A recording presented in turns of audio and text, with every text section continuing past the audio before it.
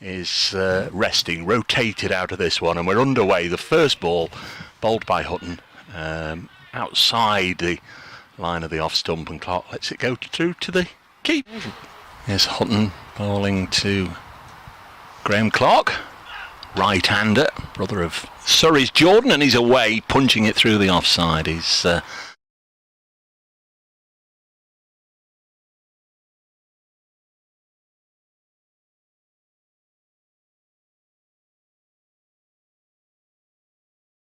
bear no blame for bad behaviour as Chappell comes in and bowls. This is played off the back foot past point out towards the far side of the ground. It's got the pace to go for. He's a green man, isn't he? He's a green man. So he flew. It's gone past point and out towards the boundary on the for the far side. So Maddinson's on strike to Chappell. Ooh. Flicks that off down towards the rainbow corner. Well, nice bit of 23 for 1. Bowler comes in and that's whipped away by Maddinson out through deep mid wicket, and that is 4 run signal. It's just the dual end of the carriageways, whereas Skeggy it's a bit villagey. Looks to Paul and he's helped, but that looked too high even from here. That has hit him on the thigh pad. Patterson White round the wicket, pavilion end. Oh, that's worth a shout. Borthwick's gone back into his crease. Left arm round, comes in and bowls. And there's an attempted slog sweep by Dixon, and he's out. Nice shot across the field of the pylon on the far side there. An edge and gone. And that is the end of Coghlan. And then he's going to be out first ball. And Patterson White gets his fifer, and he's gone LBW. He went back into the crease. And Durham are in an absolute mess here. They're 135 for 6. Mitchell Colleen. Liam Patterson White in to bowl to Colleen on debut.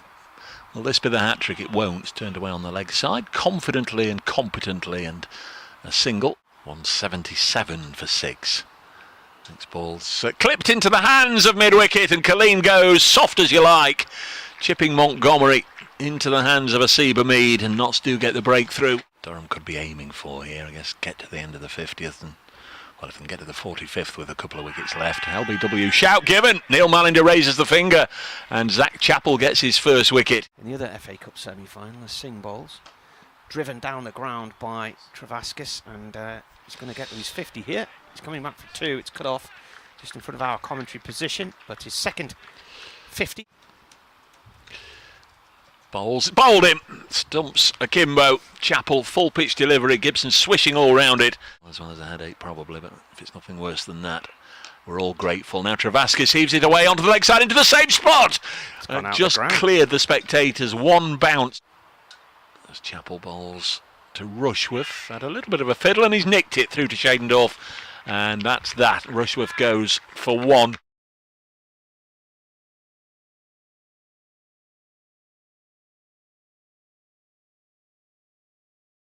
Comes in again, lively athletic approach, punched away by Slater.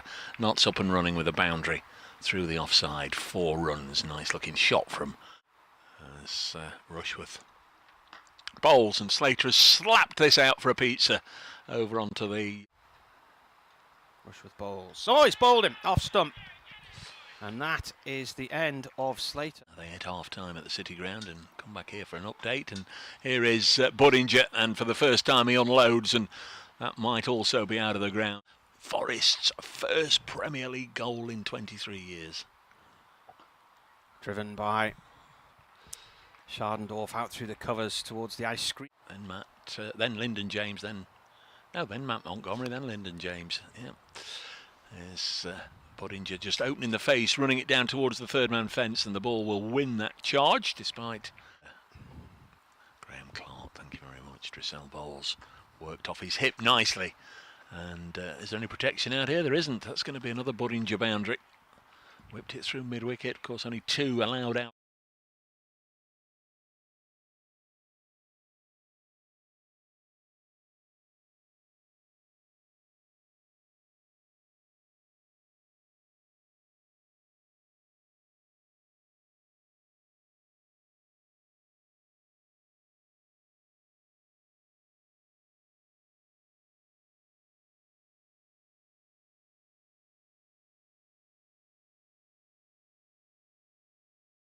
So Gibson, Who's this? It's Gibson.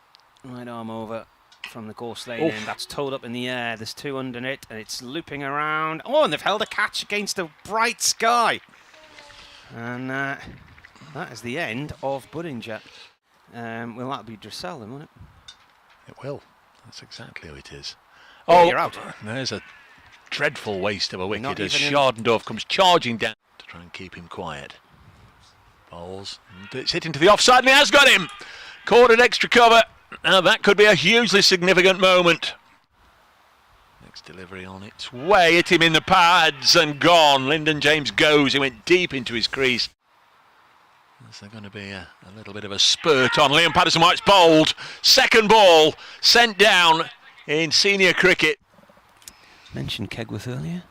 Drizzell around the wicket. That's coming our way. That's high. It's coming down towards the side screen. Just misses it. Hits the nets. It's a 6.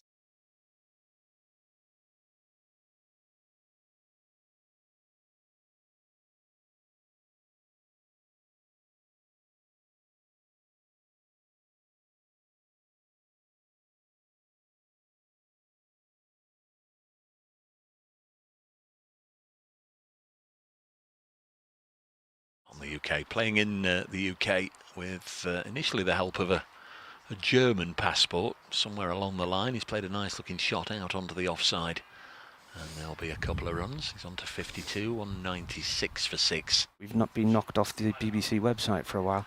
Next ball is on its way and swept away and caught, and Montgomery goes. And is there another twist? 198 for 7. A reverse sweep was the downfall. Oh, what a catch that is from Dixon. And that is the end of Singh on 26. I lost sight of the ball for a second. I saw Dixon flying through the air, short mid-wicket, and I just thought he was playing for saves, but somehow the ball stuck. What a brilliant piece of fielding that was. But LPW will be on the interview. Paul, that's 6, surely. Where's that gone? Out towards Cow Corner. One bounce off the umbrellas. Really encouraging and coming up with ideas and plans and just trying to find a way, which is terrific to see. 225 for 8. Does the fielding as a singles taken. Chappell's just been put off by something there. Next one's hit down the ground. Now then, is it going to be clearing the fielder? It will. Will it be dragged back or will it go over the rope? I think they've run a couple, and that might be it. Let's just have a look as it comes in, and that is it. Notts have got home by 2 wickets, exactly the same as they did here against Northants last year.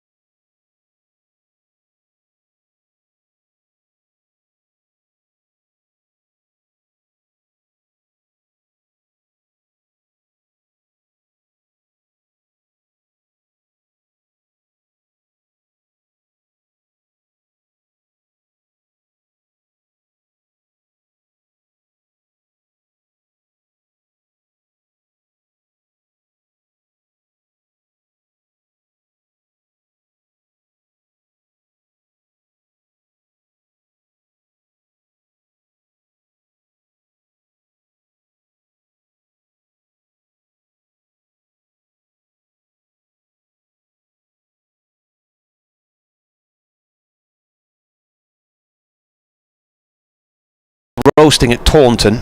Oh. And what I did after that game, because that was red hot as well, was drove back up to Mansfield and stayed in a hotel in Mansfield just to break the journey up on the way home. And then on the morning, was it Thursday morning? Driving up the A1, coming up towards Ferry Bridge, going up this hill, and I'm looking at all the traffic in front of me and thinking there's something not right with this scene I'm looking at here. And realised coming towards us on our hard shoulder was a man on a bike. So shouldn't have been on the road at all, but was on the wrong side of the lane, coming towards us on the hard shoulder. In comes Curry, bowls to Clark. He dabs that onto the onside to square. He picks up a single. He goes to 15 and Durham to 16. Total to 24 for 1. So he's just sailing away down the hard shoulder, not a care in the world. And I thought, the odds of the longevity of your life can't be good today. So I ended up ringing 999. So the police were sending out a patrol car to try and find this man. Whoa. I've had a note from somebody to say there's no commentary on the live stream. I don't know quite why that is, or perhaps it's rectified now. In comes Brad Curry over the wicket, bowls. Oh, he bowls him! A second wicket for Brad Curry, and Scott Borthwick has lofted his off stump, playing forward, beaten by Curry, and a second wicket goes down. Borthwick is gone for 5, and Brad Curry has picked up his second wicket of the match. And Durham are 20. The score will come up in a moment. 25 for 2, but Borthwick is on his way for 5, and a second wicket for Brad Curry.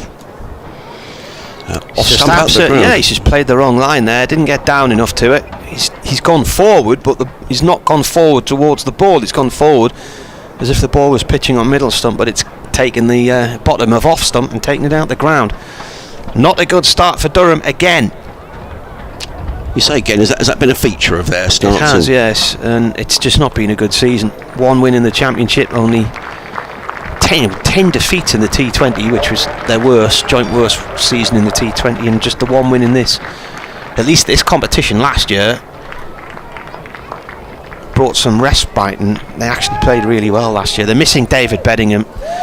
Alex Lees is now in England. He played in this competition last year, so Durham had a really good batting lineup last year and scored runs for fun this year. They've lost Beddingham, they've lost Lees, Matty Potts is way with England as well, and they just haven't got the strength and depth that I think they thought they had. So Sean Dixon's coming into the attack very early here. Because of course Durham reached the final of this last year. They lost a high scoring game in Scarborough against Gloucestershire, who scored 18 from the first 3 balls of the last over to win. I think they chased down 331, which was their highest score against Durham until this year, when they got 367 last week here. And that was the only defeat in the group. They just absolutely steamrolled through everybody in the group last year, and then the worst performance in the entire competition was in the final against Glamorgan. They just didn't really turn up with a bat that day, Durham, and it became fairly one-sided. So Brad Curry with his tail up has got figures of 2 for. The sun's reflecting. Is that 2 for 6 or 2 for H, Martin? 2 for 6. 2 for 6. And he's bowling with those 2 slips. Now, if I adjust my glasses, I can see it a little better now. So still the 2 slips in place, still the third man, and the deep mid wicket as in comes Curry racing in to bowl to Dixon, who's forward, plays down the onside of the track, fielded by Curry, and there is no run. Actually, strangely enough, you're talking about a cyclist on the wrong side of the motorway. There was an occasion 2 or 3 years ago I was with my colleagues coming back from an Albion game in Manchester. Oh yeah, I remember you were lucky that night, weren't you? And there was a guy on the M40 who was driving the wrong way, on the inside lane towards us on the motorway, which was pretty scary stuff, because you converge pretty quickly when you're going at 70 miles an hour. He was going more than that, I think, he or she. In comes Curry, and just played around the corner down towards fine leg by Dixon, who's on his way with a couple of runs. The total goes to 26 for 2. Durham winning the toss, deciding to bat first. Sussex unchanged from the win against Surrey on Sunday. A really good crowd down at Hove at the weekend. There's been a lot of cricket at Hove, Martin, since the last championship game was against Leicestershire. Then it was going to be 60 days until the next championship games, just interspersed with 4 one-day matches. So people were really keen to get out and watch some cricket, and there was a really good crowd. In comes Curry and bowls, and Dixon lets that go through to Tom Walsop, and there is no run. I saw some photographs of the stands which were full, and I was reading Paul Edwards' report yesterday on Cricket Info, which was a fantastic read, as it always is with Paul, because he just has such a tremendous style, the way he builds pictures in your head. Some of the phraseology was fantastic. Yeah, he was down there as well, and Paul's written a book about the last few seasons of county cricket, which he was signing as well. Yeah, lovely man as well. In comes Curry, bowls, and just let go by Dixon outside of the off stump, through to keeper. Also, end of Brad Curry's third over, figures of 3 overs, no maidens, 2 for 8, and Durham, having won the toss and elected to bat, are 26 for 2. Clark is on 16, Dixon is on 2. Important question for you. Oh dear. Adrian. Do you want to go down the mince and dumplings with horseradish sauce route, chicken and vegetable pie, or vegetarian lasagna? Oh wow. What was the first one? Mince and dumplings with horseradish sauce. Sounds rather nice, doesn't it? Yeah. Two minces? Do you think so? Yeah. I think we'll go down the mince avenue. Wow. Being treated well here today. Corvallis starting his 4th over, none for 18 so far. Little flick on the leg side by Clark for 1. 1 or 2 comments coming in about Nick Maddinson's batting this season. His highest score in the One Day Cup has been 37, which I think was in the last match. And it was a strange one because he made 37, Borthwick 36, Dixon 26. A number of them got starts and then didn't go on. There was only Travaskis who managed to get a 59 not out. He finished on. Dixon, bat raised on 2, leaves the ball. That pitches wide of off stump. That slows as it goes through to the keeper, quite alarmingly. Yeah, he just bowls his nagging line, Ari Cavalos. Sun has disappeared momentarily, but clouds are high. But the ground staff who are sitting over there on some of the chairs. They have got their they've got gagools on and things, haven't they? They've got their sort of tracksuit tops on, the Durham tracksuit tops. Cavalis bowls, Dixon defends. This ball rolls out into the offside. It is cooler today, it's about 16 degrees, which is fine by me. More than happy with that. Yeah, I was reading somewhere that I think for the rest of this week it's okay. I don't think the weather forecast is very good on Sunday. I don't know if you've got a game on Sunday. I don't think anywhere the weather is good on Sunday. Birmingham on Sunday. Right. So that'll be fun, watching the rain there. Cavalis comes in and bowls. This is played out through the covers, wide of mid-off and away for 4. Nice shot, slightly over pitch there, and Dixon just leaning into that one, finding the middle and driving it away. Dixon's highest score in One Day cricket came at South Northumberland last year. It's his only century. He finished on 103, not out, getting to his century in the last over, possibly the last ball from memory. But in the county championship this year, he was scoring runs for fun, as I mentioned earlier in the commentary today. 300s in a row, including, that started with a century against Sussex at Hove in Durham's second innings in the championship, and then 2 in 2 innings at Worcester, and he was going along very nicely, and then tore a hamstring. Cavalis comes in and bowls. Ball goes off towards point, no run there.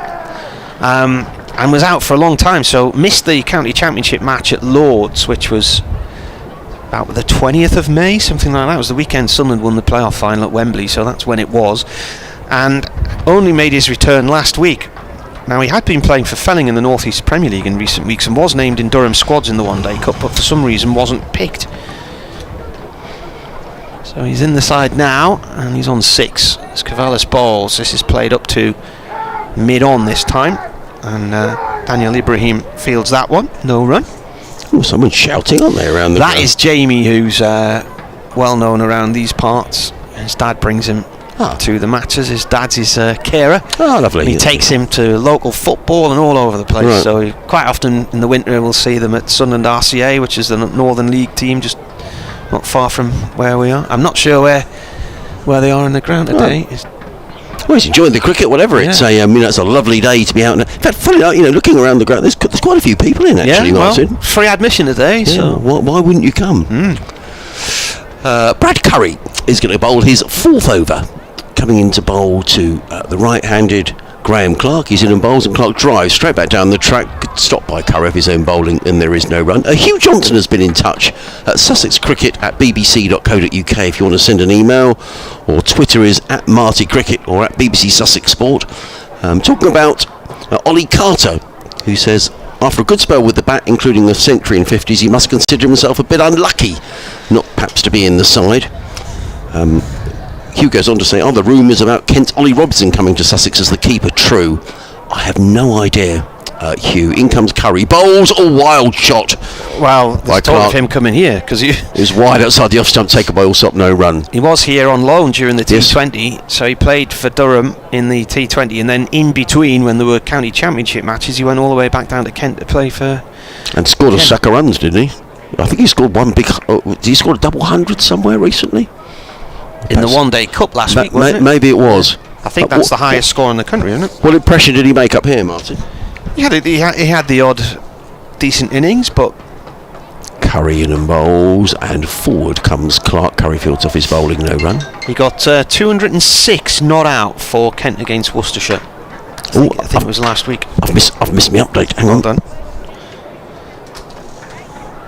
That moment when it dawns on you that the bulletin's been and gone and you weren't there.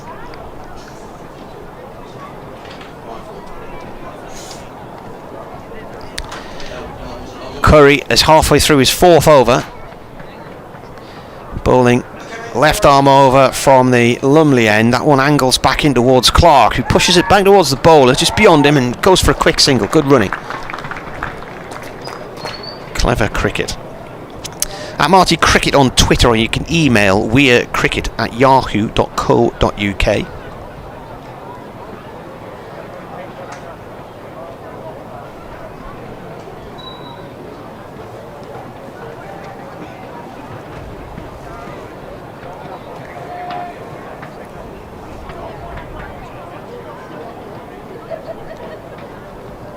Curry comes in again and bowls wide of off stump, driven nicely through the covers for 4 by Dixon. It was a half volley and there to be dispatched, and it's heading on its way to the foot of the Castle stand on the right hand side of the ground, down on the river side of the ground. Remember, they removed lots of shrubs and bushes from the riverbank a few years ago because there was talk of building a hotel there, and then it never materialised. The latest talk is that a hotel and conference centre will be built at the north end of the ground in the car park, really at the Lumley end, in the not too distant future.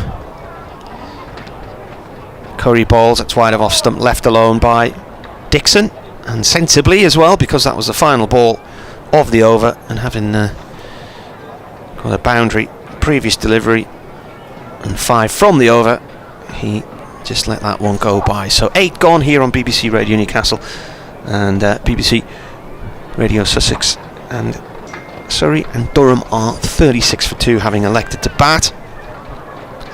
Middlesex leading the way with 8 points at the top of the table, and Leicestershire as well. Durham finish at Leicester on Tuesday, and they're at Warwickshire on Sunday.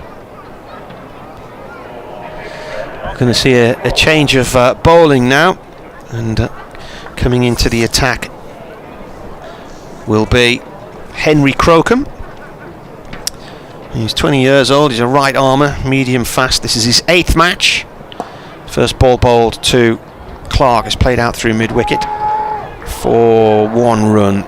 Bit of hesitation between him and Dixon as to whether there was a second in play there, but the ball was fielded by Ali Orr and back to the keeper's end, so just the 1 run.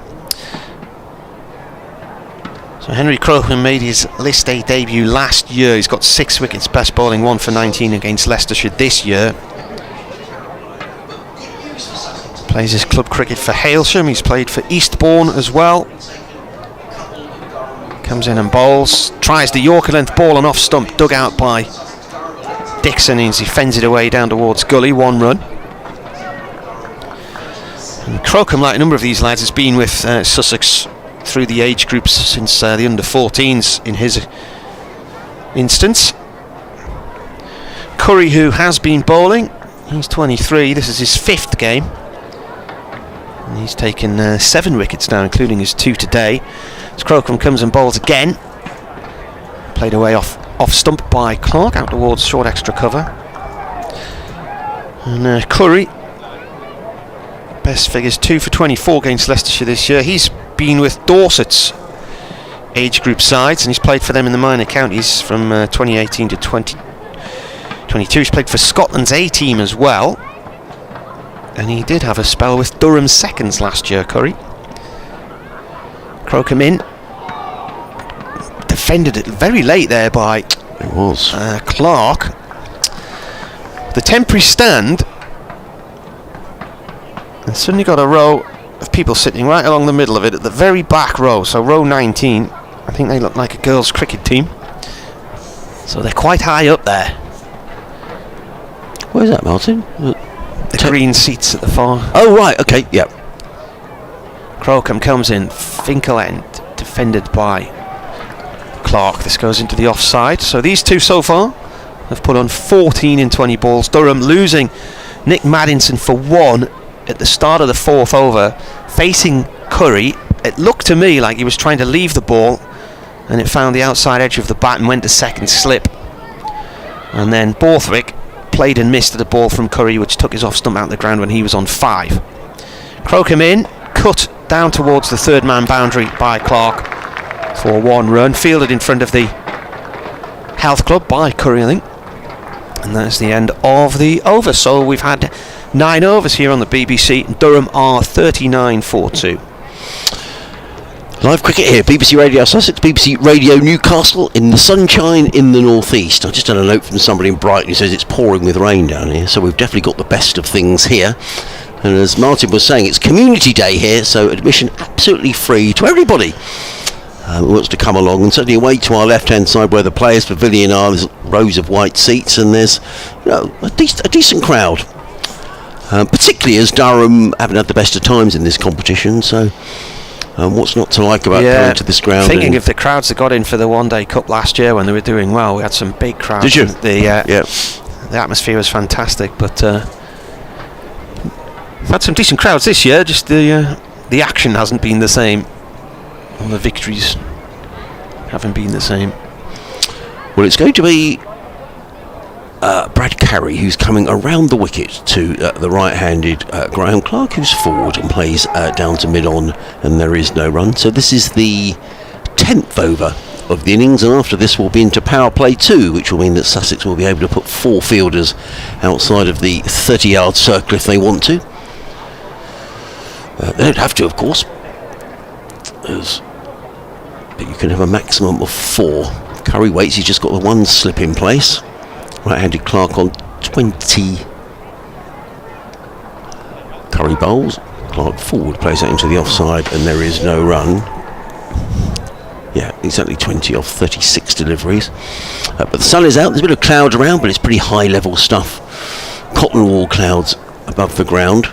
As Martin was saying, the temporary seating down the far end of the ground have got green seats. Well, green seats at the far end, then white seats all around in front of the pavilion, and then blue seats on the temporary. Oh, well, that is a permanent stand away on the right-hand side.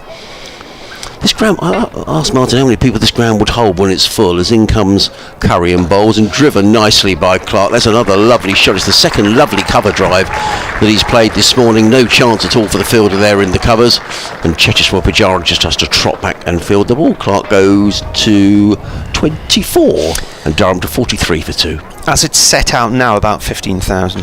Right, okay. Just looks like it might be more than that. That's a big stand away on the, as we're looking out, with the pavilion on our left, that sort of eastern side, okay, up towards the castle. Yep. Lovely castle, which is bathed in sunshine. No flag there today. It got blown away during one of the winter storms, and they haven't found it yet. So I think they've ordered another. Is it a bit like the Queen? They have a flag when, I don't know, is there a Lord Lumley who, when he's in, do they put the flag up? It's apparently owned by the Earl of Scarborough. Right. And there's a hotel, but normally when we're sitting here, you would look up at the roof of the castle to see which way the wind direction is there, because it's quite often different to down here in this bowl. But yeah, apparently the flag got torn off its moorings. We had some pretty nasty storms in the winter. Storm Arwen, end of November, beginning of December, was a red warning. Yeah. In comes Curry round the wicket, bowls, and forward again comes Clark and punches that down the ground, fielded by Pujara. On the edge of the circle, one more to Clark. He goes to 25, the total 44 for 2. And that damaged a lot of buildings right across the north of England, and where we live down towards the coast, gable ends blowing off terraced houses and squashing cars, trees uprooted everywhere. The clubhouse roof at South Shields Cricket Club just got peeled off like a can of sardines. So there was lots of damage, thousands of people without power for about a fortnight right across Durham and Northumberland. In comes Curry, bowls, and Clark thought about driving that again, then decided to let it go through to Tom Alsop. There is no, sorry, it was Sean Dixon through to Alsop. There is no run. And then what happened was, because lots of buildings were weakened in that storm, the next big storm front which came along, I think there were about 3 in a row in February half term, that finished off what hadn't quite been done in the first storm. So there were lots more trees and buildings damaged, fences down everywhere. I imagine the sea was a bit on the choppy side as well. Yeah. Curry, bright sunshine right across the ground. No storms here today. As Curry is in, bowls, and Dixon is full. Plays that into the offside, and he just dabbed the ball down into the offside. Thought about the single, looked at his partner, they both nodded, and they nipped through for a single before Ali Orr could get to the ball. So end of the over. Brad Curry 5 overs, no maidens, 2 for 19. Durham, having won the toss, are 45 for 2, with Madison and Borthwick the men out for 1 and 5 respectively. But these two have now added 21 for the third wicket. Yeah, I think that storm came from the north, so it brought a bit of snow with it as well, and just the severity of the winds. Northumberland, the northern networks, the electricity network, had to call in extra help. But there was a photograph I saw where a tree had blown over in Northumberland and had basically squashed an entire electricity substation. So, and a lot of the roads they were trying to get to fix substations were closed because of trees or snow. Damage was incredible. Start of a new over here then from Crocombe. His first went for 3, and he concedes a single first ball here out through mid-wicket from Dixon. But the storms that came through in February half term, we were driving up the Settle in the Pennines up above beyond Skipton, and that was quite a scary journey, that one. And we were in this farmhouse on the moors, and the building was vibrating for about 3 days. Crocombe in, bowls. Played by Clark off towards point, and it's just intercepted before it gets to point by Delray Rawlins, the Bermudan. And he has a shy at the stumps and misses them side on. I think he needed to form a bit more of a triangle there, do you reckon? Funny enough, Delray's parents sent me an email on Sunday. That's Denise, who I met down at Hove a couple of weeks ago. Delray's mum and dad were over on holiday. It was lovely to meet them. I don't know if they're watching or listening today. It's probably, in terms of the time difference, it's probably early morning, I'd imagine, in Bermuda. About 5 hours behind, probably. Crocombe bowls. This has gone off to point, no run. Did he come over here to go to school, was that? He said he went to school over here. I don't quite know whether his parents lived over here and then moved back to Bermuda. I'm not entirely sure of the backstory, but certainly went to school in Eastbourne, Delray. But it was lovely to see his mum and dad, and I was sort of saying, what's the best time of year to visit Bermuda? Not that I could afford to go to Bermuda, but they said, well, at any time really. I think they do have a winter, but not a winter like we have. Comes in again, and they're playing a miss as he looks to cut Dixon outside the line of off stump from Crocombe. I met a group of gents from Bermuda. We were out in Antigua and Barbados for the test match in 2004, and behind the ground in Barbados, in Bridgetown in the Oval, I think it's called, there's loads of sort of bungalows and houses on this estate, and the people set up cafes and bars in their houses. It's really good crack. This is a short one, goes through to the keeper. So me and my wife were out and about one afternoon during the lunch interval, and we went into this little bungalow, and they had the big TV on the table, and they were serving drinks, and there was about 6 or 7 guys from Bermuda who were all in the 70s, and they'd been coming down every year to watch the Test match in Barbados since about the 60s, I think they said. They were teaching me and my wife how to drink rum.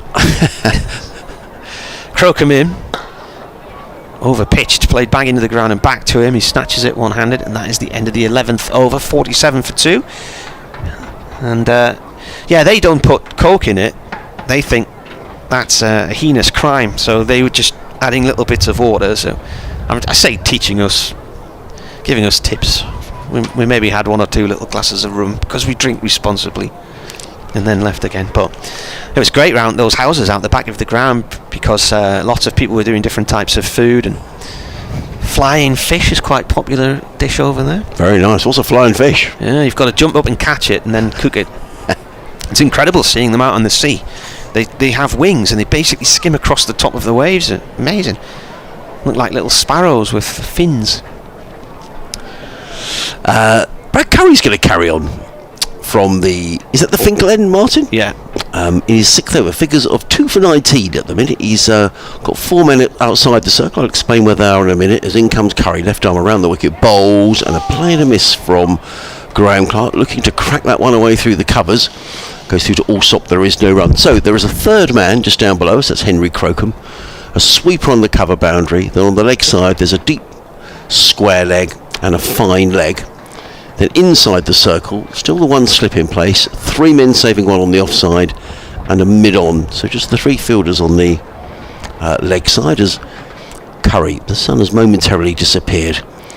He's in and bowls, and Clark finds that gap on the leg side. It's going to be a chase for Ari Carvelos, who's actually beaten to it by... No, Carvelos does field the ball, but not before Clark picks up a couple of runs. He goes to 26. And Durham to 49 for 2. There is a big gap on that leg side. There's a mid-on who's inside the circle. Then a deep square leg, almost a deep mid-wicket really, and a fine leg. So anything on the leg side, any little dab on the leg side is at least 1 and possibly 2. But I'm sure Brad Curry is trying to make his line outside of the off stump. Curry on his way around the wicket, bowls and driven this time to mid-off, fielded by Pujara on the edge of the 30-yard circle. Clark picks up a single, and the ripple of applause around the ground is for the 50 up for Durham. In fact, a bit more than a ripple. 11.3 overs in 49 minutes. Durham having won the toss here this morning, electing to bat first. You're listening to live cricket on the BBC, BBC Radio Sussex, BBC Radio Newcastle, Adrian Harms and Martin Empson on commentary duties today on a sunny day here in the northeast, as Curry is in bowls to Dixon, who plays this into the covers, fielded by Rawlins, and there is no run. I guess in comparison to the weather of recent weeks, it's a little chilly really, but everyone seems to be quite enjoying the fact that it's not roasting hot. There's a lot of breeze across the ground. You can see the flags at the far end just rustling away in the breeze, and the trees there swaying away as well. I have to say, up in this neck of the woods, the ground isn't as parched as it is down in the southeast. I thought that yesterday evening, as in comes Curry and bowls, and Dixon drive without timing through the offside. They've taken 1, but Alistair is very quick round on that cover boundary, gets in the throw on the bounce to Tom Allsop. 1 more to the total, goes to 51 for 2. Dixon on to 14. Certainly down in the southeast, there's just mile upon mile of frazzled countryside, and it's certainly the fields etc. seem a lot greener in this part of the world. But the outfield here looks magnificent, as indeed Hove does. In comes Curry, 2 wickets to his name already. Around the wicket, in and bowls, and driven by Clark. He finds the gap in the offside, fielded on the cover boundary by Alior, and that's 1 more to the total. Tidy spell this from Brad Curry. 6 overs, no maidens, 2 for 24. He's picked up the wicket for Nick Maddison, who was very well caught by Tom Clark low down at first slip for 1. That's when the score was 16 for 1. And Scott Borthwick was bowled by Curry, losing his off stump for 5 when the total was on 24. So these two have sent things through to 52 for 2. In terms of qualification from in this competition, it's just the top 3 in each of the 2 groups that go through to the quarter-finals. The winners of the group go automatically into the semi-finals and have a home semi-final. So it's all to play for in this group, as Henry Crocombe's going to carry on. Right arm over. Oh, just full length delivery, hits the front foot around about the ankle, but it was going down the leg side. And we were talking about Del Rey. Yeah. And his mum has been in touch, and she says, "Good morning, Adrian. Yes, we are watching. It's 7:50 here now. Millard and Denise Rawlins. How lovely to hear from you over in lovely. I bet it's a lovely sunny day in Bermuda. So thank you for getting in touch." What, 4 hours behind us they are then. Crocombe balls. That's hit the pad again going down the leg side. John, who's operating the scoreboard and the TV screen, thinks the hotel at Lumley Castle is now owned by a hotel chain and is no longer the property of the Earl of Scarborough. Well, he must have a few quid to own the castle. Crocombe once more comes in and bowls. Ball pitched around off stump, played up to mid-off. Rawlins cups in and gets it. Just seen Bryden Carse out the back there. He's got one of those plastic boots on. Oh dear. So he suffered a foot injury, which ruled him out of the franchise tournament as this is played. Oh, good diving stop by Rawlins there. He's short in on the offside and he's diving across to his right and got a hand on that, and that was away for 4 otherwise. Cracking piece of fielding.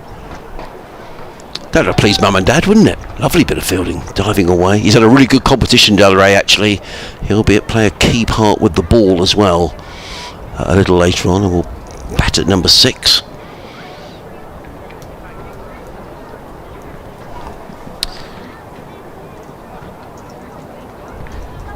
Comes in and bowls. Drop short on the leg side, up towards mid-on, 1 run for Clark. Well, Lumley Castle was up for sale for £6 million in 2015. So I don't know if it was how much? 6 million. Wow.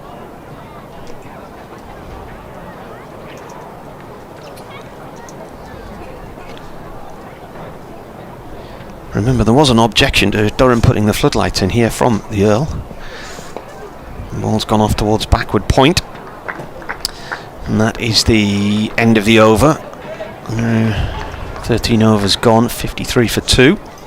And 1 run from that over. And then I remember mentioning this on air once when the floodlights were installed, and somebody who worked at the hotel emailing to say the staff felt completely differently and they wanted the floodlights because they thought that would improve the visitor flow to the hotel if there were more internationals, flood internationals, and more nighttime games here.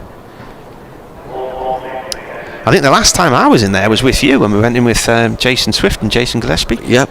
About 3 years ago. I was trying to remember the last time 2019, Sussex played up here, whether it was 2019 or 2018. Because I don't think we've been here for 3 years now, Martin. I think.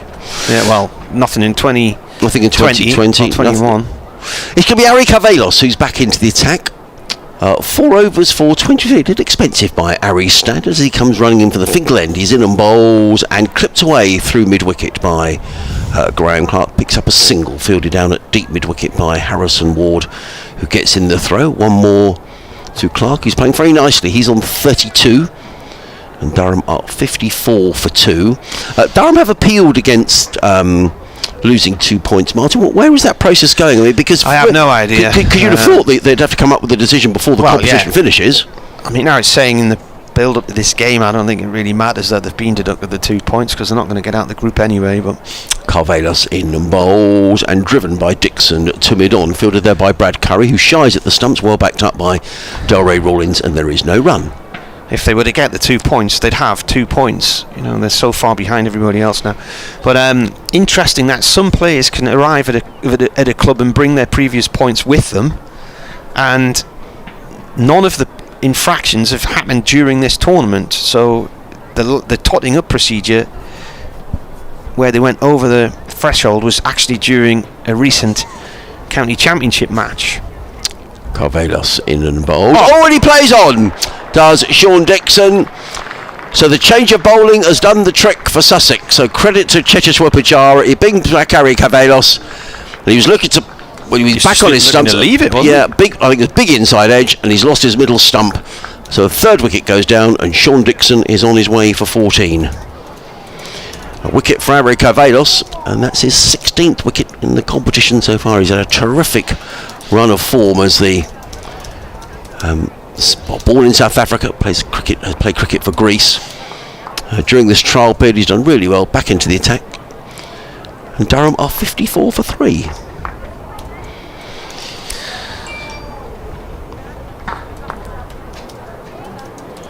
Not the best bit of judgment there from the batsman.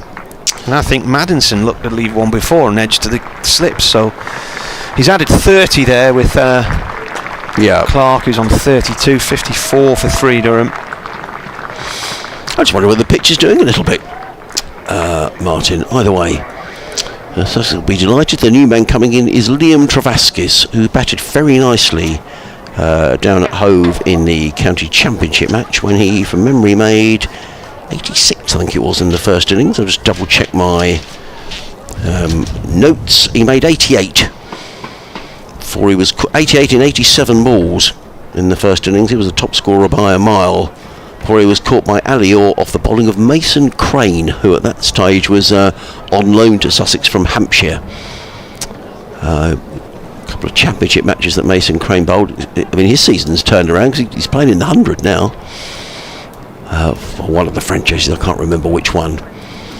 So Sussex know all about Liam Travaskis, who also, that game was a good game because he took 5 for 128 in the Sussex first innings, and he accounted for the wicket of Cheteshwar Pujara, but not before Pujara had made 203.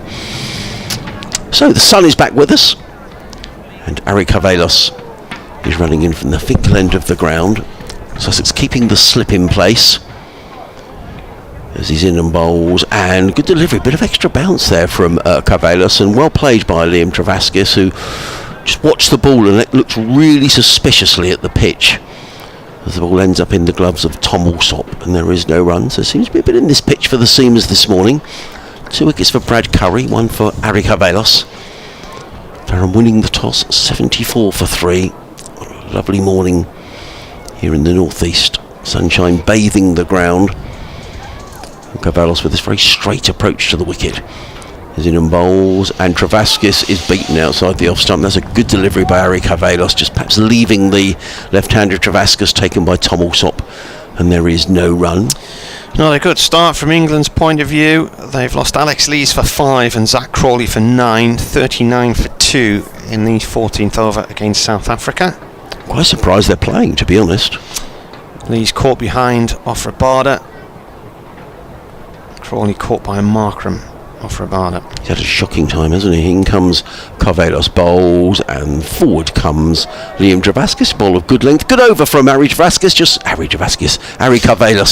conceding just the 1 run at the end of the over. Durham are 54 for 3 with Clark on 32, Travaskis yet to score. Harry Carvelos, 5 overs, no maidens, 1 for 24. And that was the end of the 14th of the 50 overs. It is midday, so there should be an update for Radio Newcastle shortly, but nothing in my ears just yet. It is 2 minutes past 12. When's your next update? 12:30. That was very poor of me forgetting the one. We were so busy chatting, Martin. It was in here for ages, so it happens. Chatting, and I suddenly saw a text come on my phone. Sort of, where are you? So, Crocombe coming in here, right arm over, driven on a full length by Clark up to mid-on, where it's collected by Carvelos. Dot ball. Nice little spell this from Henry Crocombe, who's just been a little expensive in the last couple of games. The game at Edgbaston on Friday, 9 overs, 1 for 65, and then at Hove on Sunday, 5 overs for 38. But this has been a good spell from Henry Crocombe this morning. Comes in and bowls.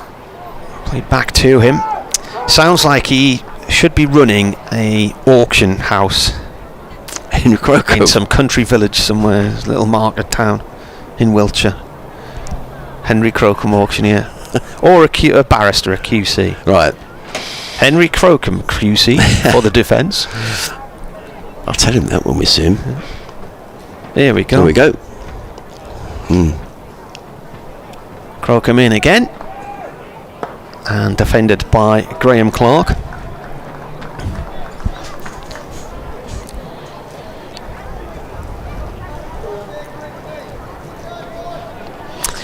Well, Durham chose to bat. They are currently 54 for 3 in the 15th over. Two of the players who are out, Maddinson and Dixon, looked to me like they were trying to leave the ball. And Maddinson was caught at second, slipped for 1 off the bowling of Tom Clark. Dixon's just gone, lost his middle stump to Aristides Carvelis when he was on 14, having put on 30 for the third wicket. Scott Borthwick, the other wicket to go. He played the wrong line really and was bowled off stump by Brad Curry for 5. Graham Clark has 32. Liam Travascus has just joined him. He's yet to get off the mark. 54 for 3. Then it is family day here. It's free if you want to come down, and there's plenty going on around the ground.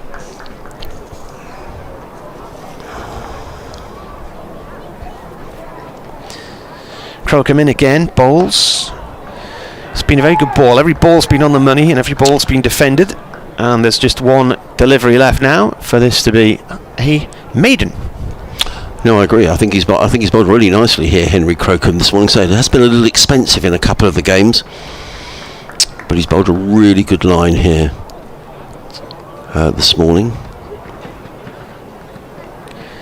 Crocombe in then. Can it be a maiden? It won't be, because he's been played up to Pajara by Clark for 1. So just the 1 run from it at the end of the over. The last over had 1 run and a wicket. So they're under a bit of pressure here at the moment from this Sussex attack. Martin was mentioning the score in the test match. There are other games in the 50 over competition. I was trying to do some of the maths around what Sussex need to do to qualify, but it's all far too complicated. But in the Sussex group, Gloucestershire are 75 for 1 at Bristol against Leicestershire in the 16th over. Leicestershire going really well in this competition. They've won 4 of their 5 matches. Surrey 69 for 2 against Somerset. Neither of those two sides can qualify. As in comes Carvelos over the wicket, bowls and cut away by Clark. He goes to 34 and Durham to 56 for 3, fielded by Alior on the cover boundary. A couple of the Sussex lads are wandering around the outfield here, having been for a bit of a net, but they're 2 of the bowlers. Jamie Atkins, who we haven't seen for several weeks playing for Sussex, I think he's had a couple of injury problems, and Sean Hunt wandering around with pads and thigh pads on. And they're with Matt Spence, who is the strength and conditioning coach down in front of us. In comes Carvelos, bowls to Travascus, who just plays it easily onto the onside and picks up a single to mid-wicket, fielded by Brad Curry. And there is no run. Total goes to 57 for 3. Can you think of famous people called Aristides? Was one of the Onassis ship owning? Quite possibly. Yeah. In fact, I did ask him when I interviewed him the other week when he picked up 4 weeks against Leicester, how, is it all right to call him Harry? And he said, oh yeah, everybody does. Comes in and bowls, and Clark, without timing, plays that through the offside. He's going to pick up a couple of runs because Alior's got a long way to run on the cover boundary and fields, but 2 more to Clark, who's batting very nicely here. He goes to 36 and Durham to 59 for 3. Aristides, the just Greek statesman. In the 5th century BC. If you just look that up. Yeah. Elsewhere in this group, raining at Edgbaston, another inspection at 1:45. That's the game between Warwickshire and Nottinghamshire. Both of those sides will have their eyes on quarter-final slots. Carvelos in bowls, pulled away by Clark. Good looking shot. He's only going to get a single though, fielded at deep mid-wicket by Harrison Ward, who's got a white towel tucked into the top of his trousers. Gets in the throw. And there is 1 more to Clark. He goes to 37 off of 58 deliveries. Durham 60 for 3 in the 16th of their 50 overs. Winning the toss, batting first. And Carvelos, who's got 1 wicket to his name, 1 for 29. He's in his 6th over. Sussex still with the 1 slip in place as in comes Carvelos, bowls, and Travascus is forward, plays into the offside. There is no run. It's just an interesting point because Sussex could have 4 fielders outside of the circle if they wanted to. They've elected just to have 3. So there's a slip, then 4 men saving 1 on the offside. There's a backward point cover, short extra cover and a mid-off, then a mid-on. The three fielders outside of the circle are a deep square leg, a fine leg and a third man. So Pujara just keeping the pressure on here. I think it's good captaincy, provided Cavelos can bowl the right line. He's running in bowls. Travascus short, and Travascus thought about pulling that. I'm not sure whether he pulled out or whether he actually played the shot. Either way, the ball whistled through into the gloves of Tom Alsop, and another over goes by. Cavelos, 6 overs, no maidens, 1 for 29. Durham, having won the toss, are 60 for 3. Clark on 37, Travascus on 1. So they are the other games in this group. So somebody isn't playing in this round of matches. So Durham, Sussex, Gloucestershire, Leicestershire, Surrey, Somerset, Warwickshire, Nottinghamshire, Middlesex are the side who aren't playing today. Oh, Kev will have his feet up at home then instead of on a desk in a studio. He will, yeah. And their last game, Middlesex's last game, is at Hove next Tuesday. So that could be an important game in terms of who goes through. But much cricket to be played before then. Crocom's 5th over, none for 7 from the Finkel end, bowling to Clark. Clark plays up to mid-on to Cavelos. Oh, England have lost a lot of wicket, Martin. Joe Root for 8. 42 for 3. Oh, it'll all be the county championship's fault again then. Yeah. LBW to Marco Jansen for 8. Can't wait to see what mess they come up with to try and take cricket forward this winter. 60 for 3. This is played short on the leg side. 1 run to Clark. People upset last night when it emerged that there won't be an Ashes test in August next year. Apparently Australia are playing elsewhere against Sri Lanka, I think, or something. So when are the Ashes going to be scheduled? Because it is the Ashes earlier in the year, I presume. So you can't possibly play a Test match series in September. That's well, you could. They do. But you couldn't play 5 tests, no, could you? Well, one of our colleagues saying, enjoy, make the most of this test match because we're not likely to see another one happening in August. Wow. Cricket is broken. Crocombe, ooh, pulling a miss there from Travascus. Wasn't really there for that shot, was it? I thought he kept a bit low as well as he went through to Tom Alsop, but he just got edgy here, Liam Travascus. He was going to heave that one away over mid-wicket somewhere, and Henry Crocombe gave him a bit of a stare as if to say, what are you playing that shot for? It was an aggressive shot. The previous over, actually, he was trying to pull Cavelos in that direction as well. So 61 for 3. In comes the bowler. Cut nicely. Shot. Nice shot. That's away for Lovely 4. Shot. Really nice shot. He's played that between 2 fielders at point, who were there for the very reason, and neither of them got near it. No, that was beautifully played, wasn't it? Having played a rather rash shot to the previous delivery, that was thumped away through backward point. Gary Knight's been in touch. Hello, Gary. He says, hi, Adrian. Good morning from a cloudy and potentially stormy Horsham. I wondered if you had any updates on a few players for next season. Well, I'll read the rest of your email at the end of the over, Gary. Horsham, a ground where Sussex have played championship cricket and one-day cricket in the past. Not this season. 2 balls left of this over. Crocombe in, and that's driven, and they've dropped a man out under the deep now. So that will just be 1 from Travascus instead of 4. Is that Coles out there, I think? Out there on that leg side is Alior. Couple of good shots though.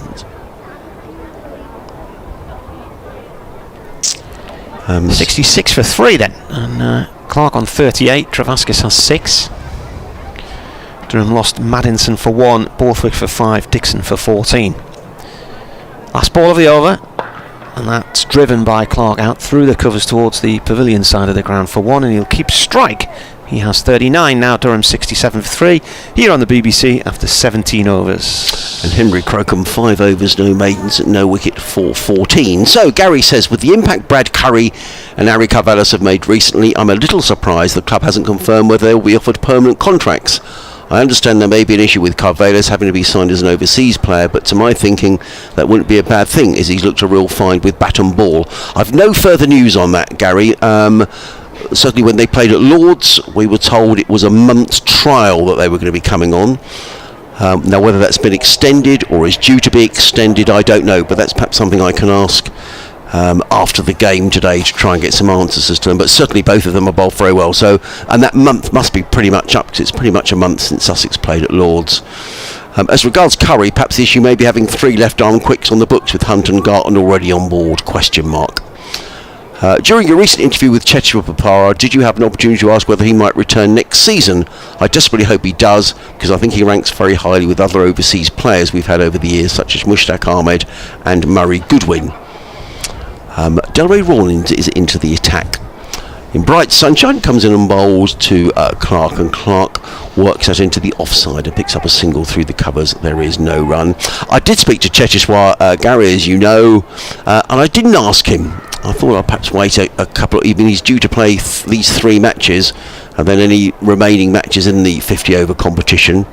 My understanding is that he goes back to India at the end of August and won't be around for the last 3 championship matches, or if Sussex were to reach the final of this competition. In comes Rawlins, bowls and clipped away. Really good bit of fielding by Pujara in there at shortish mid-wicket.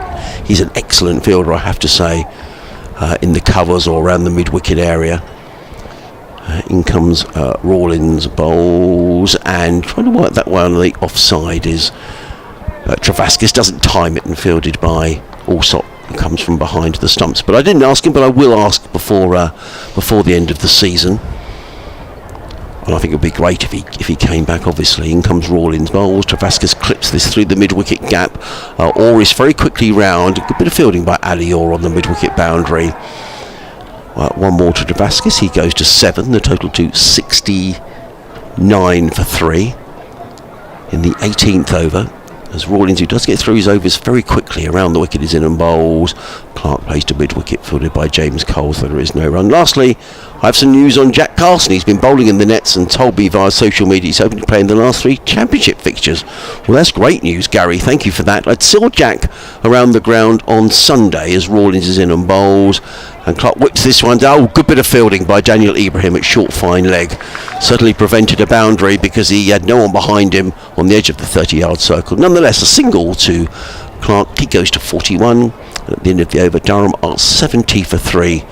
An over from Delray Rawlins costing 3 runs. And I saw Jack chatting away to some people in the corporate hospitality area, and he did look, full of the joys of Springs. He was smiling away, was Jack Carson, and I wondered whether he was sort of on the way back. So if he's going to play in the last 3 championship matches, that is really good news for Sussex, and good news for Jack, because he really has been he's been missed this season. He's had this knee injury that's clearly been very troublesome. So that's great news if he's going to be available to play in those last 3 championship matches, and we'll try and get some confirmation of that as well, maybe after the game today, Gary. But thank you for getting in touch. Lovely to hear from you. I know you're a great supporter of the commentaries, and it's hugely appreciated.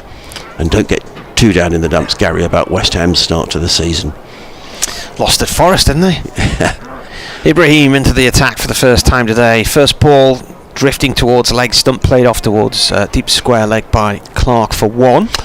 They are playing Brighton and Hove Albion at the weekend at the London Stadium. That game's on Sunday. Derby match. Yeah.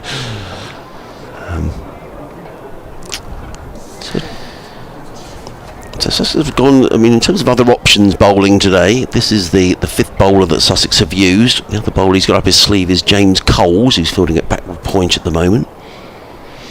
Comes in round the wicket, right arm round this time from the Finkel end, played up by Travaskis to mid-off, stopped by Crocombe. So Daniel Ibrahim, 18 years old. It was his birthday last week.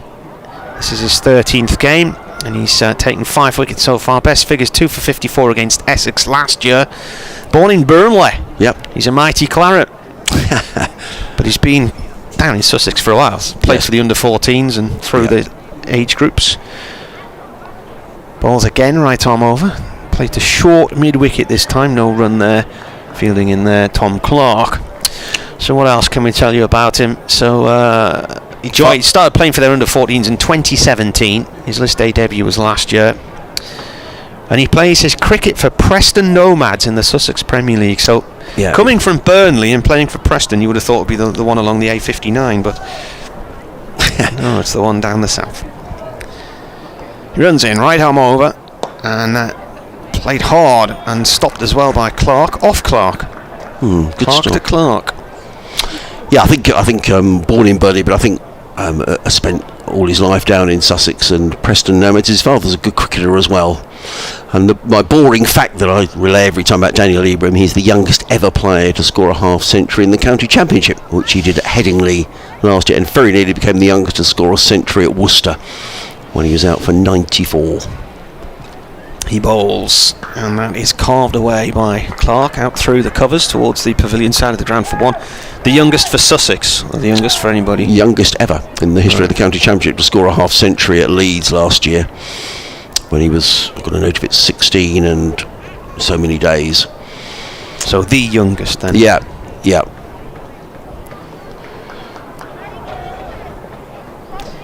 73 for 3. Got one ball left. He's got through this over quickly, hasn't he? Yes. Comes in and bowls round the wicket and defended out into the covers. Short extra cover to Clark once again by Travaskis. That was over in a flash. 19 overs gone. 73 for 3. I think Sussex will be delighted. I think they've bowled very well here today. They've bowled their good lines. They've fielded well. I think the pitch, there's a little bit in it, for the bowlers, and Sussex will be very mindful that Chris Rushworth, who always seems to bowl well whenever I come here, Chris Rushworth bowls well, and Sussex will be mindful if the pitch is doing a little bit. Rushworth is very, very dangerous. So important for Sussex to keep the pressure on here. England 55 for 4. I'm going to try and guess who's out. Pope. Have a look. In comes Rawlins, bowls, and Clark works that to backward. Point footed by Crocombe. There is no run. You have done him such a disservice. He's not out on 29. It's Johnny Bairstow, bowled by Nortje. Is it Nortje? Is it Norkie? In comes Rawlins again, bowls, Clark 4 plays to mid-wicket, and there is no run. I was just thinking that Johnny Bairstow is in such good form, it can't be. But he can't make runs every time, can he? So the skipper's in. Scotland are playing the USA today. In comes Rawlins, bowls. Clark uses his feet and plays it down the offside, fielded by Rawlins. Again, there is no run. In Aberdeen, and Michael Jones, Durham's opener, is on 2. Kyle Coates, the former Durham player, is on 9. So they are 17 for 1. Rawlins in again, bowls. That comes a little low, and Clark works that down the ground too long on, fielded way down in the distance by Brad Curry. One more to Clark. He goes to 44. Durham 74 for 3. I gather that's their last ODI of the year, or certainly of the summer, so Jones will return to Durham after that game, so he should be available for Warwickshire on Sunday and Leicestershire next Tuesday. Rawlins bowls. Travaskis plays him to the offside, and there is no run, fielded by James Coles. Might be a bit drafty in Aberdeen today, or perhaps it's lovely. Why will it be drafty? Well, it's a long way north, isn't it? Doesn't work like that, does it? In comes Rawlins. Because the sun's over there to the left. Clipped away by Travaskis, down to long on, fielded way down in the distance by Harry Carvalho. So gets in the throw. Good tidy over from Delray Rawlins. 2 overs, no maidens, no wicket for. Is that 5 or 6, Martin? I really do need to get my eyes done. 5. No wicket for 5. And Durham are 75 for 3, having won the toss. And Graham Clark faring very nicely. He's on 44 off 72 deliveries. Highs of 16 in Aberdeen today. Okay. But sunny, I would imagine. It's a mixture. Right. Bit of sun and showers. Okay. Let's see what the cricket weather says about us today. Start of a new over. Driven. Oh, that was slightly in the air for a moment there from Travaskis. It's gone through the hands. It was in the air. That was a catching chance. Was it a chance? Yeah, that's been put down by Tom Clark in the covers. So Travaskis dropped on 9.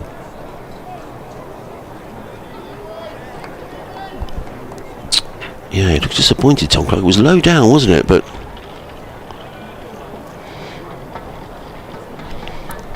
with the score on 75. Ibrahim bowls. And Graham Clark drops the ball short towards point and goes for a quick single. Cricket weather, right, let's see what the crack is here today. I said it was about 16. Well, at the minute, it's 14 here.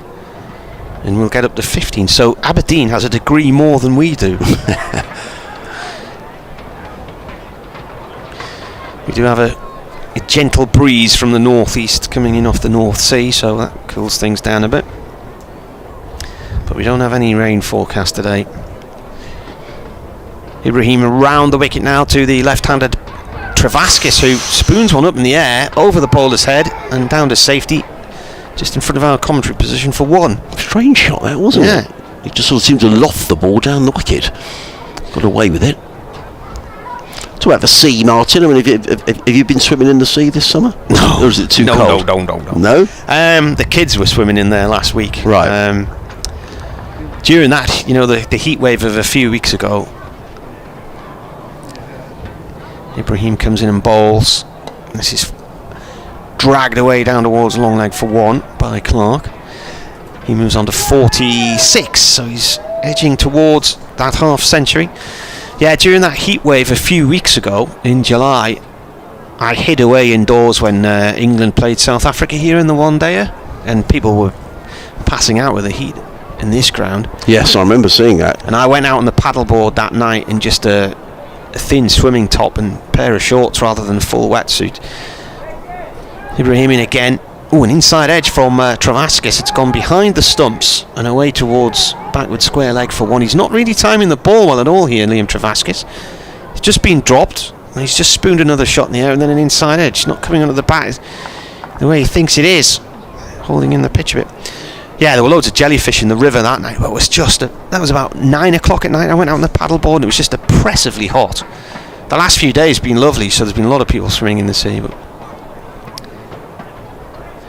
Ibrahim in, and Clark guides the ball down towards third man on the discs for 1. It's collected by the keeper, who chases after it, Tom Alsop.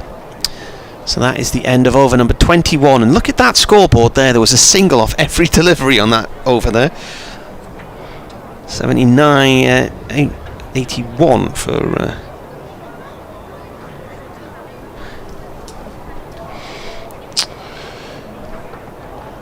Yeah, partnership now between these two. What's this, Martin? 27, these two. But Ray Rawlins is going to carry on from the Finkel end of the ground. 81 for 3. Rawlins' 2 overs have just cost the 5 runs. He's going to be bowling to the right-handed Graham Clark, who's on 47. Has played very nicely the Durham Open of the ground, bathed in sunshine, and Rawlins is in around the wicket bowls, and Clark eases that to mid-wicket, fielded by James Coles in his white sun hat. And there is no run. I don't know whether the North Sea is that much colder than swimming in the English Channel. There won't be much in it, but it doesn't really change between winter and summer anyway. In comes Rawlins again. Bowls, and Clark forces this down the ground. It's fielded way out in the distance by Brad Curry. 1 more to Clark. He goes to 48. The total 82 for 3. I think the North Sea is around about 8 to 10 degrees in the winter, possibly in a very cold spell down about 6, and then in the summer it's about 12 to 14 maybe. In comes Rawlins bowls. Travaskis back to Rawlins. There is no run. That feels pretty cold. That's because it is. It'd be warmer than that down at down along the south coast. In comes Rawlins again. Bowls slightly wider, and Travaskis plays firmly to backward point, fielded there by Ibrahim. The Sussex ground fielding has been very good here today. They might come under pressure a little later on, but so far it's been very good. Travaskis remains on 12. Rawlins in again, bowls, and clipped by Travaskis down the ground to long on, and Ari Carvelos comes trotting in to prevent anything more than a single. Travaskis goes to 13, there we go. Gone up now, 13 off 22, 83 for 3. Rawlins waits. He really does get through his overs quickly, does Delray Rawlins. In again, bowls, and that goes a little low. Clark cut it away through the covers. He played that very late, fielded by Finn Hudson-Prentice, who's on the field as a fielding replacement. So 3 off the over. Clark goes to 49 off 78 deliveries. Durham 84 for 3 at the end of the 22nd over. I'm just trying to see who's off the field, because somebody's off for Sussex. The sea temperature in Sunderland today is apparently 14.46 centigrade. So yesterday it was 14.48. That's cold. And a week ago it was 14.88. The average sea temperature for Sunderland on August the 17th over the last 10 years is 14.28, so it's slightly up on that. We have had a low of 13 degrees at one point and a high of 15.34. In comes Ibrahim, and that's played towards backward point. So where would you be preferring to swim then? And I'll have a look. So I went in the sea last week, actually. We went down to a place called West Wittering, which is near Chichester, where there's a lovely beach. When the tide goes out, it goes out for miles, and swam in the sea there. And it was lovely. I mean, I found on the internet West Wittering water temperature and wetsuit guide. I didn't think such a thing existed. Ibrahim in, right arm over, and played by Clark down towards third man for his 50. Well played.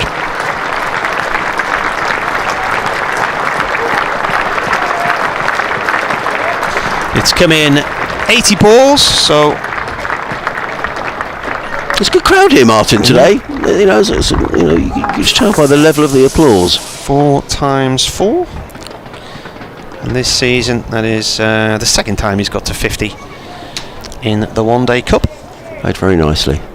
Ibrahim into Travaskis, who looks to play through the leg side and gets a bit of a leading edge out towards point, no run there. Clark's highest score so far this year was 86 against Somerset and Taunton. And overall in One Day cricket, he's now got to nearly 1,100 runs. He's a run shy of that. 400s. As this is played by Travaskis down towards long leg for one off Ibrahim. So he's got 5 50s now and 400s. Wittering sea temperature today. Ooh, now we're talking. I'm gonna guess it's. I'm gonna guess it's around about 19. 20.7 degrees centigrade. Right. That's appreciably higher, isn't it? Yeah. Ibrahim in bowls. That's gone off towards the colours. No run there. Just almost. Graham Clark was looking for a single there. Back. Oh, sorry, Travaskis, and he got halfway down the wicket and had to sort of turn around because Rawlins was closing in on the ball. That's interesting. Range is 15.8 to 18.6, so it's higher than the average range at the moment. And that's going back from all the way back to 1981.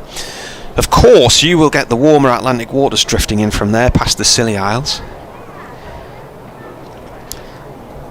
As Ibrahim comes into bowl to Clark. It's gone off to backward point, no run there, and that is the end of the over.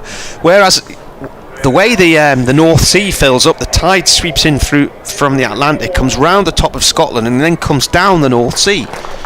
That's why you have the different tide times. So Aberdeen's high tides, earlier than ours, for instance, and then it spills out again that way. But I think with the English Channel, a lot of that water's coming in off the Atlantic, isn't it? And you're getting the slightly warmer waters from the south this time of year. I bet in the winter there's not much difference. Well, certainly with when I went in last week, you didn't go in and think, oh, this is like a bath, but it was a very hot day, so it was a relief to get in. Yeah. And when you got in, it was very Any pleasant. Jellyfish? No, not that I saw. In comes Rawlins, bowls to Travaskis, who drills that one away on the offside. Strange looking shot. The ball seemed to almost hit into the ground, and it bounced through mid-wicket for a single fielded by Orr on the deep mid-wicket boundary. Travaskis goes to 15, Durham 87 for 3 in the 24th over.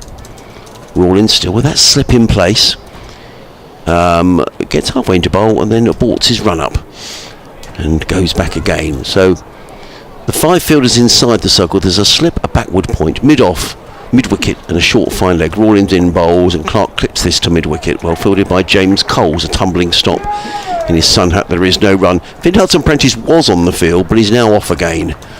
So someone must have gone off just for perhaps a comfort break or something. Then comes Rawlins, driven by Clark straight to Pachara, who's very quickly round at short extra to field. And again there is no run. Rawlins tosses the ball from hand to hand and is in and bowls, and Clark drives, and again straight to Coles at mid-wicket, and again there is no run. Rawlins has already bowled 4 deliveries in this over. Figures of 0-4-9. Comes in and bowls. Clark again drives straight to Pajara at short extra cover. Again there is no run.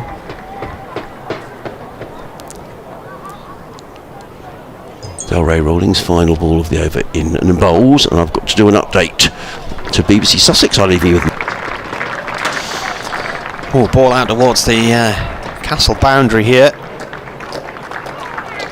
Eventually stopped right on the ropes to the point where the fielder who has stopped it, his sunglasses are lying over the ropes on the other side, and that fielder is Carvelis, and 3 runs from that final delivery mean that Durham are now 90-3 after 24 overs here on BBC Radio Newcastle, BBC Radio Sussex.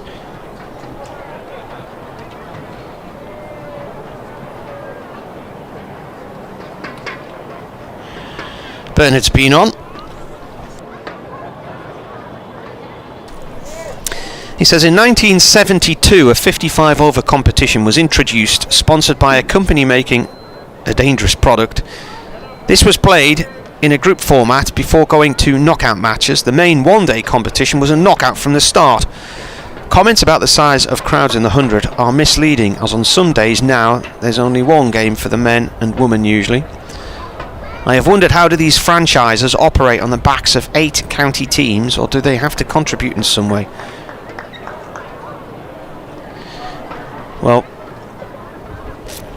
the idea is they all feed in, but the franchise link to Durham's in Leeds. It's 100 miles away. Still have a new over from Ibrahim. Played down towards backward point by Clark for one. So I know of 1 or 2 who've made the trip down there, but I don't know of many. You think of the masses of money being spent on marketing for the 100 as well, and suggestions TV audiences are down this year compared to last year. Some of the crowd figures are down as well. Ibrahim right arm over. This has gone off down towards backward square leg, just beyond the discs. Thought, leg bye is going to be signalled here. I was going to say it looked like it came off Travaskis' thigh pad rather than the bat. Of course, last summer people weren't going abroad. I think we were at the point last summer where you couldn't actually go abroad at this moment in time, or because of coronavirus restrictions. Hence bigger crowds and a bigger TV audience. Ibrahim in bowls, played by Clark out through the covers for 1. 1 or 2 people defending the 100, saying the TV audience is lower because we've had the Commonwealth Games and now the European Championship. The European Games Championships in Munich, but wasn't there an Olympics on last year from memory?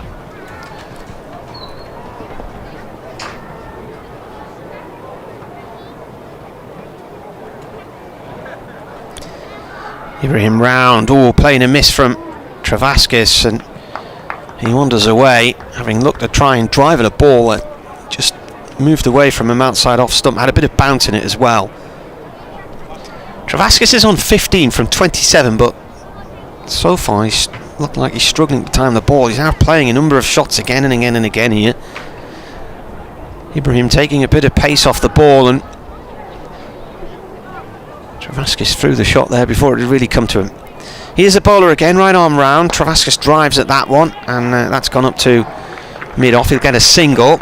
Ball stopped by Crocombe in the end. So Durham 94-3, 40 runs from 68 balls this partnership. They elected to bat. Maddenson went for 1 in the 4th over. Caught by Tom Clark at second slip off Ben Curry, when to me it looked like he was trying to leave the ball and it took the edge of his bat. Borthwick played the wrong line and was bowled by Curry for 5, losing his off stump, and then Dixon definitely was trying to leave the ball. It bounced up, clipped his bat, went down onto the stumps, and he lost his middle stump to Carvelis on 14. So at that point Durham were 54-3, and then these two have been together since then. They're now 94-3. That's the halfway stage of the innings. 25 overs gone.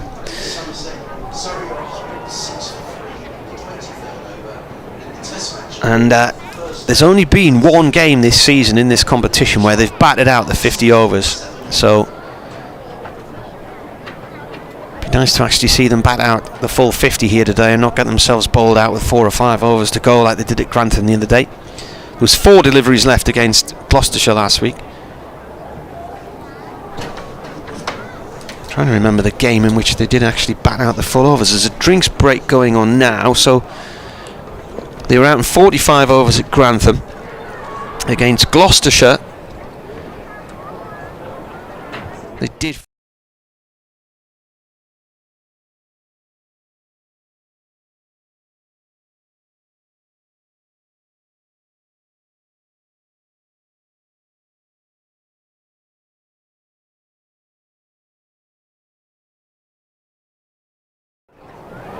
Four balls to spare, and against Surrey they were out with nearly 10 overs to spare.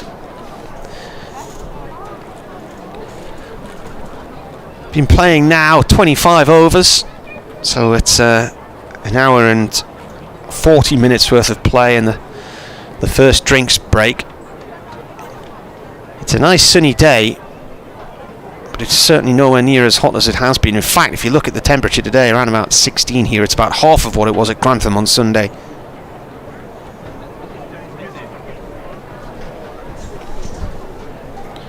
Nice crowd in, families being encouraged to come and watch cricket free today. Out the back of the pavilion they've got a speed net and a bouncy castle, and there are varying stalls and stuff, and a way in which to welcome all-stars cricketers from around the region. Lots of kids in their yellow all-stars tops.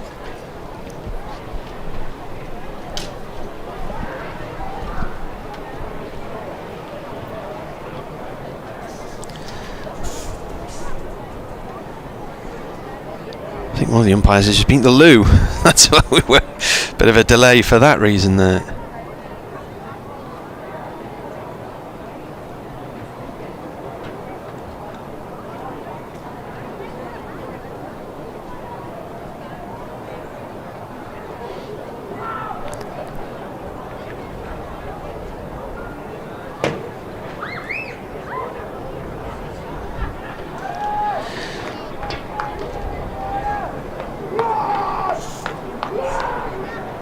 There's been nearly a 5-minute break here.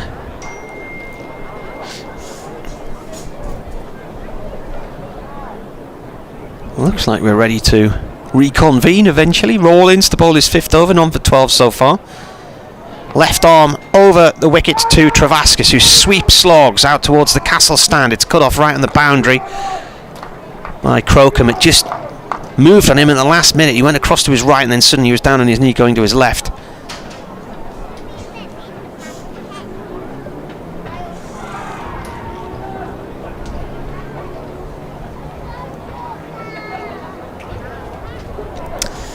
Round the wicket comes Rawlins and hits the leg of Clark, no run. Ends up just near him on the leg side. Slow left arm orthodox, the Bermudan. From the Lumley end comes in and bowls. Bit of a leading edge back along the floor from Clark to him there. He was looking to play that through the leg side. Looks like it's come off the bottom corner of the bat.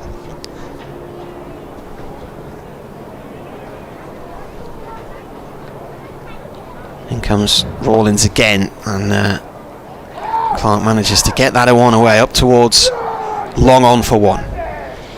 Good bit of fielding actually by Brad Curry, because Graham Clark was looking to come back to the Liam Travaskis was looking to come back for a second.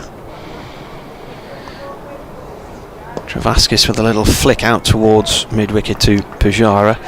England 72 for 4 now, they're flying now. Ball's gone soft probably. Rawlins in, and that's out. Travaskis looking to pull down the leg side. He's missed it, and it's hit him low on the front foot, and the finger of doom goes up. He's out for 17. Just never looked right, Travaskis today. Struggled to time the ball, and here's LBW to Delray Rawlins, and that ends a partnership of 42 for the 4th wicket, with Durham 96 on the board for 4. Well, we thought he was put down, didn't he, when he was on 9, Liam Travaskis, so Tom Clark were very pleased about that. But you're quite right, he played a couple of lovely shots. Delray Rawlins getting a breakthrough, and it's been a good competition this for Delray, picking up another wicket today, and his figures there are excellent. 5 overs, 1 for 14 from Delray Rawlings. Liam Travaskas gets a good hand as he makes his way off. And Paul Coughlin is going to be the new man coming in. Things are getting better and better here. I just went upstairs to get myself a cup of coffee. And not only do they have jam donuts before the start of play, they've now got donuts with hundreds and thousands on them. Oh, you're going to be chasing buses in 5 minutes, aren't you, down the main street? I tell you what, yeah. And they opened a brand new packet. I said, oh no, don't open them on my account. And the fella up there, is it Sam who's the press chap? He said to me, he said, oh, don't worry. He said, we'll open these up for you. So, well, I think so. It might be Josh. I was very Josh's last day today. I'm trying to remember. I hope I haven't eaten all his donuts. Well, anyway, they offered me one, so I took them up on it. Well, I think it might be his last day today before he goes off to a new job, so maybe that's the donuts. That's the reason. So, Delray Rawlings, 5 overs, no mains, 1 for 14. Sussex will be very pleased with the way things have gone this morning. We're in the 26th over, and it's going to be Daniel Ibrahim who's coming into bowl to Graham Clark, who's holding things together here for Durham. He's batting very nicely on 56. He's in and bowls cut away firmly to backward point, fielded there by James Coles, and there is no run. Durham winning the toss here this morning, electing to bat first on a lovely sunny day. Bit of a breeze. But they've lost Madison for 1, Borthwick for 5, Dixon for 14, and Liam Travaskas for 17. Graham Clark is 56 not out as Daniel Ibrahim runs away from us, coming into bowl to Clark, who plays from the crease to mid-off, fielded by Pujara, who throws to Tom Alsop at the far end of the ground, but not before Clark has gone through for his 57th run, and Durham to 97 for 4. Email address is up and running today if you'd like to get in touch, sussexcricket@bbc.co.uk, or you can tweet us at BBC Sussex Sport. Teddy Walmsley's been in touch. We were talking about Brad Curry and Ari Cavalos a little earlier on, both of whom were initially taken on 1-month contracts. No news from the club as to whether they've been extended, but it must be pretty close to the end of that initial month. And you'd have thought the way they've both bowled and the impression they've made that maybe they'll be around to the end of the season, but no confirmation of that as yet, as in comes Ibrahim bowls and first runs to Coughlin, who plays the ball onto the onside, fielded by Cavalos, who comes in from mid-on to field. Teddy says, on Curry, unlike the two homegrown quicks, Curry actually takes wickets and really should be signed when your commentaries team were marked on a few times. So I'm just trying. I read that before I read it out, Teddy. I think the point you're making here, that there are two other left armers, George Carton and Sean Hunt, who are in the Sussex squad. As in comes Ibrahim bowls, drilled by Clark, but straight to Rawlings. Terrific bit of fielding by Delray Rawlings in the covers. It's what we come to expect from him, really. I wonder how many runs he saves in there in these limited overs games. But he has taken wickets, you're quite right, Teddy. He took a fifer at Lords in the county championship game, and then a couple of wickets here today where he's bowled very nicely. Brad Curry. Ibrahim runs away from us, in and bowls, and Clark drives, and in the air, he's going to get away with that. Gets a single out to Harrison Ward, who's fielding on the deep cover boundary. Goes through for a single, does Clark. He goes to 58. Durham to 99 for 4 in the 27th over. Thank you for your email, Teddy. Sussex Cricket at bbc.co.uk, and lovely sunshine here in the northeast of England as in comes Ibrahim bowls and driven firmly by Coughlin through the covers. There could be a couple of runs here. Harrison Ward has got a bit of ground to make up, sweeping on the cover boundary, and indeed Coughlin does come back for 2. He goes to 3, and the Durham 100 up, hence the applause around the ground. And you can probably tell by the level of applause that it's a decent ground. I mean, it's a big ground here at the Riverside. I guess if you put this crowd into Hove, it might be a similar-ish sort of size to the crowd that was there on Sunday. There were over 2,000 people at Hove on Sunday. 2,300 was the official attendance. Difficult to tell when people are scattered around the ground, but certainly the level of noise when the crowd are applauding suggests it's a decent-sized crowd. It's free to get in here today. That was the end of Ibrahim's over. 5 overs, no maidens, 0 for 19. Durham 101 for 4, and Delray Rawlings is to carry on this very fine spell. Comes in and bowls, and the sweep from Clark. The ball bounces out onto the offside, fielded by Allsop, and there is no run.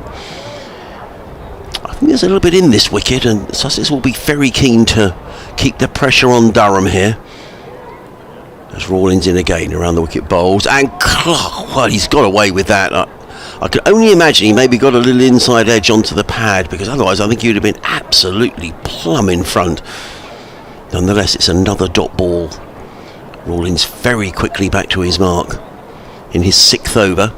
Bowls again, and Clark plays straight down the ground. They've taken one. I don't think there'll be 2, because way down in the distance Brad Curry is very quickly in and prevents anything more than a single. 102 for 4. Coughlin takes strikes from umpire. Russell Warren is at the far end of the ground. Rawlings in again. Coughlin drives into the offside, finds the gap between point and cover, and Checheshwar Pujara fields. One more to Coughlin, who goes to 4. Total to 103 for 4. Rawlings back at his mark already, coming into bowl to the right-handed Clark. He's in and bowls, and Clark plays firmly down the ground, this time to long off, and that's Henry Crocombe who emerges from the far end of the ground to field. And just one more to the total. Clark goes to 60. Down to 104 for 4. Still the slip in place. Rawlings in again, bowls. Clark drives firmly. Good stop by Delray Rawlings away to his left hand side, prevents a single. End of the over, 104 for 4. Clark 60, Coughlin on 4. Rawlings 6 overs, no maidens, 1 for 17, and we've had 28 of the 50 overs. Paul Coughlin, Martin, you have to remind me, he was here at Durham. Did he go to Nottinghamshire? Yeah. And did he get a very bad injury at Notts? He had 2 or 3. He'd signed for them, then he damaged his shoulder fielding for the Lions in the West Indies and missed a lot of cricket with that. And then suffered a broken thumb, then suffered a torn hamstring. So he only played one day game for Notts in the 2 years he was there. It's going to be James Coles who's going to come into the attack. He's going to be the 6th Sussex bowler with his left arm spin.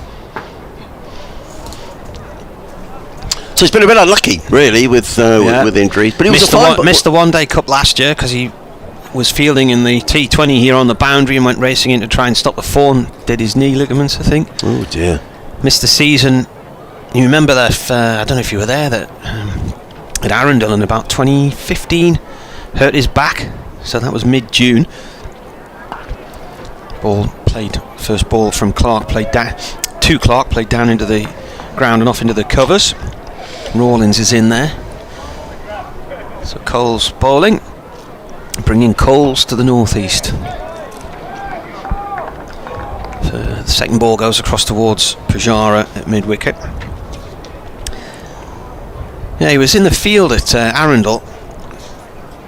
Coles bowls again, driven back to him by Clark, and then he's run him out, I think, has he?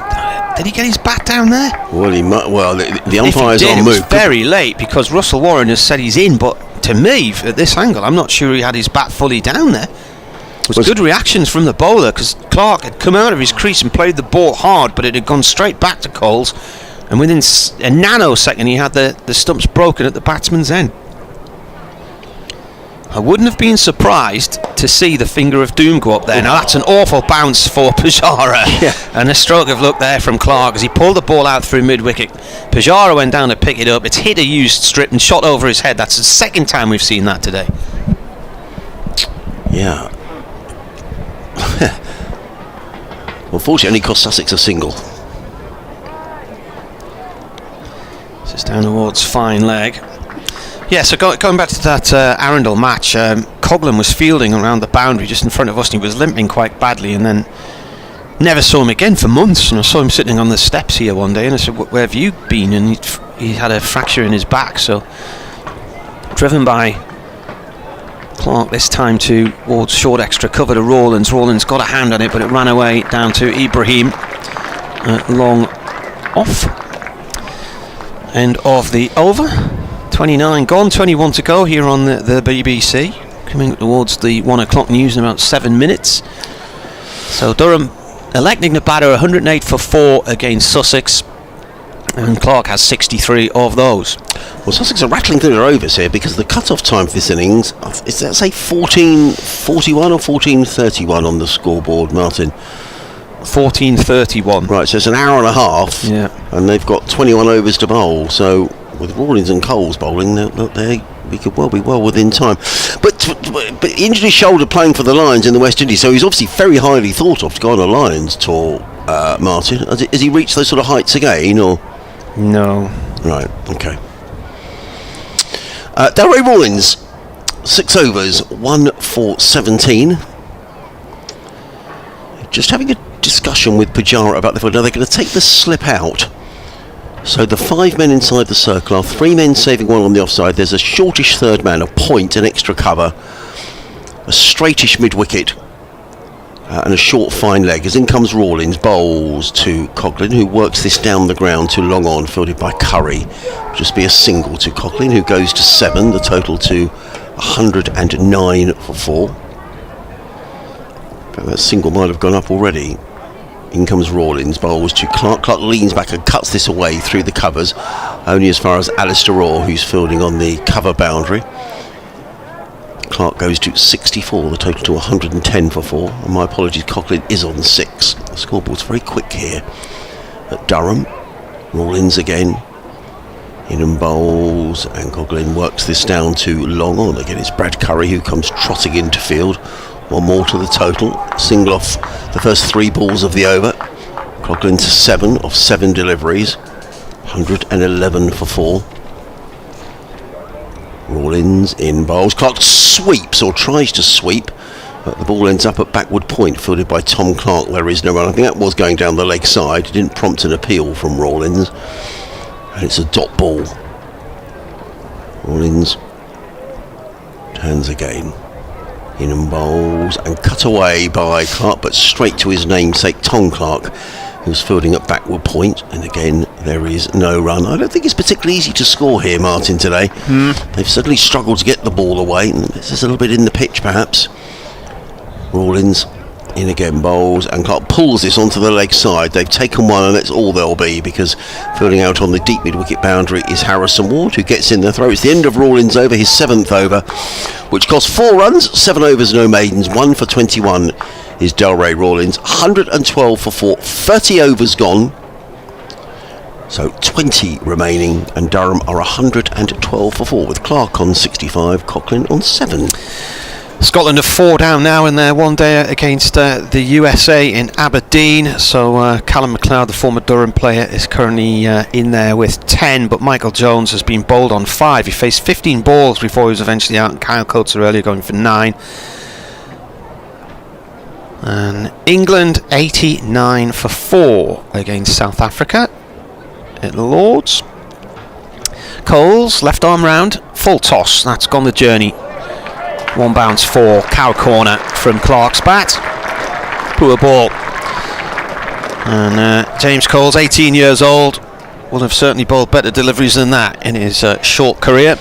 Yeah, that was horrible, wasn't it? Sussex have bowled really well here today, I think, and that's standout, because it's probably the worst ball all day, and got the treatment. He made his debut against Surrey the other day in that massive 216-run win. From the Finkel end, and he's bowled Clark. He's absolutely motored through him this time. A quicker delivery, and 2 stumps are out the ground. And Clark has played and missed, and he's been bowled for 69. Well, that came in a lot sharper and took Clark by surprise. It was like a medium pace delivery, and he's taken 2 stumps out the ground. Which 2 stumps were they? Yeah, just 1 stump. Well, there's 2 lying down. I guess that's the way to respond, isn't it, when you've paid a 4 delivery? Chopped on there? Middle and off? I'm not sure, or whether he just completely missed it. Either way, big wicket for James Coles, and well batted Graham Clark, who gets a good round of applause as he makes his way off the field. 20 added. It's been 1 half decent partnership of 42. 3rd wicket was 30. and the rest have been 16, 8 and 20, and Durham are 5 down and they only have 116 on the board. If you are coming down with a family, I would suggest get a move on, not just because there's 5 wickets down, but the fact that Sussex are motoring through their overs here. Yeah, they are, and certainly James Coles and Durham Rawlings, both left-arm spinners, do come off very, very short runs. And I think it's a tactic as well, because it just seems the overs are going by so quickly. It's middle and leg he's lost there. I think he's got an inside edge onto that. Let's have a look at this again.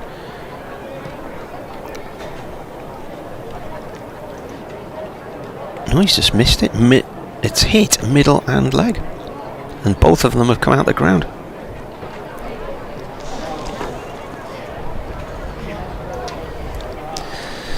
Here's a new batsman, Tom McIntosh, the wicketkeeper batsman.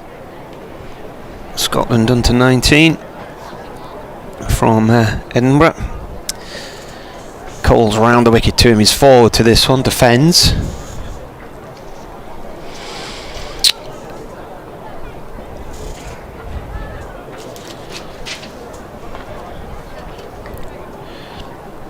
Coles in.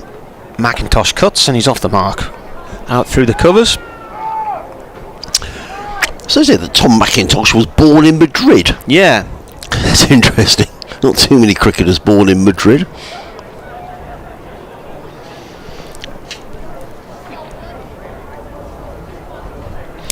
Comes in again, and Coghlan plays this out into the covers. Short extra cover to Rawlins, no run. I see Ollie Pope's gone through to his half century at Lord's. 51 not out. After you'd written him off. Well, it was either him or Bairstow. I didn't know which one to go for. Coles balls again. I picked the wrong one. And this one is a bump ball down into the ground and out towards Rawlins once more on that cover side, short cover. End of the over. 31 gone, 19 to go. It's going to be an early louse, this one, I think. Well, I think Sussex will certainly keep Delray Rawlings going for a little longer, and James Coles having picked up that wicket. So 117 for 5. Just 19 overs to go, as Martin was saying, and Sussex have got an hour and a half if they want to bowl these overs in. It probably will slow, because I'm sure the seamers will come on a little later on, but for the moment Sussex have bowled really well here today. They've fielded well as well. A few of the Sussex boys making their way around the boundary edge, actually, who aren't playing. In comes Rawlins, bowls and clipped by McIntosh down to long on, picks up a single. He goes to 2 and 118 for 5. What was the story of him being born in Spain, Martin? Was his parents living out there? I don't know. I haven't spoken to him about that, but I did ask a few weeks ago if anybody could remember any other Durham players born in Spain, and nobody came up with any. So Coghlan on 7, Rawlins in and bowls, and Coghlan works this down to long on. They take 1. McIntosh is looking for 2, but it isn't there because Brad Curry's in very quickly. So a few of the Sussex lads who aren't playing making their way around the boundary: Sean Hunt, Ollie Carter, Jamie Atkin, Archie Lenham and Finn Hudson-Prentice. In comes Rawlins, bowls, and McIntosh plays the ball straight back down the track. Rawlins fields off his own bowling and there is no run. So the slip is back in place for the new man, McIntosh. Rawlins in bright sunshine around the wicket bowls. McIntosh is forward, clips this down to long on, picks up his third run. Durham to 120 for 5, fielded up there by Brad Curry. The full fielders outside the circle, a sweeper on the cover boundary, long off, long on, and a deep square leg. Rawlins in, bowls, and Coghlan works this to backward point, fielded by Ibrahim, who hits the stumps with his throw. In fact, knocks the stump out of the ground, but McIntosh was clearly home. 1 more to the total, 1 more to Coghlan. He goes to 9. Heavy thunderstorms and downpours on the south coast. Yeah, they said it was raining in Brighton. I don't know, someone said, good job you're up here. Yeah, it is. I don't think we'd have played at Hove today. Someone said we wouldn't have played here yesterday, was that right? It was miserable yesterday, just this. Well, I've had a sea fret for about 3 or 4 days, and then it just turned into lots of drizzle yesterday. It was quite cold and blowy, but it blew through by last night, so. And the gardens would have loved it. It was just the sort of water you needed for your gardens. Lots of drizzle in the air. Because if you have a downpour, it just sits on the top and then doesn't soak into the hard ground and then disintegrates. In comes Rawlins, bowls. Down the wicket comes McIntosh. Plays that to mid wicket. Didn't time it. Fielded by James Coles. And there is no end of another Rawlins over. He's bowled 8 overs, no maidens, 1 for 26 as Delray Rawlins. Durham 122 for 5. McIntosh on 4. Coughlin is on 9. We've got 18 overs to go. The next of which is going to be bowled. It's like helter-skelter cricket here. James Coles is going to bowl it from this. This is the Finkel end. Is that right, Martin? Yeah. Ben Stokes caught a slip on the last ball before lunch to top off a superb start for South Africa. England 100 for 5. Oh, that's not good. Of course, rain doesn't disintegrate, it evaporates, but you know what I mean. Been seeing lots of videos of the wrong type of rain this last few days. Coles bowls here to McIntosh. He takes a couple of steps down the track and drives the ball out to Rawlins at short extra cover. Point is on the discs, so it's backward point. We've got a third man on the discs as well. There's a slip in. Pujar is at mid wicket, but he's quite inside the discs. This has gone up to long on for 1, fielded by Corvallis. And here's an update now.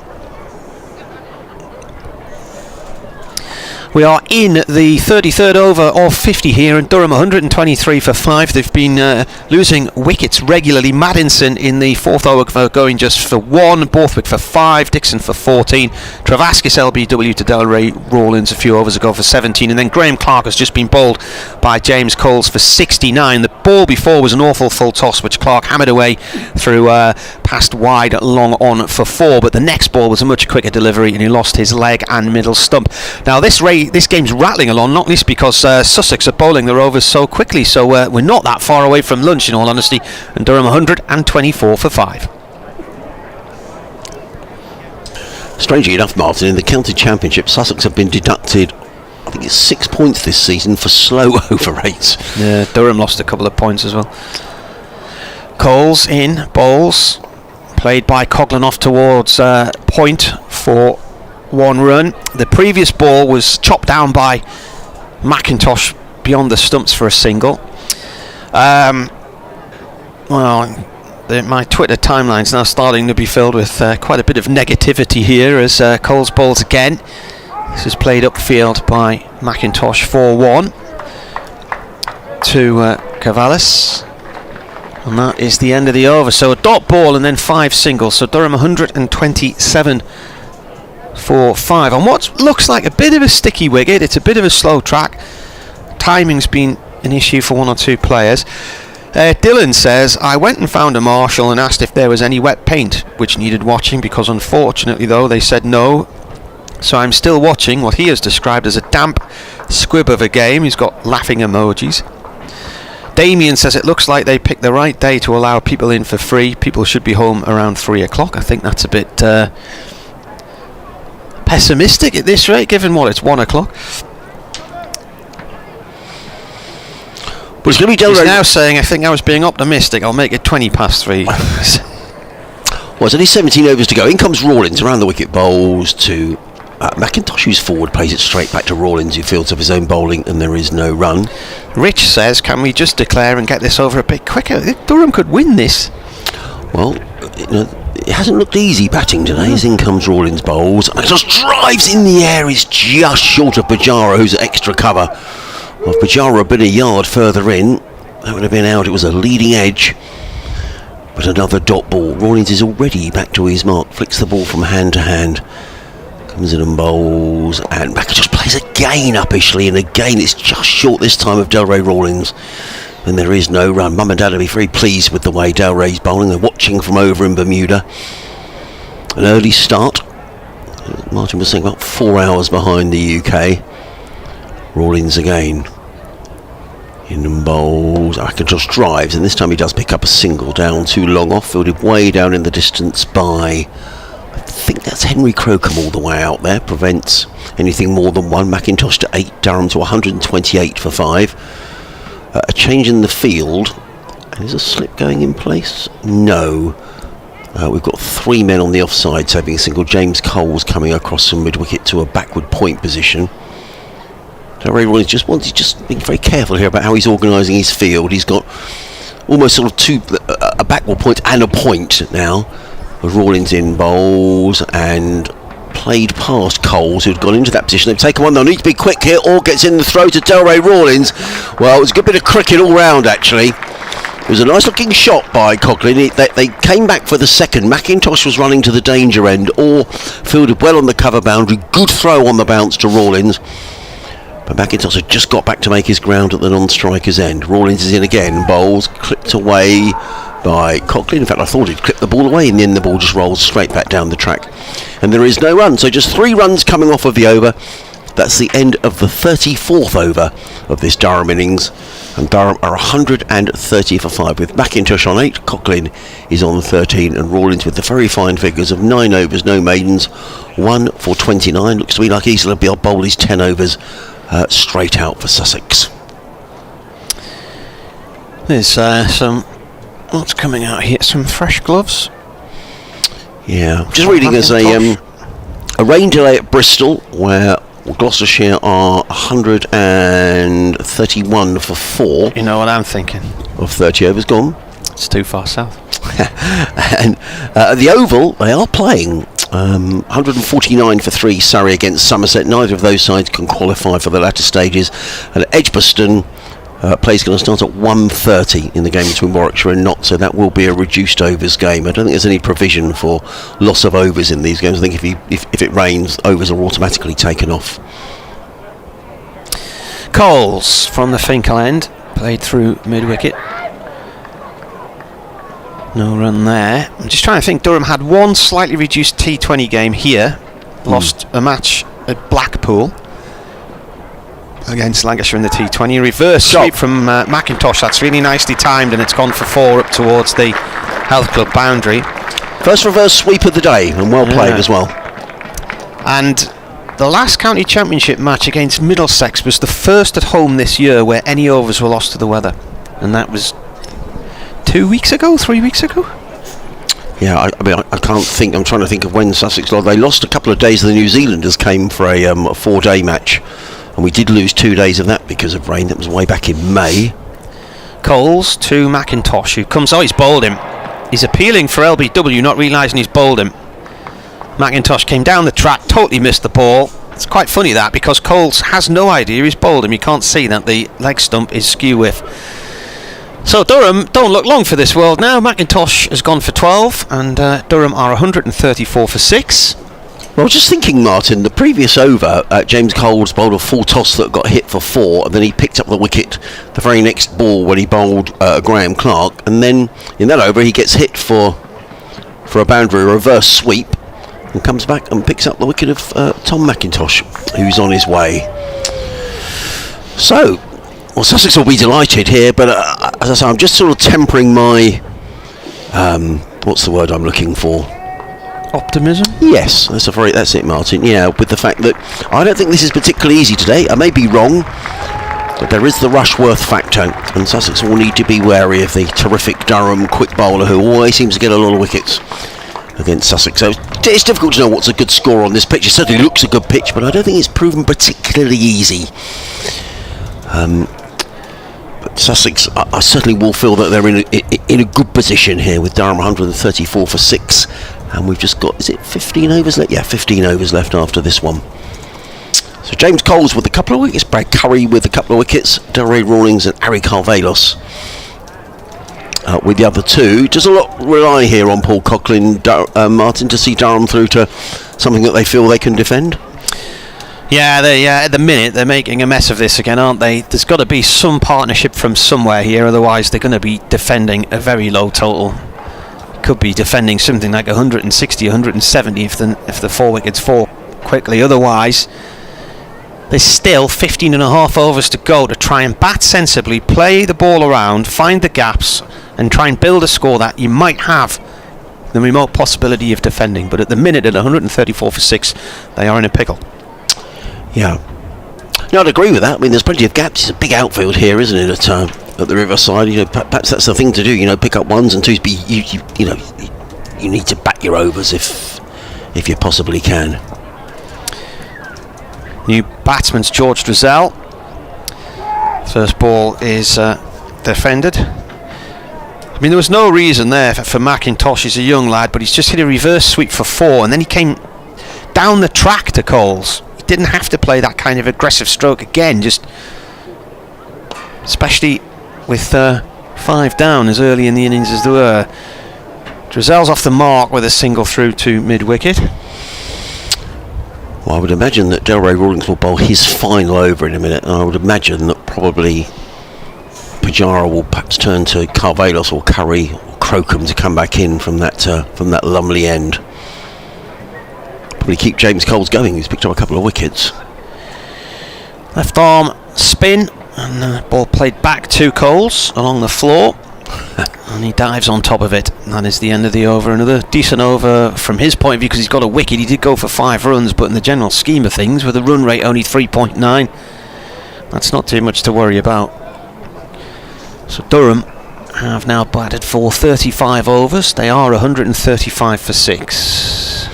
And it is going to be Delray Rawlings who's going to bowl his final over here on BBC Radio Sussex, BBC Radio Newcastle. Martin Emerson, Adrian Harms on commentary here on a lovely day in the northeast. In fact, the cloud is disappearing. Looking out up towards the castle and beyond, it's pretty much blue sky everywhere, just a few high-level clouds. A lovely day as Delray Rawlings has got to slip back in place for the right-handed George Drizel. He's in and bowls, and Drizel is forward. Is it Drizzle or Drizel? Well, I say Drizel. Okay. Or Drissel, I suppose it would be with an I. Yeah. Drizel. Either way, he's a right-handed batsman as in comes Rawlings bowls, and that's right up in the block on. Drizel drives back down the ground. Rawlings dives away to his right-hand side, prevents a single. So Sussex only need to have 4 men inside the circle. In fact, they've got 6. Is that right? Yes. Drizel in bowls, forward comes Drizel, plays to mid on. There is no. I'm sorry, they need to have 5 inside the circle at this time. They have got 6, so 3 men saving 1 on the offside, 2 on the leg, and a slip in place as well. Pujara just applying the pressure. Rawlings in again, bowls, and Drizel is beaten outside the off stump, taken by Alsop, and there is no run. Now Rawlings makes a change, and the mid off that had come up inside the circle is now going back to long off. So Sussex back to the 5 inside the circle. Rawlings in again, bowls, Sellers forward, plays to short extra cover, fielded by Pujara. There is no run. We've already had 5 balls of this over. Dylan's tweeted to say, once again, we won't make the 50 overs. Rawlings in, bowls, and Drizel just works this to backward point. There's a maiden over to finish from Delray Rawlings. That's been a really good spell of bowling. 10 overs, 1 maiden, 1 for 29 to Delray Rawlings. He's had a really very good competition indeed. I don't know if he's making his way off the field. He is actually. He's going off. Changes boots. And Finn Hudson-Prentice is coming on, and he gets a good round of applause. Does Delray and Mum and Dad watching over in Bermuda? You can be very proud of the way Delray's bowled, not just today but throughout the competition. He goes running up the pavilion steps, as Martin says, probably to change his boots or maybe a comfort break, whatever. But he'll be back out, I'm sure. Durham 135 for 6, with Cockling on 13, Drizel on 1, and it's going to be James Coles. Coghlan on strike. Coles bowls. Coghlan plays it out into the cover area.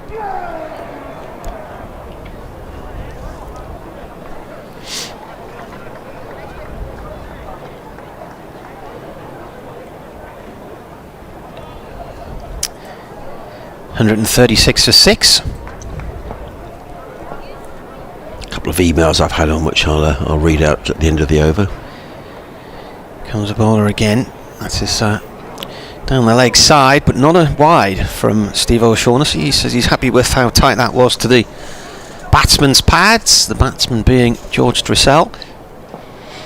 Coles, just a couple of little steps and then a hop and bowl, and this is played by Drizel out through mid-wicket for 1. Durham got 13.3 overs to go here, but they can't really accelerate because they'll get themselves bowled out. In comes the bowler again, and a little bit of bounce on that one, and fended away awkwardly by Coghlan. There's a little bit in this pitch, Martin. There is, isn't there? There's a bit of grip in this pitch. It's a slowish wicket. Coles bowls, and the ball's gone off from Coughlin's bat out towards the covers for 1. So Durham have gone with Dressel as a spinner today, so they've also got Borthwick, who can bowl spin. Travaskis, Maddinson can bowl a little bit. Maybe even Graham Clark. Cut out into the covers, and that bounces off the fielder's knee awkwardly. That's 1 run. Yeah, it's Finn Hudson-Prentice who's in there as a 12th man, wringing his hand. Formerly with he was with Sussex, and he went to Derbyshire for a few years, didn't he? And then he did, and came back at the end of last season. He's barely played this season. He just before the start of the season got a stress fracture of the back, and he's barely played any cricket. And if he were to play in any of these games, he would play as only to bat, not to bowl. So Rawlins is out of the attack, having bowled his 10 overs, and on the subject of Delray Rawlins, Stuart's been in touch from Lau. And he says, "Hi Adrian and commentary team, after a frustrating start to the season, it's really good to see Delray Rawlins' all-round game improve significantly. And he seems to be enjoying his game a lot more." Well, he's certainly been terrific in the last few weeks, Delray, in this competition. Made a very good 91 down at Hove. But he's bowled particularly well. Now, is he back on the field? He's not, because Hudson-Prentice is still staying on. But it's going to be Henry Crocombe, who's back into the attack. 5 overs, 0 for 14 for Henry. And he's going to be bowling from the Lumley end of the ground. Lumley Castle, for those of you who don't know, is away to our right-hand side. We look directly down the ground. It's up on the hill away to our right, as in comes Crocombe over the wicket, in and bowls and forward. Nice looking shot down the ground by Dressel. Picks up a single, well fielded. A sliding stop by Brad Curry, but not before Durham have gone through their 140th run. I hope that's not the start of a sea fret behind the castle, because there's a strange looking cloud there is, yeah, that was a little while. I was That's sort of either the edge of a fret, or there might have been a fire somewhere. It looks a bit smoky, doesn't it? Yeah, it does. Doesn't look like a sort of a normal cloud, if that makes sense. In comes Crocombe, in and bowls, and Coughlin works this dip back to the square on the leg side. They've taken 1, they'll probably come back for a second. Yes, they do. Good cricket all round, actually. Nice shot down to fine leg, set off for the first run very quickly, allowed him to come back despite Ibrahim, who was round very quickly from fine leg to field 2 more to Coughlin. He's 17 off 20. Durham to 142 for 6 in the 38th over, so 12 overs remaining after this. So thank you, Stuart, from Lau. I wonder what the weather's like in Lau today. I used to think it was called Laos. In comes Crocombe bowls, plays into the offside field by diving Pujara, and there is no run. Isn't it next to Cambodia? I think it is, yes. It's that sort of now. Did the Ho Chi Minh Trail go through there? Oh, I don't know. I bet Stuart can tell us. I don't know if it's the time of year out in that part of the world where it just gets, really hot and humid, or whether it's the monsoon season, or quite what. Perhaps Stuart could let us know. Just the west of northern Vietnam and north of Cambodia at the bottom, and Thailand across the border as well. In comes Crocombe, pulled away as a nice looking shot by Coughlin. He only picks up a single, fielded by Harrison Ward in front of the main. Do you call it the main stand, or the way the pavilion is? The pavilion, yeah. Yeah. Listeners might be interested to know, Lau is landlocked. Right, okay. There's a big lake in the middle, but I don't know how many people live in Lau. Buddy Retriever Believer has been in touch. That's the it's on the Mekong River.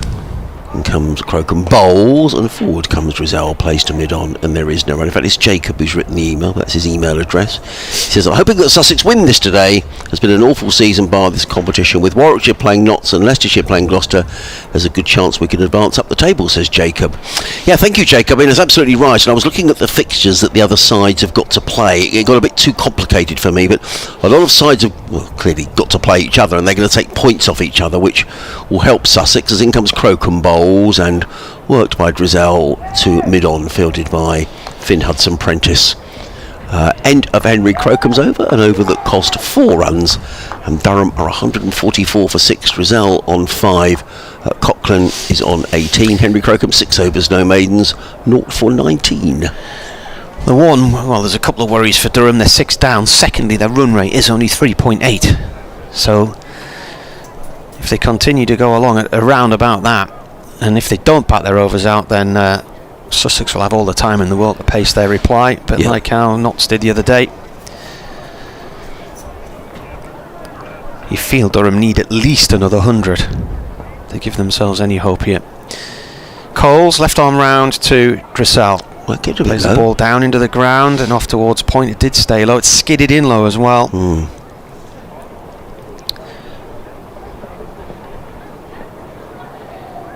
Well, it comes in again. Turned by Drizzell out through past square leg 4-1. I thought for a moment there might be two there. I think Drizzell was thinking there might be two as well. I mean, there were three fielders converging on the ball. The sun is shining rather brightly off the aluminium steps of the temporary stand with a green seat in the far end, and it's blazing a line back towards us. Coles to Coughlan. Coughlan defends. Ball runs out to Rawlins. Short extra cover. wearecricket@yahoo.co.uk on the email, @MartyCricket on Twitter. Coles balls again. Oh, slow sweep. There you are. Get after that. That's gone nicely for 6. First 6. Front of the County Durham stand on our right hand side. That's the first 6 of the day, and certainly a bit of intent from Coughlan, who's through that rather sharply, and that brings up Durham's 150. 150 for 6 after 38.5 overs. Good shot. Now, James Coles has responded every time he's been hit. He's responded with a wicket. I wonder whether he will on this occasion.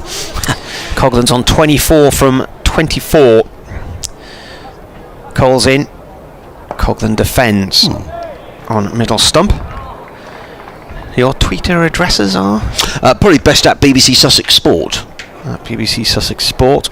And email sussexcricket@bbc.co.uk. Coles in again, and another slog sweep, and this one's 6 more, and that's gone just a little bit further. Clears the covers, which are parked down on our right hand side, and hits the foot of the County Durham stand, bottom of the advertising hoardings on the fence. 12 runs there, just like that. 13 from the over, and that propels Durham all the way up from 144 for 6 to 157 for 6. I wonder what Cheteshwar Pujara will do now. There are 11 overs to go. He's got overs up his sleeve from his seamers. Interestingly, at Edgbaston on Friday, Harrison Ward had a really expensive over, and I thought they might take him off. They didn't. They kept him on for another over, which proved very expensive. I just feel with James Coles that those 2 shots have gone in. I don't think they were that bad a delivery. I just wonder whether he might be tempted to keep Coles on for another over. We'll see. So he's got overs up his sleeve as Pujara, in terms of his opening bowlers in particular. Carvallis has bowled 6, Curry have bowled 6, so that's 8. There's only 11 overs remaining, and Henry Crocombe's got... so Crocombe's got 4, Curry's got 4, Carvallis got 4, so he could turn to his seamers. In comes Henry Crocombe from the Lumley and bowls, and that's a good delivery by Crocombe, and Drizzell was looking to ease that one down to third man, but he was beaten outside the off stump, taken by Tom Alsop, and there is no run. I can see Harry Carvallis is warming up down below, so that may answer the question that perhaps Pujara isn't going to risk another over of James Coles, who hasn't bowled badly at all. 6 overs, 2 for 36, but he has gone for a couple of 6s in his last over. Crocombe in bowl short, pulled away by Drizzell, just in front of square, but there's a fielder there who actually misfields. Very unusual from Harrison Ward, who's a very good fielder, but it doesn't cost Sussex a run. Drizzell goes to 7, and Durham to 156 for 6. The last wicket went down on 134 for 6. Pujara was just having a natter away to Henry Crocombe. The firing gun. So we will see the over 8 slow now, I'm sure, as we go into the sort of final 10 overs of the innings. More changes in the field. So I'll give you the field in a moment, as in comes Crocombe running in hard, bowls to Drizzell, who does work this one down to third man. They're looking for 2. Carvallis comes in. There shouldn't really be 2 here. The throw comes in, and as he has got back. Well, he has got back, but the keeper didn't have the ball in his hand as he broke the stumps there. And I don't think there should have been 2 there, really. I think Henry Crocombe's a bit disappointed about that. Well, it is Paul Coughlan. He does that. He did get himself run out the other day, though, doing that here against... was it Gloucestershire? I can't remember. It was at... Taunton the other day. He's damaged a glove, wants a new glove, but he is the player who can turn 1s into 2s. That was very nice actually by Coughlan, because he said to Cheteshwar Pujara, my glove's damaged, can I go and get another one? And Bajara obviously said yes. I think it's great when you see, you know, a cricketer asking the skipper. But Coughlin's looking dangerous here for Durham. A couple of big sixes, and he clearly knows that Durham haven't got it. Well, clearly doesn't know. Who knows whether Durham have got enough runs, but he clearly is looking to step on the accelerator. I'm not sure you should be able to get 2 down to third man, and I think Henry Crocombe was a little disappointed that Harry Carvelos wasn't a little quicker in to prevent the second. But he came back very quickly. Coughlin, he goes to 32. And it just puts that little bit of pressure on the field, and the throw came in, and as you say, Allsop broke the stumps where he had the ball in hand or not, I don't know, but I think Coughlin was home. He's a tall man.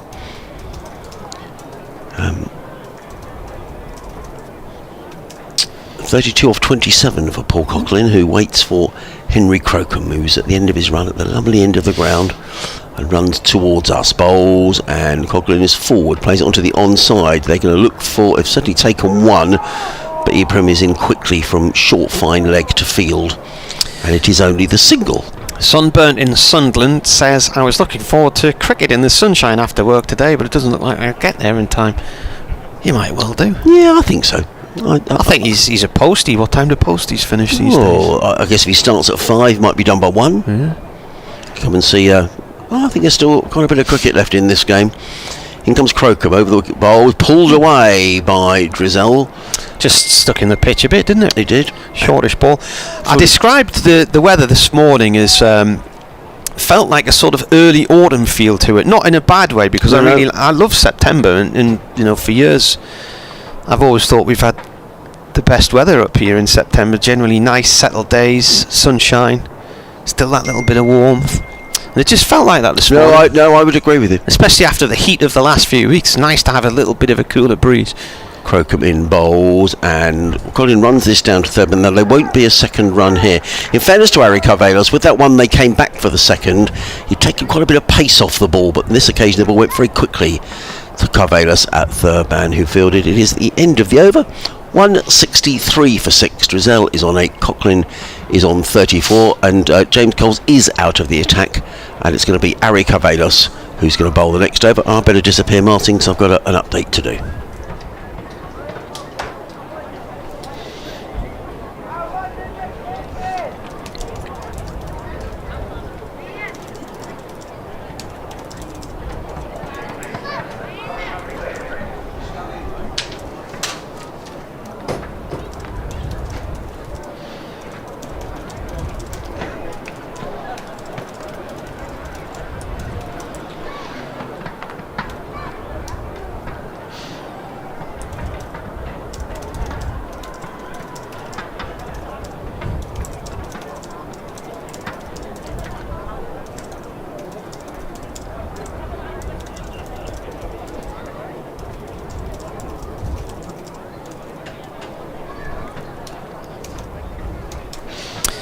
Carvelos comes in. First ball is played back to him by Coughlin.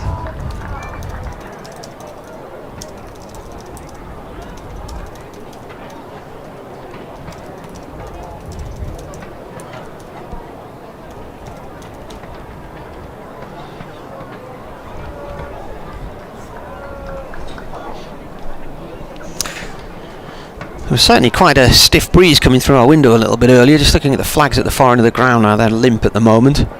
The sun is shining brightly. Carvelos has that's gone down fine on the leg side, just outside the discs. It will be a leg bye signalled by Steve O'Shaughnessy. Coughlin was on strike, so he remains on 34. Drizzell's on 8. Durham 164 for 6, having elected to bat today. The partnerships 16, 8, 30, 42, 20, 18, and this current partnership stands at 29. Drizzell on 8 from 19 balls. Run rate is 4.1 at the moment. That's played to point, no run there. Bobbles all the way to point. Carvelos just taking quite a bit of the pace off the ball on that delivery. Said earlier today he's done the rounds. Aristides Carvelos, he's trialled at Kent, Worcestershire, Derbyshire, Somerset, Leicestershire. Played club cricket in the Midlands and around the Surrey area, playing for Wimbledon in the Surrey Premier League this year. Comes in and bowls, and Dressel pulls it to short mid-wicket. And just can't get the ball away there. Coles loiters. No run. Been a good over so far from Cavallo since he came back into the attack. This is his 7th, 1 for 29. The only run to come in the 4 balls that he's bowled this over have been off a pad, a leg by. Sun is shining brightly here in Chesley Street as he comes in again, and that's carved nicely out towards the point boundary. Bobbles awkwardly across the square. Has eventually cut off one. Did they take a run there? Not. Yes, they did.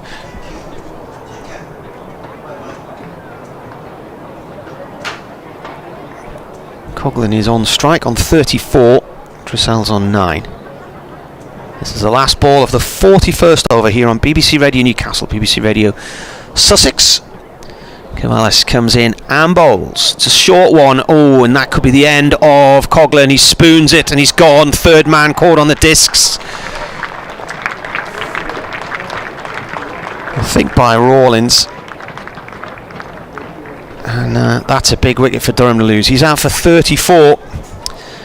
They didn't need to lose Paul Coughlin.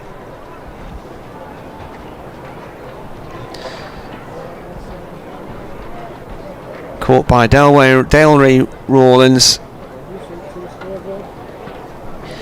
He just sliced it up into the air. Rawlins came round, third man on the discs, and took the simplest of catches. Coughlin knew he was a goner. He didn't even bother running to the other end. He just jogged off sideways towards the pavilion.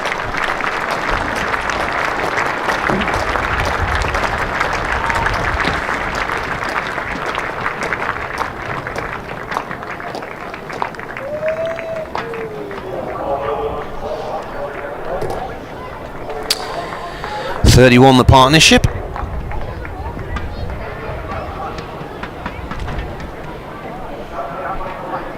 And that was the end of the over. So the wicket coming at the end of the 41st over. The new batsman is Stanley McAlinden.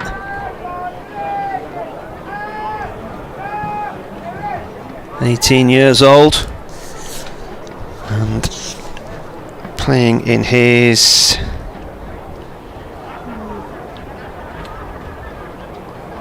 So he's played Surrey, Middlesex. This is the 5th game. Durham need some runs from somewhere. They haven't got anywhere near enough at the moment. At least you wouldn't think so. 165 for 7 at the end of 41 overs. Cavallis now 2 for 30 from 7. Curry 2 for 46 from 6. He's bowling here to Dressel, who plays the ball down towards the off stump and away to the keeper.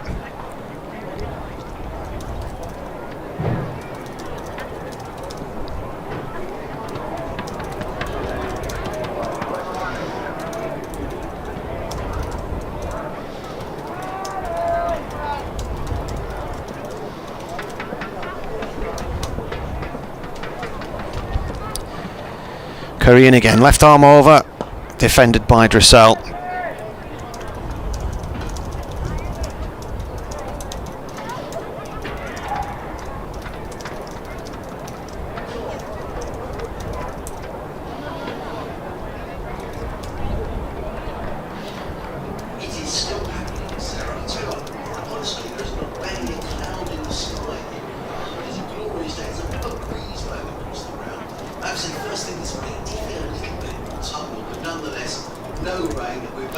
Playing a miss here from Dressel. He's played the wrong line. The ball's bounced over the off stump. Because Durham, having won the toss and decided to bat, are 165 for 7 in the 42nd over. 2 wickets for Brad Curry, 2 wickets for Harry Cavallos, and 2 wickets for James Cole. Which other wicket taken by Durham of Sussex.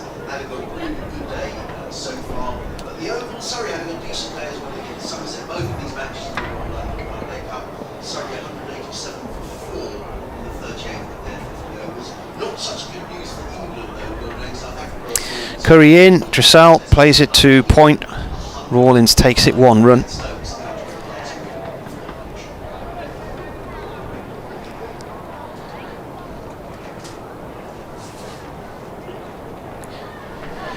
While Coghlan was in, I tweeted 10 overs to go. Durham are 163 for 6. He's hit 2 sixes in 1 over from Coles. They need to push on but risk being bowled out again, which would leave them well short of something to defend.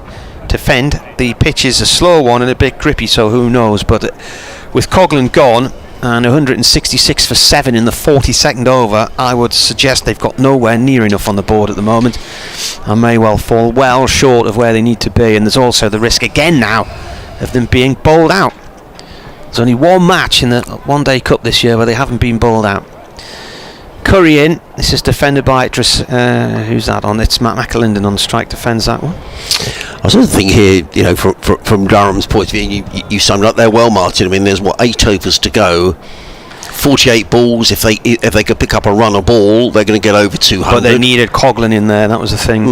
I mean, you, on this pitch, you never know. You know, clearly, from my point of view, I'd like Sussex to win the game, but you know, I just do worry about Chris Rushworth on this pitch. Ball played to 2 point. Well, it's all well and good thinking Chris Rushworth can do tricks with the ball today, but if he's got little to bowl at, then he may well struggle. That's the end of the over, just the 1 run from it. I just think Durham have just ground to a halt here. 42 overs gone, 166 for 7. Yeah, I just think I ought to do some statistics, and one day I will, on a cold winter's day, lock myself away and work out how many wickets I've seen Chris Rushworth take here against Sussex, because every time we come here it seems that he gets a hatful of wickets, and Sussex will be aware of that. But Harry Carvelos is going to carry on. Picked up a couple of wickets in this match. Figures of 2 for 30 in his 7 overs, and he's running away from us to bowl to George Rizal. He's in and bowls Rizal. Well, he gets I thought it was a leading edge. It was in the air for a while, but I'll give him some credit. The ball ends up with the sweeper on the cover boundaries, Harrison Ward. 1 more to the total, 167 for 7. Here on BBC Radio Sussex, BBC Radio Newcastle, Adrian Harms, Martin Emerson in the sunshine. Barely a cloud in the sky now, literally. Just in the distance I can just see 1 or 2 clouds, but other than that, and that's sort of what I thought might be a sea fret seems to be disappearing as well towards the castle as Carvelos running in. He's got a slip in place now of Sussex, and comes in and bowls and turns by McAlinden down towards fine leg. They've taken 1, they'll think about 2. I'm not sure there's a second there. If he throws to the right end, throw comes in. Oh no, also took off the bails. He didn't have the ball though. In fact, the throw from Henry Crocombe went to the wrong end. If he'd have thrown to the non-striker's end, I think Rizal might have been struggling. Nonetheless, good running by McAlinden, who came back for the second. His first runs, and Durham to 169 for 7. Carvelos is already ready at the end of his run. And he's on his way now, running away from us. He's in and bowls, and McAlinden drives through the offside. They're going to look for 2 here again. I don't think there should be 2 here, and there isn't, because Harrison Ward is very quick across the ground, and he's got a good arm as well. So just the single. McAlinden goes to 3. Durham to 170 for 7. And Carvelos turns, runs away from us. The cut-off time for this innings is 2:30, so Sussex are going to be well within that time. As in comes Carvelos, bowls, and Rizal, he didn't know where that had gone, and they're going to try and take a single. Well, in fact, they do take a single. He didn't have a clue where that had gone, George Rizal. In the end, they realised the ball had bounced out on the leg side. There's a bit of debate here. Not sure quite what the debate is as to whether it was a run. A no ball is signalled. Oh no, why is it a no ball? And a free hit. Foot fault, I presume, unless there's not too many fielders in the wrong positions, is there? No. So why is it? Well, I didn't see him. Foot fault, no ball. I didn't see. Well, it must be. I don't think there was anything wrong with the delivery in terms of height. No. I think the wicketkeeper was probably inquiring as to whether the square leg umpire felt a shot had been played there. Possibly. But a no ball signalled by the umpire behind the stump, Steve O'Shaughnessy. So, what can McAlinden make of this? In comes Carvelos, bowls. McAlinden hammers it away. In fact, he's going to be caught, but it won't matter. He's going to be caught by Bajara at extra cover. Good catch, actually, because it went a long way in the air. The batsman go through for a single, but it was a free hit. He can't be out. But Durham go to 174 for 7-2 for the no ball, and then picking up a single. Carvelos turns in front of us, number 36 on the back of his pink shirt. 3 men guarding the leg side boundary as Carvelos is in, bowls, And nicely worked to backward point. Good bit of fielding by Rawlins. Drizzell probably thought he'd picked up a single there, but Rawlins is the best fielder in this Sussex side. He's very quick, and it was a good athletic dive to prevent the ball going down to third man for a single. Drizzell on 12 off, is that 25 deliveries? My eyesight, honestly. 29. In comes Carvelos, bowls and pulled away onto the leg side. It'll just be a single though, because Alior is fielding at deep square leg. One more to Drizzell. He goes to 13. I think that's going to go to, yes, there we go. 175 for 7 at the end of the 43rd over.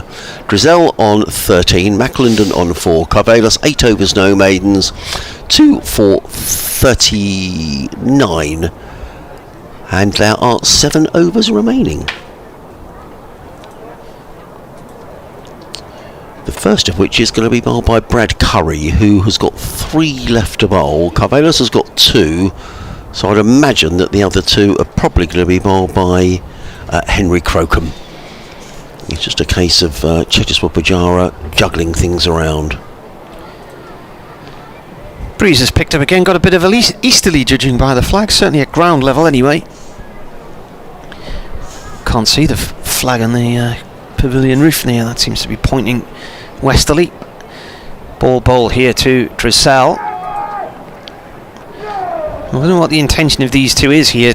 I think basically to see out the 50 overs. Yeah, I agree. No, I agree. And if they do that, Martin, and play sensible, there's no reason why Durham shouldn't get over 200 here. Which may or may not be enough. Who knows? But you feel 200. I think just psychologically feels it gives you something to bowl at. Well, the last 2 to come in will be Oliver Gibson and Chris Rushworth. So a lot rests on the shoulders of Drizzell and McAlinden here. Drizzell drops that one towards point. McAlinden could be in trouble. Rawlins has gone the other way. I think the throw was certainly the keeper's end, because he was at point and he's decided to go bowler's end, and he's missed the target by some distance there. The ball shot across the square and was eventually backed up around about mid-on. But the keeper wasn't up at the stumps, so he was probably 1 stump to aim at side on, so he went for maybe 2.5 from the angle he was at the bowler's end, but it was the further way to throw, and it allowed Drizzell to get in. He's on 14. Durham 176 for 7. McAlinden on 4. Bowler comes in. McAlinden plays it back to him via the ground. So this is Curry's 8th over. 2 for 26 so far. And just looking at who's bowled what. Carvelos has taken 2 for 39 from 8. Crocombe's bowled 7, none for 25. Rawlins is the only one to have finished, 1 for 29 from 10. Ibrahim, none for 19 from 5. And Coles, 2 for 36 from 6. Only 1 maiden in the entire innings, and that was from Rawlins. Curry in, and played away short on the leg side by McAlinden. No run there. That was the 28th, though. No, it wasn't. I wrote it down earlier. I've lost it now, wherever the maiden was. Oh, there. 130, that was it. 135 for 6 in the 35th and the 36th over. And Eric Carvelos, with 17 wickets, is the leading wicket taker anywhere in the competition so far. Picked up 2 today. Curry bowls, driven. Shot. That's a lovely shot from McAlinden. That's away through the covers for 4. Nothing wrong with that. Nicely timed. He just met a slightly shortish ball outside of off stump there and found the gap on the offside. Now we have a problem because the ball has bounced off the... Oh, they managed to get it. It's gone underneath the castle stand, and sometimes when that happens it disappears way underneath there, but there is some boarding which has prevented it going in too far. Durham 180 for 7, then 1 ball left of this over. It's been worth 5 runs so far. Martin Emerson and Adrian Harms with you on BBC Radio Newcastle, BBC Radio Sussex, on a lovely sunny day here in Chester Street. It's quite cold in our room today, but it's lovely out there. It's one of those days when you'd be sitting outside. Curry with slightly over pitch ball. Oh, fine leg, 4. Nice shot there from McAlinden. Just turns it round the corner nicely. So 9 runs from the over. Much needed runs from Durham's point of view. 44 gone, 184 for 7. Yeah, and it's just what Durham have needed, really. 6 overs to go. if they pick up a run of ball, 36 off the next 6 overs gets Durham, maybe 220. And I think from where Durham have been throughout this innings, I think they'd settle for anything over 200. They'd feel they've done fairly well. Now this is interesting because Cheteshwar Pujara is turning now to James Coles. I thought that maybe Carvalhos, Crocombe and Curry would bowl the remainder of the overs, but there's 6 to bowl and he's turned to James Coles, which is quite interesting. Carvalhos has got a couple to bowl, Curry has got 2 to bowl, and Henry Crocombe's got overs to spare, but he's gone for James Coles. We'll have to see whether that's a good decision or not. Only time will tell.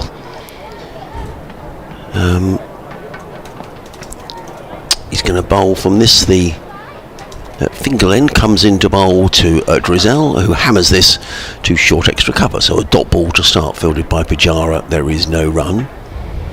Coles is very quickly back to his mark. Just chatting away to Pujara. They've got 2 men guarding that leg side boundary. He's already been hit for 2 sixes. Coles in again and played down to long off. Picks up a single, does Drizel. Gives the strike to McLinden, who's looked more aggressive of the 2. I think, just wonder whether he might want to bring his sort of fielder at deep mid-wicket, or to sort of cow corner for McLinden. Let's see what happens. Coles in again, bowls, and McLinden looks I think he got caught in 2 minds there, to be honest. Played it under his foot. Yeah, I think he did play under his foot. He was looking to chop that one backward a square, changed his mind in the end, and that hurt. You can just tell by the way he's wincing. We can see that from a distance, and they are painful nonetheless. From a Sussex tell by the way he walks, he's a walking man, no time to talk. Well, he was hobbling, wasn't he? Yeah. In comes Coles again. McLinden is forward, and they're going to take a single, played out into the covers, fielded there by Henry Crocombe. No, it's not. I'll tell you what, though, Carvalhos, 1 run. When it comes to his time in the middle, he's staying alive. Martin's enjoying his musical anecdotes. McLinden to 13. I think he's done well since he's come in. He's hit a couple of boundaries. 13 off 11 balls, 186 for 7.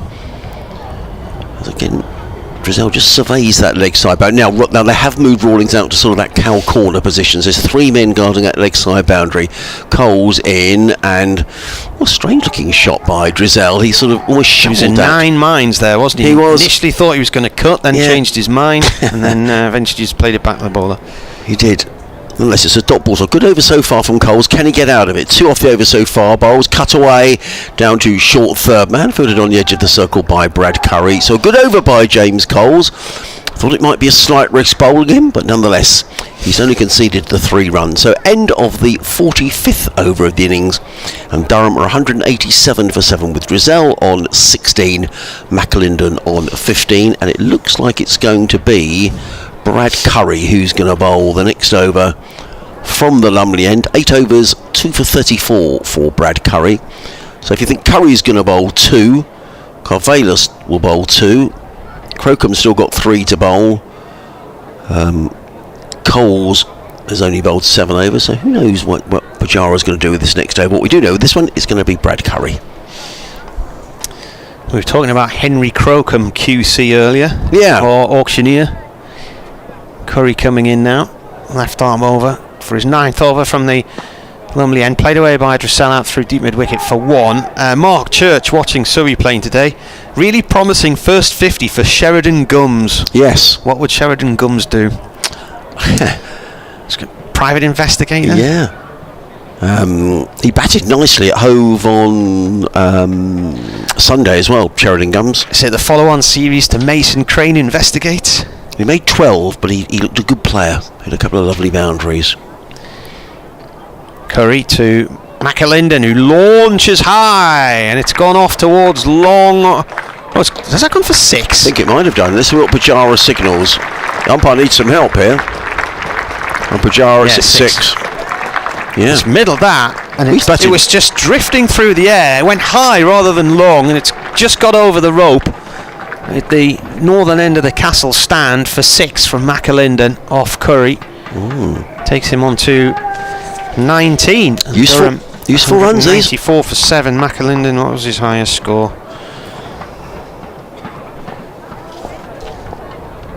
Useful runs. They scored 13 against Middlesex, 13 against Somerset. So he's on his highest one-day score. He drives at this one. It will be 1 run because it's gone all the way up to... Did you say it was Pajara? No, it was Pajara. They've changed the field. They've put Coles out at long off now. He's come in. Yeah. So they've changed the field around a bit. Bill Rodham says, surely having a look at a batsman from the leagues at number 5 would be a better option than batting people who are okay at number 7 but putting them in at number 5. At least you may learn something. Somebody suggesting the Seaham Park Overseas Pro the other day would be worth Durham drafting in. I think until recently he'd only been out once this season, been scoring runs for fun in the North East Premier League. Who's that? I can't remember his name. Right. Somebody tweeted in with it as a suggestion a couple of weeks ago when Durham were... Basically, they've lost Lees, who played in this competition last year, and Potts. So, 2 key players gone there. Beddingham's missing with a smashed finger. There's Curry balls and an attempted slog there from Dressel. Plays and misses to a ball outside the line of off stump. A few players out of form, and bowling wise, Ben Rains away at the franchise. Bryden Coss would have been, but is now hobbling around with a boot on his foot.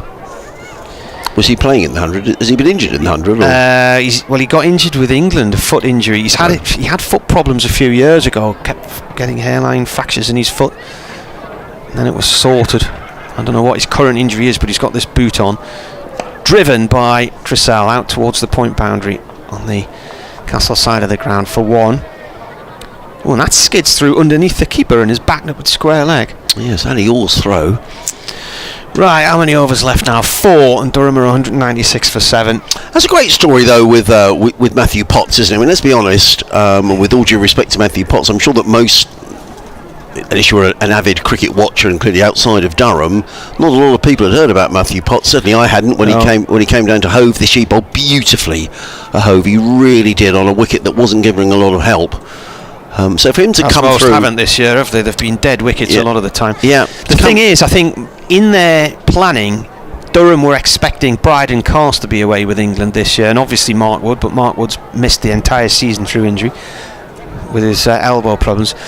But what's happened is it's Potts who's got ahead of Coss, down to the fact that Coss got injured in the winter out with England Lions in Australia. Well, it's going to be James Coles who's going to carry on. He's bowling to George Dressel, who clips that through mid-wicket. They've taken 1. They'll think about 2. I'm not sure they should have been there 2, really. The throw comes in from Ali Orr. Well backed up by Pajara. A couple more runs to Dressel. He goes to 20.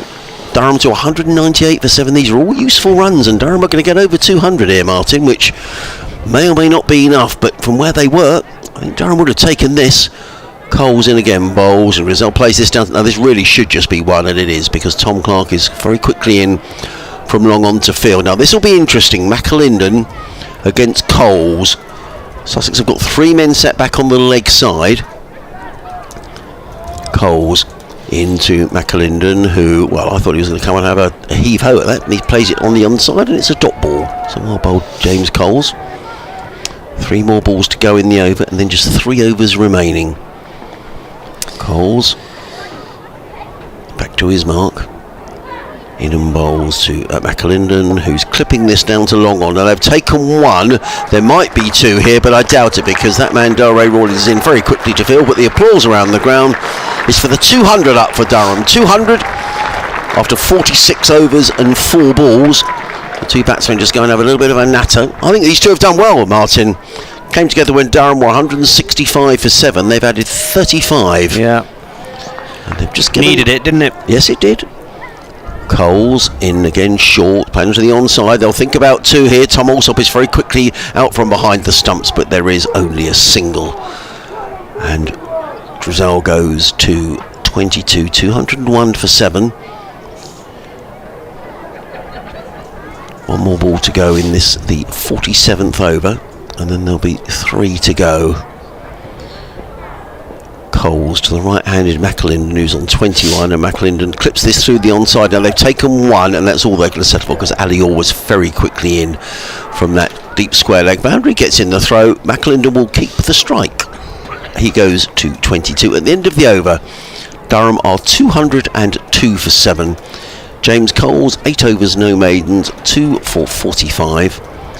3 overs to go. Now the first of those is going to be bowled by Brad Curry, who has got, I think Brad Curry's got 2 to bowl. Let me just double check. No, Brad Curry's only got 1 to bowl. So they're going to have to find another over from that bottom end. Carvelis has got 2 left to bowl. He only bowled 8 the other day, Harry Carvelis, which was a little odd at Edgbaston. Crocombe has got 3 to bowl. Coles has got 2 to bowl. So remains to be seen what Sussex will do. I generally think in this situation that do the seamers go for less than spinners? We shall see. Nonetheless, it's going to be Brad Curry who's going to bowl the next over from the Lumley end. Comes in, playing a miss, first ball. Yeah, just beaten outside the off stump, wasn't he? I think Sussex, having lost the toss, Sussex would settle for, if you're chasing 220, you'd feel, well, we've got a real chance. Durham, on the other hand, from where they were 165 for 7, you think if anything over 200 gives them something to bowl at. So I think this game is far from over, and there is a little bit in the pitch. Curry, thick edge, take them all day. That's 4 for McAlinden, who moves on to 26. He's clipped it right off the bottom corner of the bat, outside edge, wide of the keeper. It went along the floor and down to vacant third man. The bar is open for the day. Drinks being served. Drink responsibly and all that malarkey. So the 2 o'clock news is beginning on Radio Newcastle, so do an update in there in about 3 or 4 minutes, and then we're not far from being done for this session of play. The interval these days, by the way, is half an hour rather than 45 minutes in these one-day games. So I would reckon we'll be back out done again by about 10 past 2, so they'll be back out by about 20 to 3. Curry in. McAlinden lets that one go down towards third man on the discs. Good little cameo this from McAlinden, 27 off 19. So what have we got, Martin? We've got another 15 balls. If they were to score 15 off of these runs, they're going to get just over 220, which who knows? The run rate, though, yeah, I mean, just 4.4. You're thinking that doesn't look. How can you defend a run rate of 4.4? No, I think Durham would have to bowl Sussex out to win the game. Well, yeah, definitely, because Sussex can just measure themselves through it, just like Notts did the other day. I just worry sometimes. This is in total contrast to last week against Gloucestershire, with both scores on this field were record scores. Wow. 367 and 361. Yeah. And here we are now looking at 207 for 7 with 2.5 overs to go. Third man's dropped down onto the boundary here for Dressel, who's on 22. And at 207 for 7, this partnership now with 42 from 40 balls. Curry coming in. Driven back over his head and down towards long off for 2 by Dressel. The ball comes in quickly. McAlinden could be in trouble here. He just gets in. And I think what helped him there was that Curry was the wrong side of the stumps and had to turn to try and run him out. And I just gave him that fraction of a second extra to get his bat in.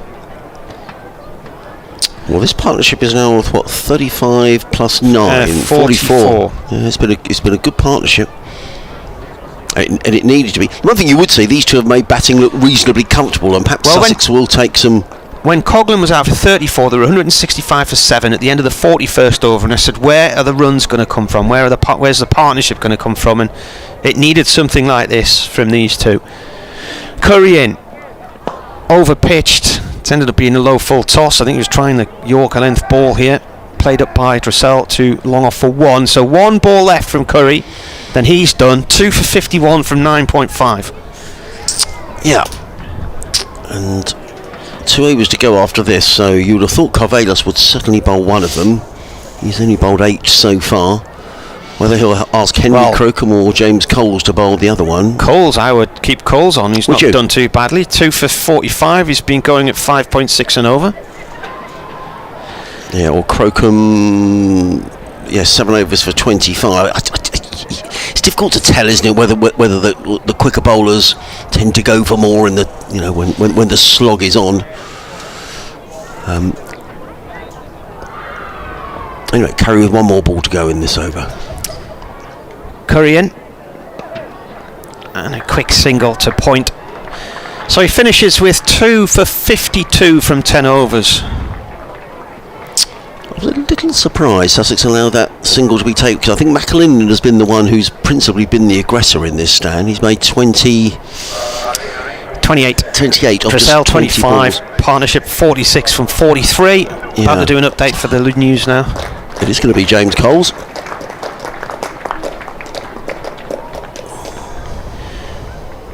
Two overs to go. A few boundaries needed here now from a Durham point of view.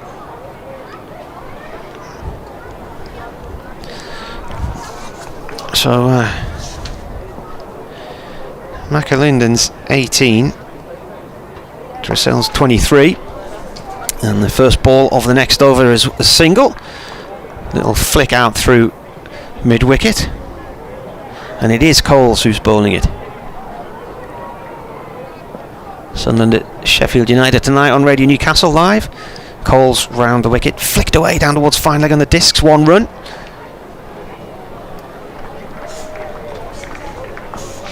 Well, Durham have struggled here today. It's a slowish wicket and it's a bit grippy, so it's a good one for the spinners particularly. But having seen Graham Clark at 69 and Paul Coghlan 34, they were 165 for 7 when Coghlan was eventually out at the start of the 41st over. We've just seen Stanley McAlinden now stumped on 29 in the penultimate over. He's put on a great partnership, though, a much needed partnership of 48 runs with George Dressel at the other end. Dressel currently on 26. I don't think, though, that Durham at 213 for 8 here have got enough to play with in the 50 overs, because Sussex should be able to measure this nicely, but we shall see. They have given themselves something, and they are currently 213 for 8 with McAlinden just stumped on 29. Yeah, good innings as well. Makes as well be, he's annoyed with himself that he's got out, but he's at least given Durham something to bowl at. The third wicket, Tom Alsop off the bowling of Joe Coles. James Coles. James Coles, yeah. So Coles is, you see, I said keep Coles on there. You did. So I'm claiming that one. 48.3 overs, and 48 was the value of the partnership for the 8th wicket. So Durham 213 for 8 with 1.5 overs to go. And it's Oliver Gibson who's coming out now.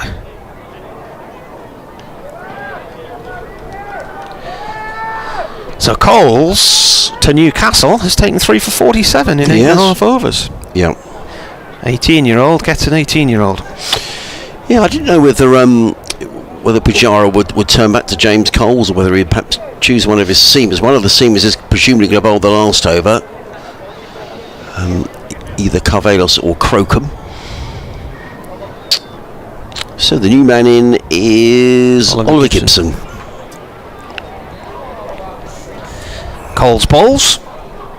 Gibson cuts it down past third man on the discs. Has it got the pace to get to the boundary at the far end of the ground? It's stopped just. Well fielded, that was Curry. Curry sliding in, stops the ball and then slides past it, but keeps it a good couple of yards away from the ropes.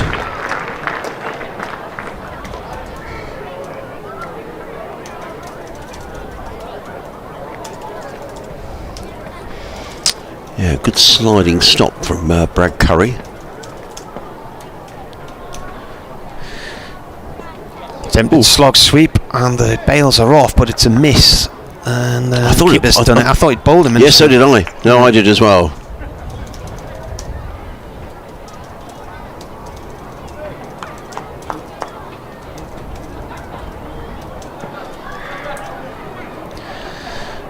Last ball from Coles today, and this is turned off towards square leg for 1 run. So he finishes with 3 for 51 in 9 overs, and I would hazard a guess that's probably his best, but I'm not 100% sure, so let's have a look.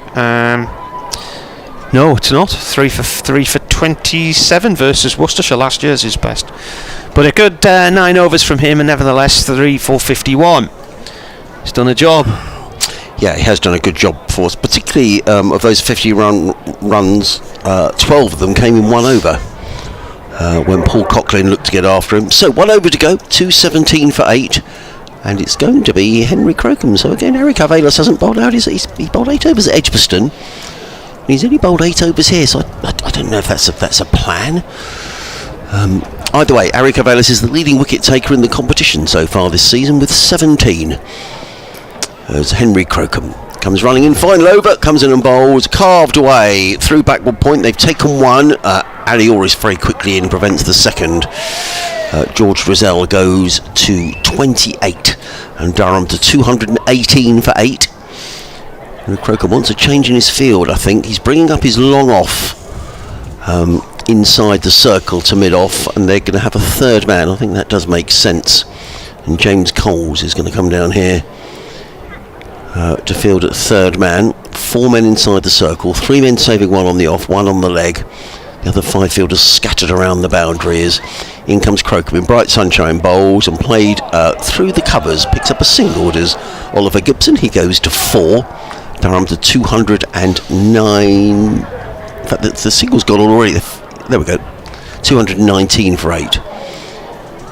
And now the third man is back up inside the circle, and the long off's gone out for George Drizzell, who's on 28.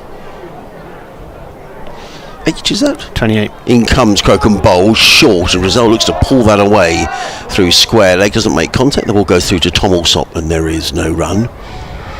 So 3 balls to go. 219 for 8. Having been 165 for 7. In fact, they were 116 for 5 were Durham at one stage. In comes Crocombe, bowls and pulled away. This has got a long way. Has that gone for 6? I think it has. That's a huge blow from George Drizzell. That's a tremendous shot. Too short from Henry Crocombe. But Drizzell just picked the ball up and hammered the ball away over backward square leg for 6 runs. That's a big hit from Drizzell. He goes to 34. And Durham to 225 for 8, and we were wondering a little while ago whether Durham would get anywhere near 200. Well, they've done that and some. Whilst I'm not saying that it's a total which will win Durham the match, you just never know in these competitions. I think there's a bit in the wicket, and Sussex will know that it's a game they've got a chance of qualifying, but a game they'll feel from where they were that they'll perhaps expect to win. But I don't think it's going to be easy. In comes Crocombe, bowls, and Drizzell hammers this through extra cover. He's going to pick up another bound. Oh, it's a brilliant bit of fielding. That's Brad Curry out there. That's really very good indeed. A good sliding stop. That looked for all the world as if it was going for 4 runs. It was belted away through extra cover. And Drizzell has played a lovely little cameo here. He goes to 36, Durham 227 for 8. 1 ball remaining in the innings. Drizzell and Gibson go and have a little natter in the middle of the pitch. Well done Sussex, who've got their overs in very quickly with 20 minutes to spare. So we'll have a half an hour for lunch, and as Martin was saying, we'll probably restart again at about 2:45 as Henry Crocombe is on his way. Final ball of the innings. He's in and bowls, and that's pulled away through the leg side by Drizzell. He's going to pick up 1, fielded by Harrison Ward. That's all they're going to be, and it is the end of the innings, and Durham close on 228 for 8. Good applause around the ground, and good innings by George Drizzell, who's finished on 37 not out. It's his highest score as well, I think. Well, he's batted very nicely. Oliver Gibson finishing not out on 4. Chris Rushworth not required to bat. So 228. Sussex will need 229 to win. I think at the start of the day, Sussex would have taken that. But as I say, I think there is a little bit in this wicket, and I'm not sure this is going to be a straightforward chase for Sussex. The bowling figures: Eric Avelis 8 overs, no maidens, 2 for 39. Brad Curry 10 overs, 2 for 52. Henry Crocombe 8 overs, no wicket for 36. Delray Rawlins for me the pick of the bowling: 10 overs, 1 maiden, 1 for 29. Daniel Ibrahim 5 overs, 0 for 19, and James Coles 9 overs, 3 for 51. And interestingly, we have seen Durham actually bat out 50 overs, so that's a good thing, I suppose you could say. Right, we'll leave it there then, and we'll be back with you in half an hour, and let's see how this one pans out. But career best scores: Ford Rosell 37 not out, and McAlinden, who made 29. Much needed partnership of 48 from them, 34 from Coghlan, 69 from Clark, and most of the rest of them found it going tough. And we'll be back with you in half an hour.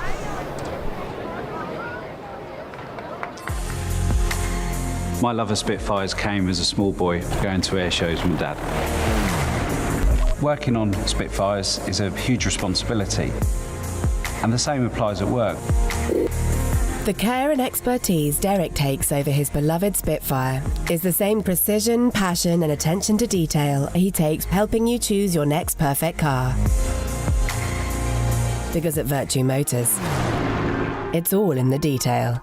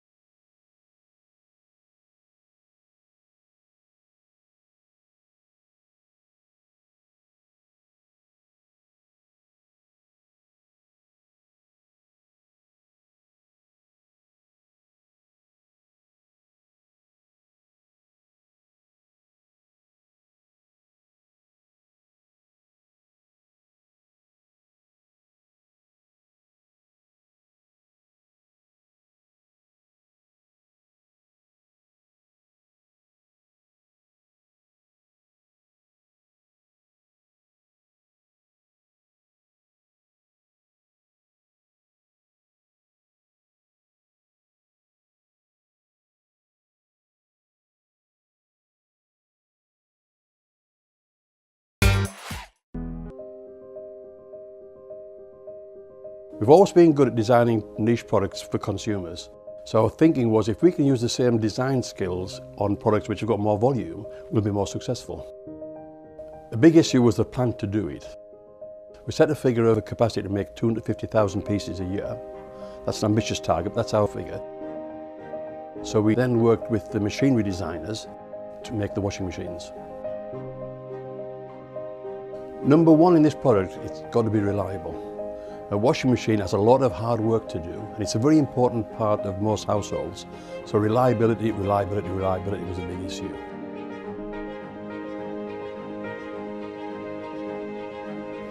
I think any new product, we've got to learn about it, and that's important. We've got to learn about it so we understand it inside out. And that's taken longer than we expected, but we've taken our time to make sure that it's right. There's a big appetite for buying British products, and rightly so, but we can't rely on that. We've got to make a product that competes with all the imports. And of course, remember, we've got our core business here of making domestic dehumidifiers and bottled water coolers and industrial dehumidifiers, so that takes our time, and we don't want to get this wrong.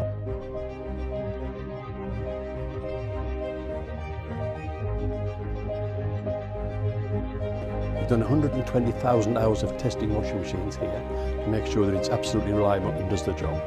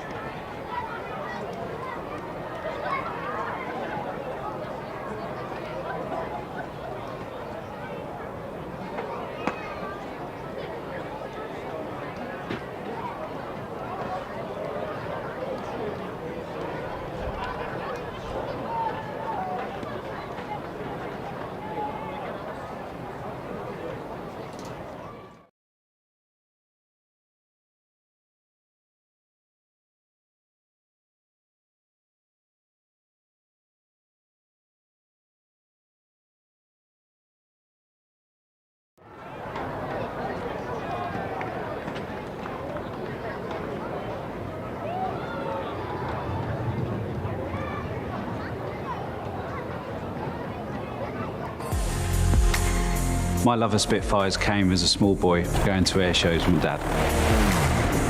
Working on Spitfires is a huge responsibility, and the same applies at work. The care and expertise Derek takes over his beloved Spitfire is the same precision, passion and attention to detail he takes helping you choose your next perfect car. Because at Virtue Motors, it's all in the detail.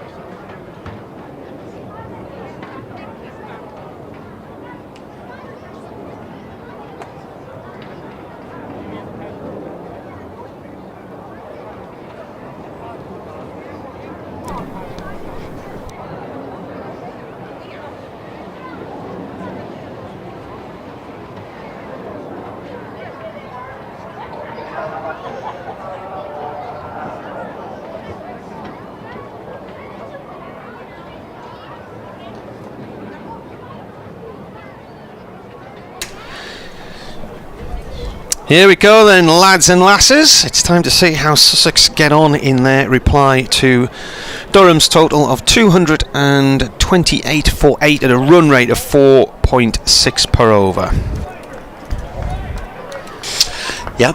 Now this is a change in strategy for Sussex because Tom Alsop is opening the innings with Alistair. Tom has been batting number 5 in this after keeping wicket.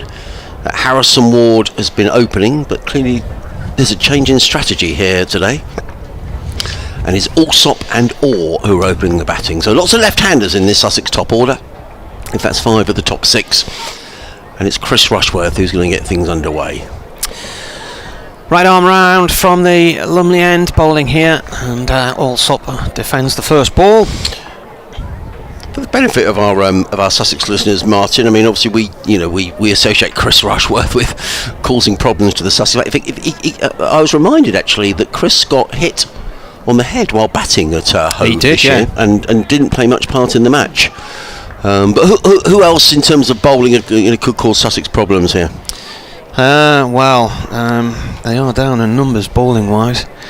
Rushworth in again, bowls. This is played off towards the covers. I mean, Travaskis can do a job with a bit of spin bowling. Oliver Gibson will open with Rushworth, and then Stanley McAlinden. I don't know if Coghlan will bowl. I don't think he bowled at Grantham the other day. Can't recall him bowling at Grantham.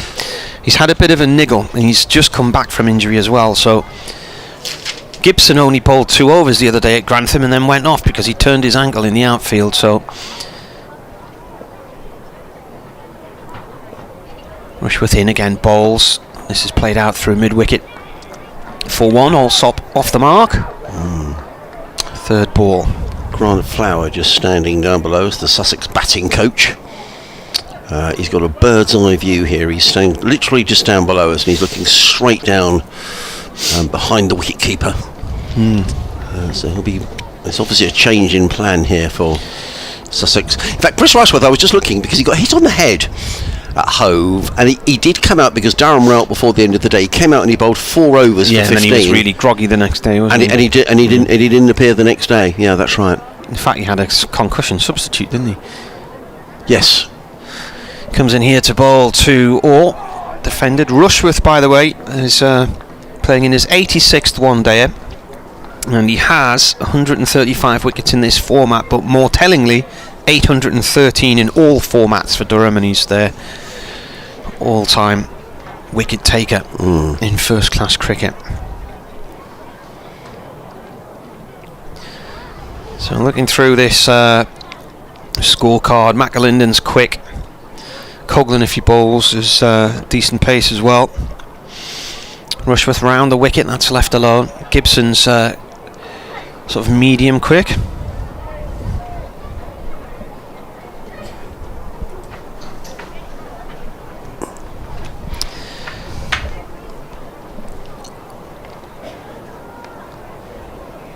Well, he's got the 2 slips in, Marty, hasn't he? Yeah, got spin with Drizzell, spin with Borthwick, spin with Maddinson, spin with Travaskis. I think spin will be crucial here today. Last ball of the over. Rushworth round the wicket. He bowls. Oh, and playing a miss there. Rising delivery outside the line of off stump into the keeper's gloves, and a decent start. Just the 1 run from that first over there. And you're listening to live cricket on the BBC Radio Sussex, BBC Radio Newcastle. Adrian Harms, Martin Emerson, live here from a sun-drenched Durham. Talking to my colleagues down on the south coast, I just said to my colleague down in Brighton, what's the weather like? And he said it's absolutely pouring with rain. So we wouldn't have got any cricket at Hove today. Likewise, as Martin was saying, we wouldn't have got any cricket here yesterday. So they picked the right day to play this game. And I think this is far from a done deal. I think there's a little bit in this pitch. Durham making 228 for 9. George Drizzell with a little cameo at the end of 37. At the top of the order, Graham Clark made 65. And opening the bowling from this, the finger end of the ground, Gibson, is going to be Oliver Gibson. So hopefully his ankle's all right then. He just caught it in a foothole the other day. It was like a parched earth scene at Grantham. The outfield was just bone dry and brown. It was like the Oval from 1976. Yeah, I remember the Michael Holding test and all that. Anyway, in comes Oliver Gibson, running away from us to bowl to the left-handed Tom Alsop, and Alsop is forward and plays that to mid-wicket, and there is no run. So the field for Oliver Gibson, there are 2 fielders outside of the 30-yard circle, which is all you're allowed. There's a third man way down in the distance, and a mid-wicket in front of the pavilion. There's a slip, a backward point, cover mid-off, mid-on, mid-wicket, and a fine leg. What colour is that Durham strip, Martin? Is it sort of a darkish dark blue? blue, isn't it? Yeah. It's a lighter blue top and dark blue bottoms. Right. In comes Gibson bowls, and also very nearly played on. I just think there's a little bit in this pitch.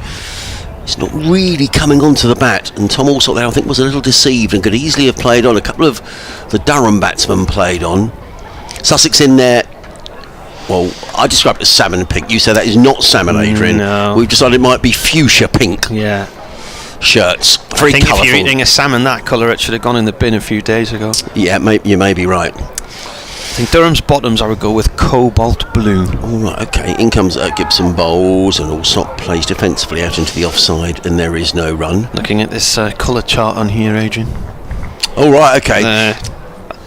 I wouldn't have just described cobalt blue out of the blue. Well, I was going to say, I was impressed. Yeah. You know, I'm not sure if that's the colour that you paint your walls in your house with or whatever. It'd be very jolly if it was, because it's a very bright pink.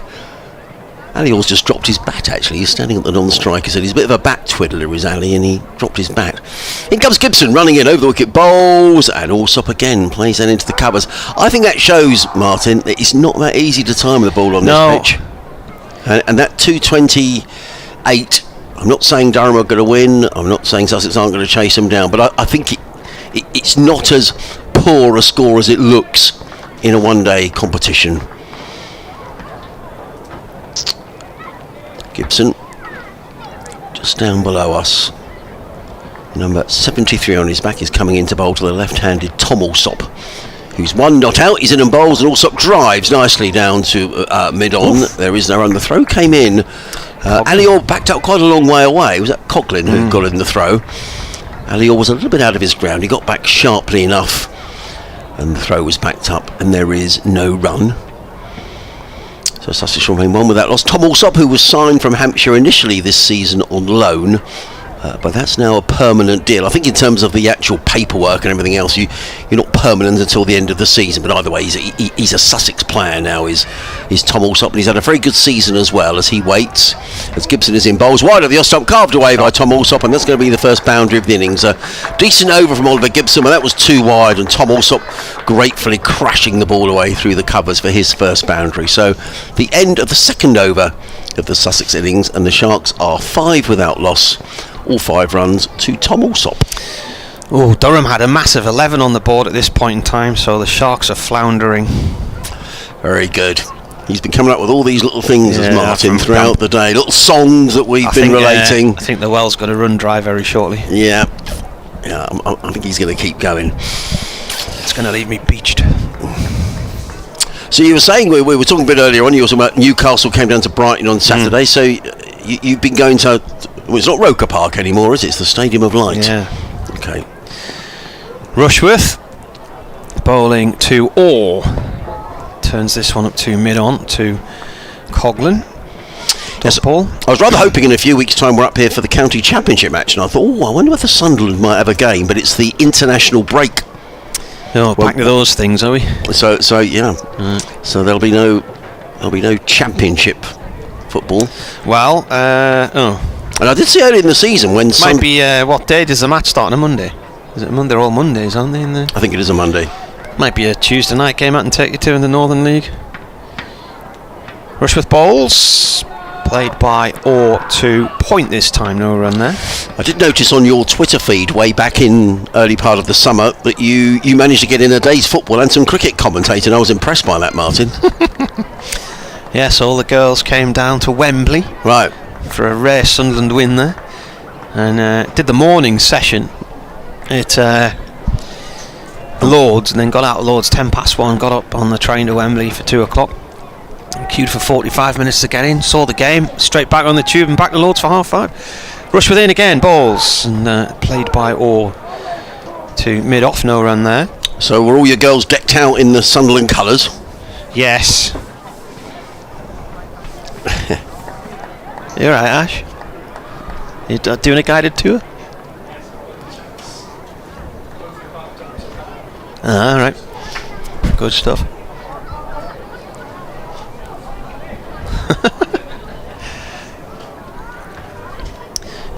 Ash Thorpe, who joins us on commentary. Durham, part of the coaching team at Parkview here, the academy here now. Oh, leading edge there from... Squared up, wasn't he? Or played inside the line. It's gone down a third man to Gibson. There is somebody there, though. He's just showing some prospective students of the academy cricket scheme around the building at the moment, because they're based in here. Yeah, we'll be shuffling out in September, and then can only imagine what we're coming back to in April in terms of the structure of the game. Will we be coming back in April? 6 for none. And we've got 2 balls left of this third over. Rushworth still with 2 slips. He bowls, and that's left alone outside the line of off stump by Allsop, who watches it carefully. 26 years old from High Wycombe. This is his 60th one-dayer, and he came into it with 1,842 runs. He's got 410 half-centuries. His highest score, 130 not out. That was for Hampshire against Glamorgan in 2019. Got 124 for Hampshire against Sussex the same year, 112 for Hampshire against Kent in 2017, and 116 for Hampshire against Surrey in 2016. So he hasn't had 100 for Sussex. That nips back in sharply, an inside edge under the thigh pad, and that is the end of the over as the ball just comes to rest on the offside. So 1 run from it, 3 gone, 47 to go. Sussex are 6 without loss. Durham at this point was 16 without loss.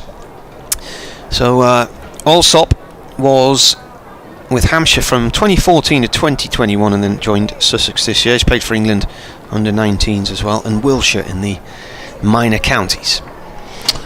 Yeah, he made 100 in the championship, but as you say, not in List A. And it's a change in batting order. He's been batting at 5 throughout the competition. So Harrison Ward is in the side, but he's presumably going to bat. Well, will obviously be batting a little further down. Oliver Gibson's going to carry on. This the Fingal end of the ground in lovely sunshine. He's going to bowl to Alistair Orr. I've done my player stats in terms of batting order, and Allsop is at number 5 on my list there. So. In comes Gibson running away from us, coming to bowl to Ali Orr. He bowls. That's a full toss, and Orr rather misses out. He was looking to crunch that one away through extra cover. The ball ends up at backward point, and there is no run. Total remains on 6 without loss. Durham having made 228 for 8. Sussex with 3 wins out of 5. A lot of conjecture about how many wins you're going to need to get through to the quarter-finals. Only the top 3 go through. It's well worth remembering. The top side go automatically into the semi-finals and have a home tie. As in comes Gibson bowls, and Orr plays straight back down the track. Gibson fields off his own bowling, and there is no run. It is community day here at Durham, and they picked a good day to hold it, because if you get out of the breeze, well, even in the breeze, it's really very pleasant. Looking away to this right-hand side, I don't know what short this stand is called, County Martin. stand. County stand. Okay, there's plenty, people in there, shorts. Looks nice t-shirts. up on the top tier there, doesn't it? The breeze has dropped as well. Yeah, it's lovely. Stu, the photographer, said it was a little bit chilly, but he often has to go up into the shadows to get his pictures. Gets the sun off his lens. Gibson in bowls and pulled away by Ali Orr over mid-wicket. That's going to race away for 4 runs. A little too short from Gibson. It was in the air from Ali Orr. It was safe, but momentarily Ali Orr's heart would have been in his mouth. Nonetheless, he goes to 5, and the Sharks to 10 without loss. Both batsmen on 5. Just the one slip in place now. There's a third man outside of the circle. Then inside the circle, a backward point, cover mid-off. A mid-on, mid-wicket, and a square leg.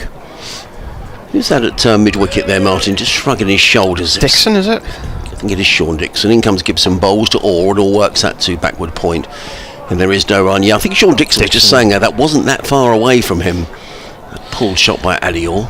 Ali Orr's from Eastbourne, which is full of hotels, full of people of a certain age generally, isn't it? It's a retirement resort, isn't it? Yeah, it's got that, but there is sort of a new area around Eastbourne called Sovereign Harbour, which is a very nice sort of residential development, and there's a lot of, it perhaps hasn't, I think traditionally it's had that feeling about it, Eastbourne. One of the sunniest spots in the UK, apparently. Yeah. Gibson in bowls, or up on his toes, and again, evidence there that it's not that easy to get the ball away. I think he was mistimed by Alior, straight back down the track, fielded by Gibson. There is no run, and he just rehearses the shot. I had that conversation a few years ago because I was told Sunderland was one of the sunniest places because the city's right next to the coast, and so generally the prevailing winds blow any cloud cover inland, so it is quite a sunny city. And I was having this discussion with Michael Fish, who at the Stadium of Light, for some reason, I can't remember why. Gibson in bowls and all drives. That's a lovely shot. That's a beautiful shot. It was over-pitched by Oliver Gibson,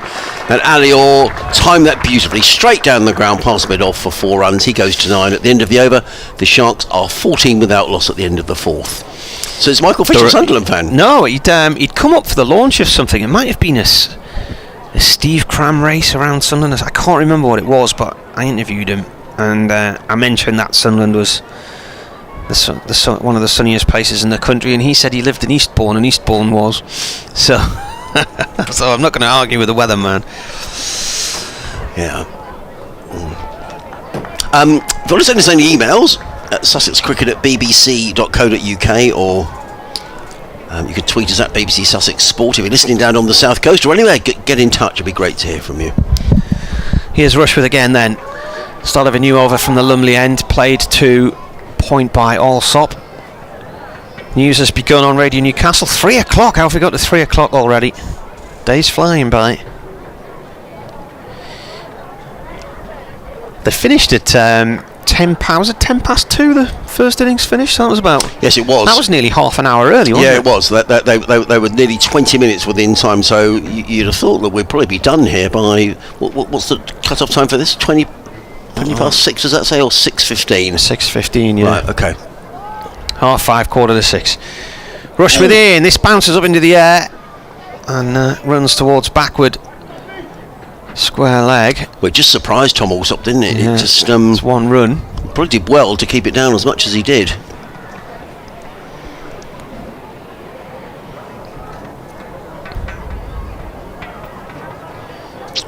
Well, Sussex will be hoping that... I mean, Checheswa Pujara has been in terrific form. He's made hundreds in his last 2 innings at Edgbaston on Friday, then at Hove on Sunday. Rushworth comes in. Got 2 slips in place still. This is over number 5. He bowls, and that's played out to the covers off the back foot by Orr. Alior's 21. This is his 11th game. 313 runs going into this one. He's got 100 and a 50. His highest score 108 against Worcestershire, which was in his 3rd game last year. Yeah. This season he's had a 35 against Gloucestershire, 44 against Leicestershire, and 81 against Warwickshire. He's been with Sussex since under 14s as well, and has been recently playing first-class cricket or matches for Loughborough Uni. Oh, play and a miss. That was a rising ball there, and he's done for pace on that occasion. Or from Rushworth. Update now.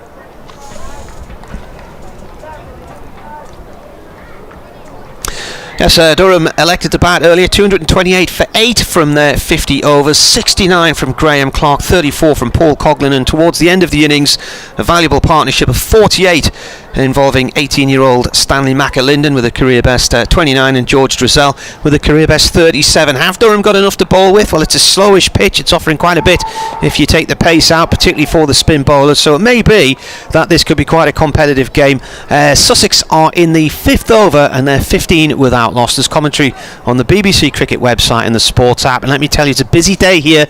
It's sunny and it's family day, so you can get in free. So if you want to come down and see some free cricket and see what else is going on around the ground, then head down to Chesley Street this afternoon. Well, I think plenty of people have, Martin. Rushworth turns, last ball of this 5th over from the Lumley end. He bowls and it's driven back past him. That's a lovely shot. That's as straight as a die and away for 4 up towards the far end of the ground.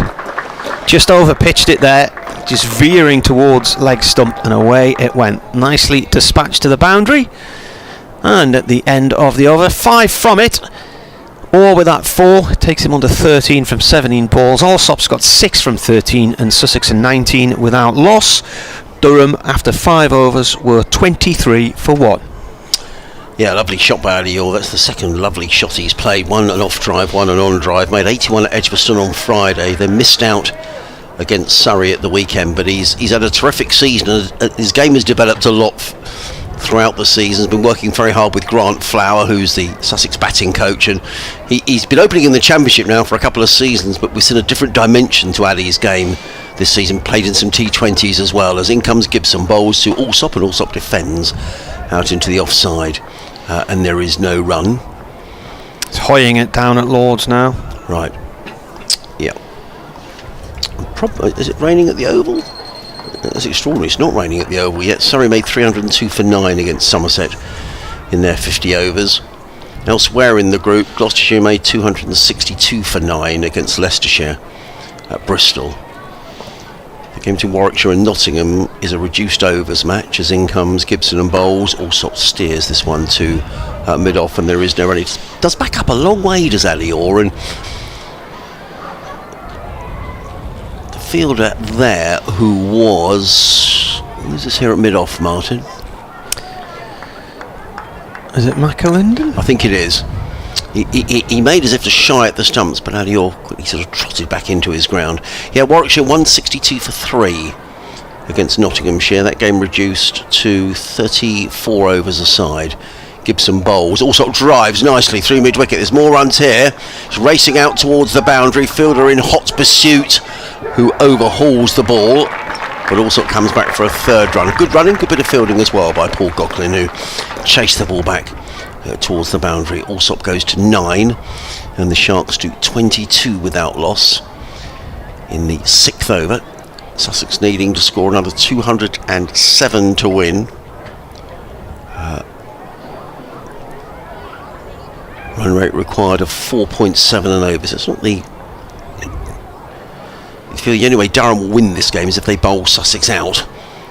As in comes Gibson, bowls and all. Plays it onto the onside. There is no run. And on the wicket, that has been giving still a bit of assistance to the bowlers.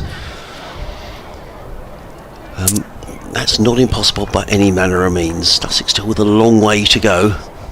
Just tweeted a picture of the blue skies here.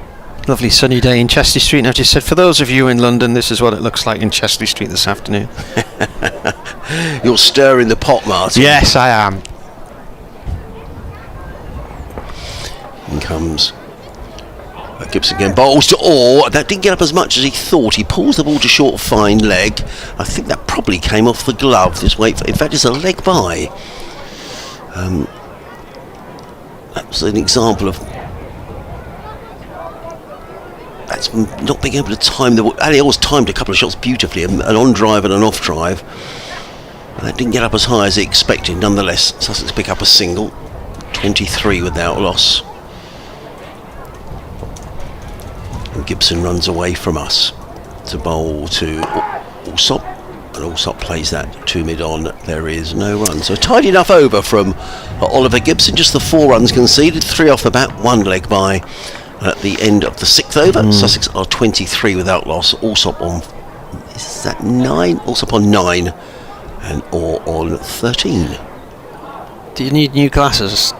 Do you know what, Martin? All season you could do a cleaning those ones, mind. Well, I could take the bacon fat off the lenses. You might be able to see do you know what? I don't look after my glasses very well, and they are these varifocals. So you have to look through the right part of the glasses, Martin. And unless they're adjusted on your nose properly.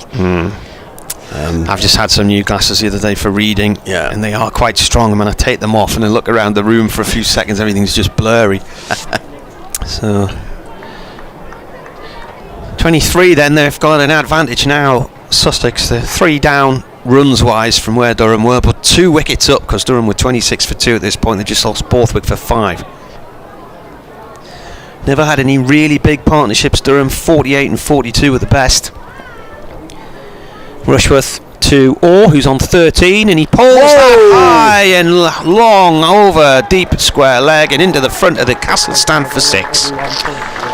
Well, that was a canny shot. Yeah, and that's what that's what Alior has done this season. That's the side of his game that's really developed. I mean, that's a big 6 out to that side of the ground. And no mean feat to pull Chris Rushworth for 6. That's got to have gone 100 yards there, hasn't it? It's gone a long way. Yeah, that's a big blow. Well, by the time they show you the action replay, the shot's already been taken. But I don't think Rushworth had particularly strayed too far down the leg side there. No. Comes in again, pitches it up, and it's guided off down towards third man. Gibson comes round and cuts it off, 1 run. Yeah, I mean, regular listeners know that I constantly refer to the south being too far south when they have bad weather, but I just got absolutely fed up a few years ago, the Sri Lanka test match here, of all of the commentators, television and radio, coming here and whinging on about it was too far north to be playing test cricket in May.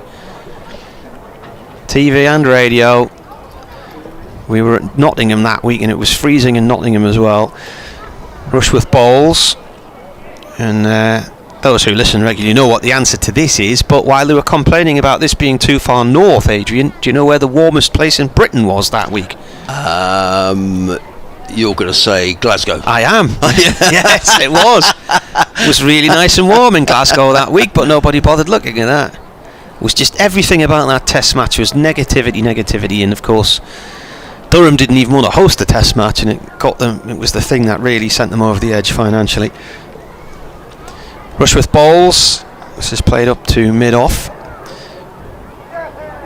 Hampshire had handed tests back, other teams had. Glamorgan weren't hosting tests anymore, and it was during that period where a lot of damage was being inflicted on the counties because they were being encouraged to bid silly amounts of money on games that they were generally unlikely to, unless you were basically Trent Bridge or the 2 London clubs, likely to get your money back for the money that was being bid. And it was a Sri Lanka team that came early in the season in May bank holiday, I think it was, late May, and most of their star players had all retired, so it was a very junior Sri Lankan team as well. This is played off to wide mid-on for 1 by Allsop, and the other thing was, unbeknownst to Durham when they'd agreed to take on that test match, they didn't know that the first test would be the week before in Leeds, so they really could have done without hosting that test.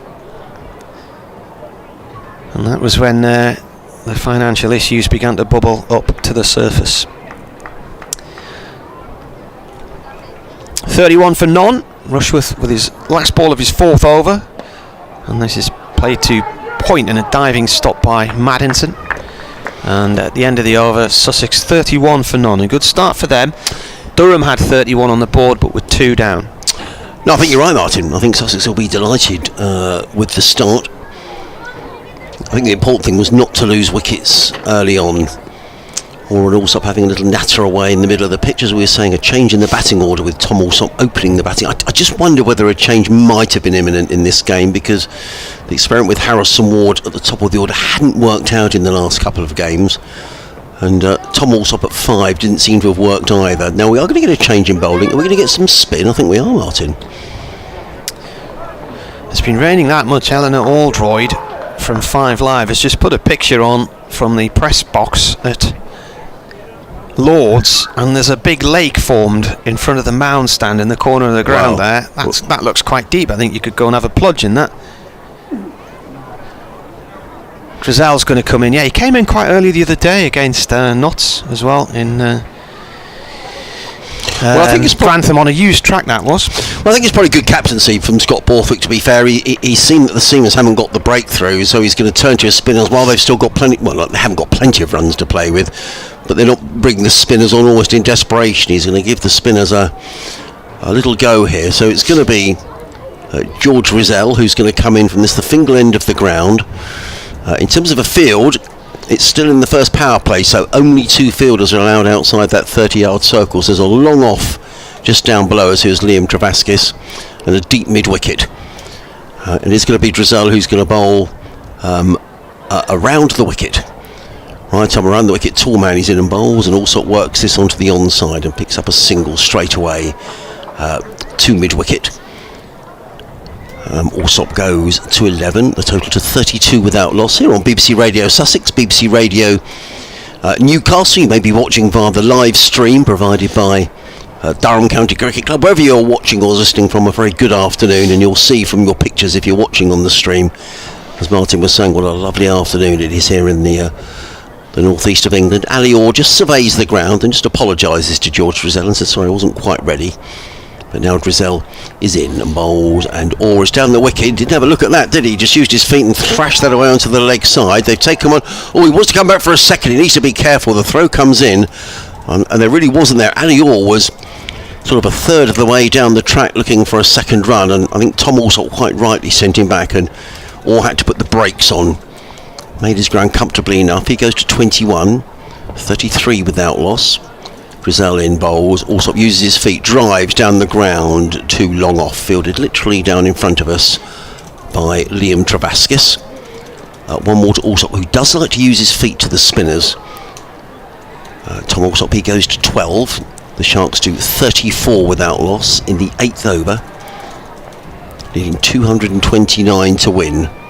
They want to change in the field actually for the left for Ali Orr. Now Travaskis is coming up inside the circle at mid-off, and they sent a long on back onto the boundary. So there are 2 men back on the leg side now as Drizzell is in around the wicket, bowls, and Orr crunches that one out. That's a very good stop at backward point. Very well fielded. That look had 4 runs written all over it. It was hammered away by Ali Orr, and a good stop at backward point by, not sure who that is there, and you can turn around so I can see the number on his shirt. But it was belted away. Good stop though, prevents the boundary. 1 though to Orr. In comes Drizzell again. Bowls to Tom Alsop. Alsop uses his feet and clips that away through mid-wicket for 4 runs. Lovely shot by Tom Alsop. Like to get down the track, determined not to get tied down, and he clips it away for 4 runs. Nice looking shot from Alsop, who goes to 16.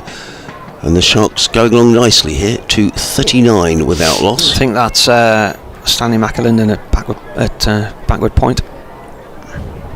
Scoreboard, I think, has got the runs to the wrong person. Anyway, Alsop is showing us on 12. Total 35, it says on the scoreboard. Drizzell in bowls, and Alsop forward, plays into the offside, and there is no run. So end of the over. I think the scoreboard is slightly behind. There we go, it's catching up now. 39 without loss. Alsop on 16. Orr is on 22 at the end of the 8th over. An over that cost George Drizzell 8 runs. The 2 batsmen have a little natter in the middle of the pitch, but it is going to be Chris Rushworth who's going to carry on from the Lumley end of the ground.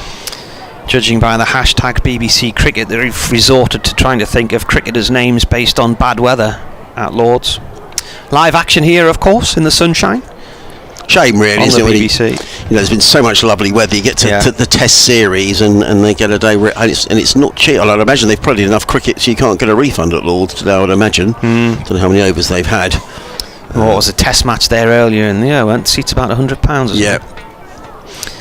Rushworth continuing here. This is a top edge, and this is a waste of a wicket. And I hope the catch is taken. It's dropped again. Can you believe it? The batsman Orr was walking off there. He didn't even see the drop.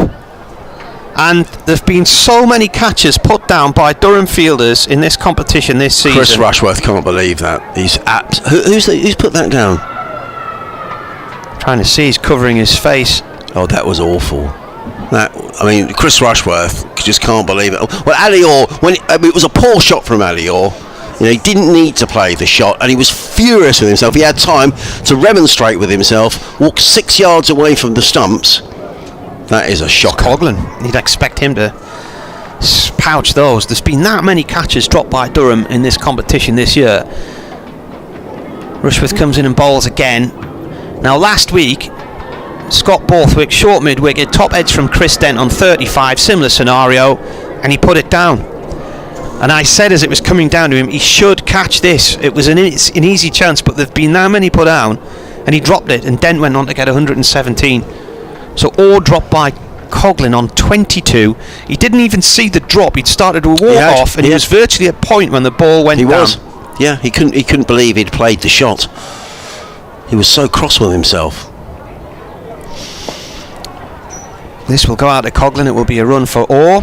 I mean, it went very high. Is the only, but Coghlan was very, very casual under it, wasn't he? When we were all thinking, oh, he's out, and maybe Coghlan thought it was just straightforward.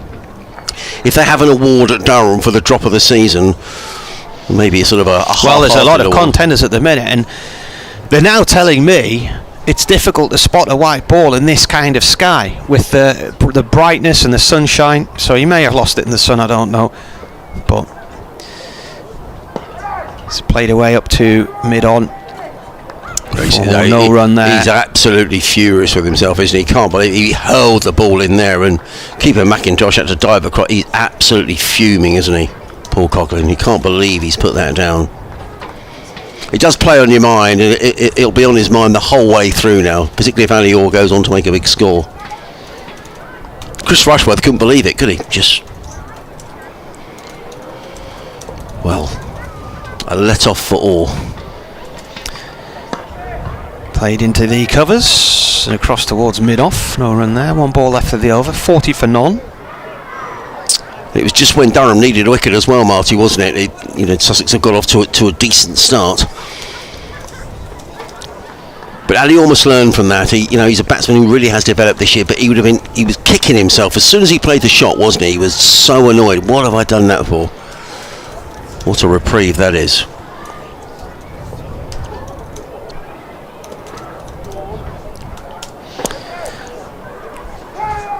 Well fielded. He's going to get a single though. Oh! Now the throw from Tavaskis is whacked straight into Allsop as he was running to the danger end.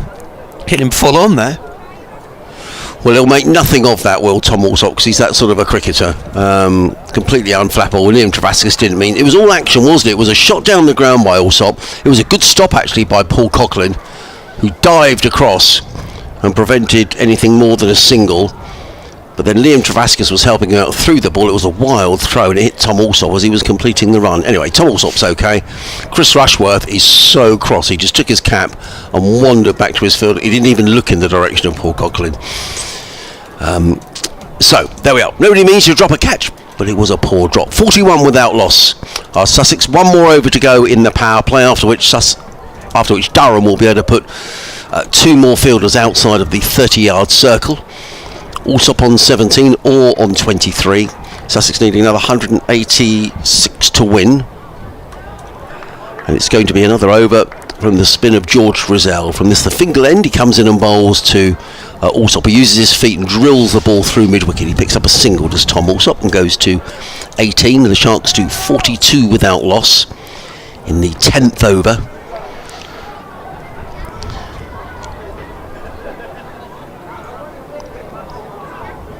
Who's that? Someone else warming up. That's that Scott Borthwick warming up, I think. Marty, maybe he's going to bowl from the Lumley end the next over. In comes Drizzell in lovely sunshine, bowls to Orr, and Orr is solidly forward, plays it to mid-on. Borthwick makes up good ground from mid-wicket to field, and there is no run. Total remains 42 without loss. No close fielders at all now, no slips in place as Drizzell is in bowled. Short, Ali Orr hammers that one away into the offside. Need to be careful, very good bit of fielding. Is that Coughlin who's in the action again? Yes, it was. Now that was a good bit of fielding. Very quickly. He's generally a very good fielder. Yeah. They're saying the skies are too light for the white ball. Normally here you'd have a bit of cloud cover, a grey cloud maybe, to see the ball against, but... In comes Drizzell, bowls to Orr, who works that down the ground. Drizzell couldn't stop it, then rings the fingers on his right hand. Judging by the angle of the shadows, you'd think from where Coughlin dropped that ball, he would have been looking at the sun, wouldn't he? He would have been. But I mean, it was in his hands and then spilled. Orr goes to 24. In comes Drizzell again, bowls. Also uses his feet down the wicket, drives to mid-on. And there is no run, fielded by McLinden. Total remains 43 without loss. Good over from George Drizzell, just the 2 runs off it so far. When you're only defending 2-2-9, you need those easy chances to stick. In comes Drizzell, bowls. That's a very fine stop. Is that Borthwick in there? That was a really good stop. Tom Allsop using his feet and prevents any runs being taken. So just 2 runs off the over. So at the end of the power play, the Sharks are 43 without loss. At the end of the first 10 overs, Durham were 45 for 2. So ahead on runs. But they have lost a couple of wickets, and we are indeed going to get a change of bowling at the Lumley end with Allsop on 18 or on 24. You're listening to live cricket on the BBC, BBC Radio Sussex, BBC Radio Newcastle, Adrian Harms and Martin Emerson on commentary today. The next section of power play comes in now, so the fielding restrictions alter slightly. Can somebody just test the weircricket@yahoo.co.uk email address? I'm not sure if it's working or not. I'll send you one, Martin. Yeah, go on then. So Stanley McAlinden is coming into the attack now for Durham.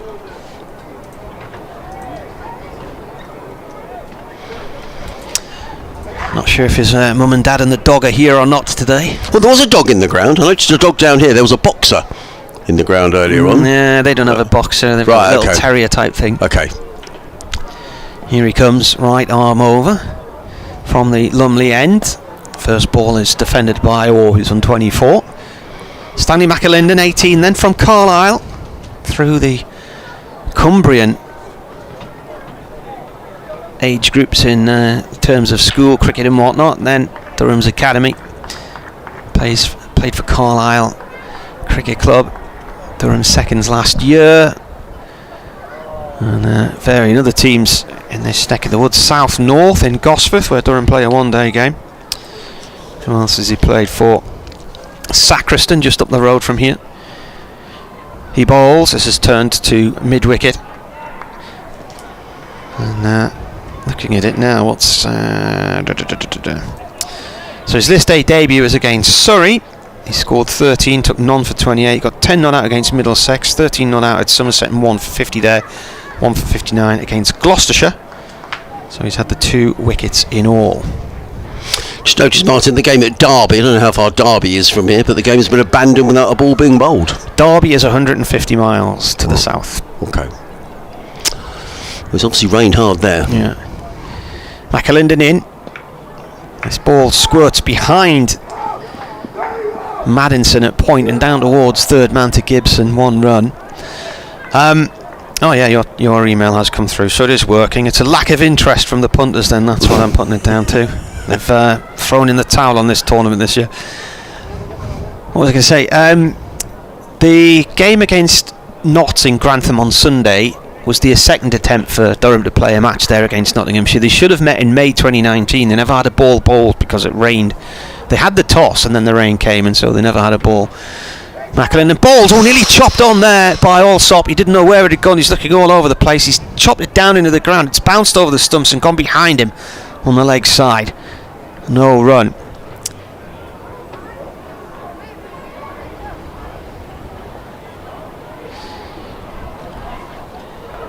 Yeah, so they didn't get the game played in 2019, so you had the complete opposite on Sunday when it was 34 degrees, cracking the flags. But I was just looking back through the scorecards from the one-day cup in 2019, and every away game Durham had that year was badly affected by the rain. None of them were up here. McAlinden comes in and bowls, driven out through the covers for 1. It was a half volley outside of off stump by Allsop. They lost a game at Headingley that started, and then the rain came through the first innings and they never got back on.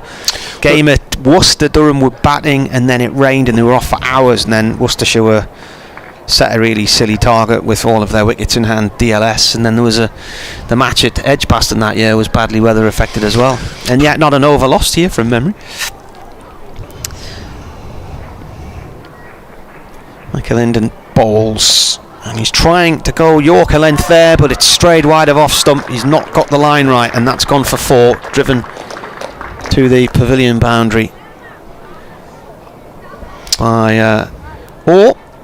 Yeah, it was too wide, wasn't it? Yeah. I mean, in fact, had Alior decided to leave that, he could have got a wide, but it was a good shot by Alior, who goes to 29, and the Sharks have made a good start here in pursuit of this 229 to win. They're 49 without loss. Yeah. At the minute, 49 without loss, plays 47 for 2, so right. Durham at the thin end of the wedge.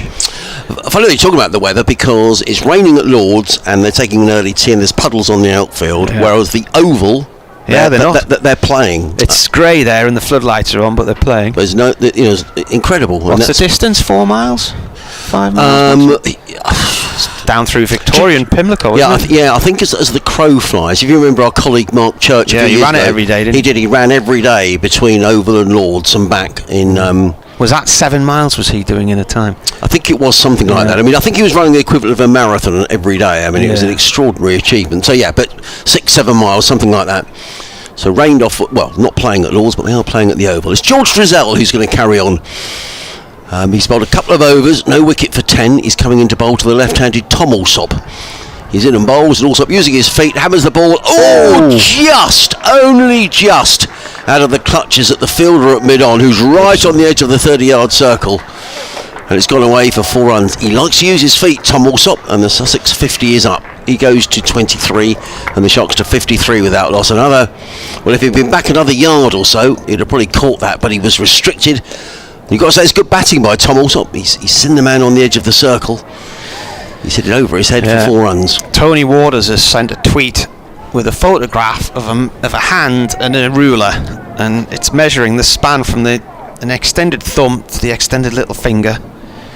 Drizel in bowls. Alsop is forward cautiously this time down the track. There is no run. And he said a new process to be introduced by Durham's recruitment team next year. Nothing under 35 centimetres will be acceptable as far as the spread of a hand is concerned. This is obviously to do with the drop catches.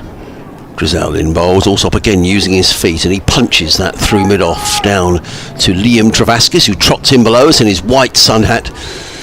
Returns the ball to keeper McIntosh. 1 more to Tom Alsop, who goes to 24. So experiment for Sussex of opening with Alsop seems to be working today.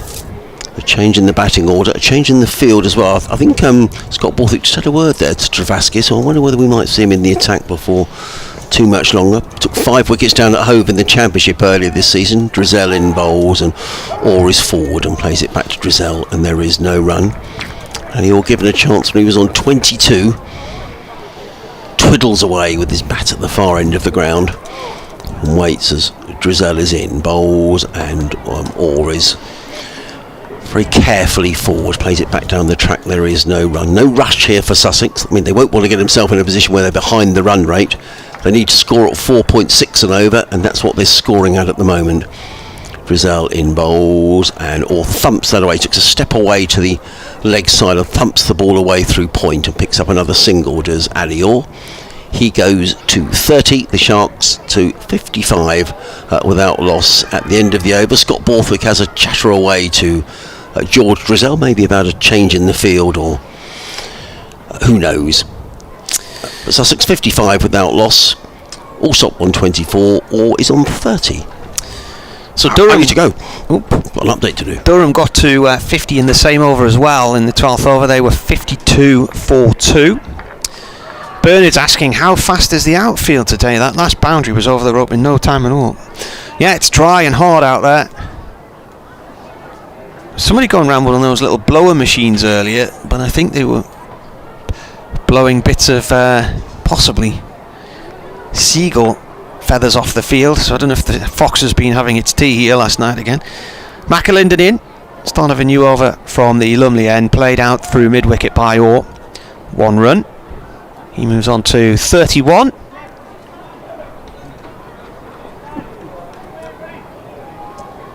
It's a gorgeous sunny day here. Hardly any breeze now. Just one little fluffy cloud ahead of, or 2 little fluffy clouds ahead of us. They look like they've come out of a chimney. There's a little bit of a bank of cloud developing across towards the northwest over sort of Beamish way, but they're little fluffy white clouds. Blue skies here in Chesley Street. A lovely day. Turned by Alsop out through to deep square leg to Travaskis for 1.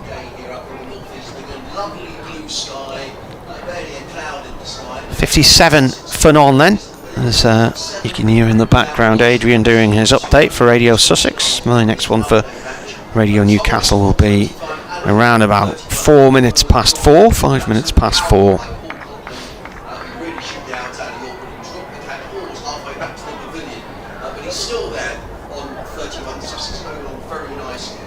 McAlinden in, bowling onto the leg stump to Orr, who plays it to square leg towards the boundary, halfway between the discs and the rope for 1. Travaskis fields again.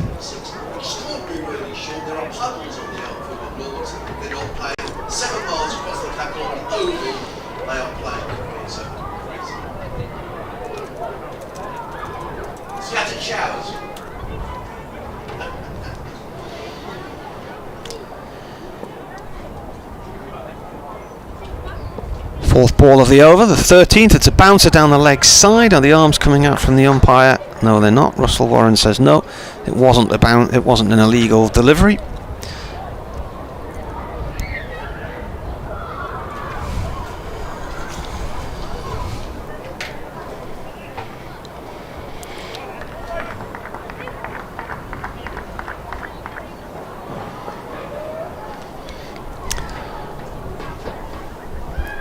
McAlinden in to the stumps. Bowles. That's gone down the leg side. That is a wide. He's just losing his line here.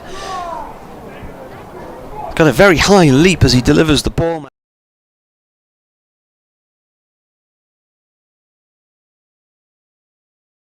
Did you get your bulletin done in time, Adrian? Just in time, yeah. I got there just as they were reading out the weather. Oh, so are you after the weather? So we follow the weather, yeah. So well, given how bad the weather is in the south, it would have probably taken them 5 minutes to get through all the miserableness of it all. We just got there. McAlinden bowls. Again, he looks leg stumpish. This is played by Allsop out through towards long leg. Travaskis with a throw back, and ball just bouncing awkwardly for the keeper, and he had to lean too far to try and break the stumps. Going along nicely here, Sussex. We said how they'd be easily able to pace 50 overs at 4.6 and over. At the minute, they're going along at 4.8, so the required rate's 4.5. Yeah, I mean, from a run rate point of view, you want to get the job done quickly to boost your net run rate if it comes down to a tie on points or whatever with other sides at the top of the table. McAlinden balls, and that was an Yorker length delivery round about the bottom of off stump, played out through towards deep extra cover for 1 run. Yeah, I mean Sussex's run rate in the competition is really good at the minute, primarily because they had a very good win against Surrey on Sunday, but also in the run chase against Warwickshire at Edgbaston, they nearly chased down 300 odd, so their run rate is good. I think the feeling around Sussex is that if they could win 2 of the 3 games with a good run rate, that may be enough to get them into the quarter-finals. Well, that run rate at the weekend, they made 376 for 8 at Hove. They won by an incredible 216. Yes. So Tom Clark hit 104, Cheddar Schwab, Pujara 174th, both career bests. They put on 205 for the 3rd wicket. Surrey are missing 14 players to franchise tournament that nobody else plays around the world. Lost with 18 overs left. The margin was their second worst defeat in terms of runs, just 4 behind Kent's 220 in 2018. Yeah, it was a thumping win. I mean, there was a lot of inexperience in the Surrey side, but you can only beat what's put in front of you. Well, yeah, and I mean that same Surrey side beat Durham quite easily at South North a couple of weeks ago. Yeah. In comes George Drizzell around the wicket, bowls to Allsop, who digs that out. There's a puff of dust as he plays his shot. The ball goes to mid-wicket, fielded by Borthwick, and there is no run. It was Sussex's biggest margin of victory in a one-day game against county opponents. Drizzell in bowls and cut away by Allsop through the covers. They'll take a couple of runs here. The ball rolling out towards the offside boundary, fielded just inside the rope, but 2 more to Tom Allsop, who goes to 30, and the Sharks to 64 without loss. They've had bigger victories twice against Ireland, I think it was, when I was looking at the list yesterday. Yeah, it really was a thumping win, and another terrific innings from Pujara, and a good knock by Tom Clark, who I can just see just down below us on the boundary edge, as in comes Drizzell. Bowls to Allsop, and Allsop is forward with his bat and pad close together, just plays it down the offside. There is no, I don't know why Tom is sitting down here, but he's just down here on the boundary edge. Yeah. He's got his pads on. I was thinking, what's he talking about? There's nobody down there. He's round the corner to me. There's a wall in my road. I can't see around there. I'm not sure it's one of the physios he's with, but he's sitting in the sunshine anyway. In comes Drizzell. Bowls, cut away by Allsop through the covers. And he's going to pick up a single. In fact, they may come back for a second. Travaskis needs to come in off the long off rope to field. Gets in the throw, but good running by Tom Allsop. These two are very quick between the wickets. And Allsop joins Alior on 32. The Sharks 66 without loss in the 14th over. Or just waits, and Drizzell is in again around the wicket bowling, and Allsop drives slightly in the air, and it just, wicketkeeper McIntosh thought that had gone straight to the fielder at extra cover, but all picks up a single, fielded again by Travaskis just down in front of us. There is no run. I remember being up here once, Martin, when we were here commentating on a county match, and it was cold on that occasion. There was a fella in the county stand in a sleeping bag. That's right, yes. He looked frozen. In comes Drizzell, bowls, or hammers that one away through backward point, and picks up a single, 6 off the over, or goes to 33, where he joins Tom Allsop. And at the end of the 14th over, the Sharks are 68 without loss. I think that was the opening match of the season, probably around 2014, 2015, something like that. Remember well, I took a photograph of him, didn't I? he was in his sleeping bag. Yeah. Now I thought it was Tom Clark down below us, and it wasn't Tom Clark at all. I think that might be Brad Curry, who's making his way around the boundary edge. And it looks like Ari Cavalos as well is going round. So a bit of a net with Grant Flower, who is the Sussex batting coach. He's wandering around with Curry and Cavalos, who did their bit with the ball today. McAlinden coming in from the Lumley end to bowl to Orr, who's on 33. In fact, both batsmen are on 33. That's cut to Maddinson at backward point. He's just inside the discs there, Maddinson, by about 3 or 4 yards. No run. So it's raining down south.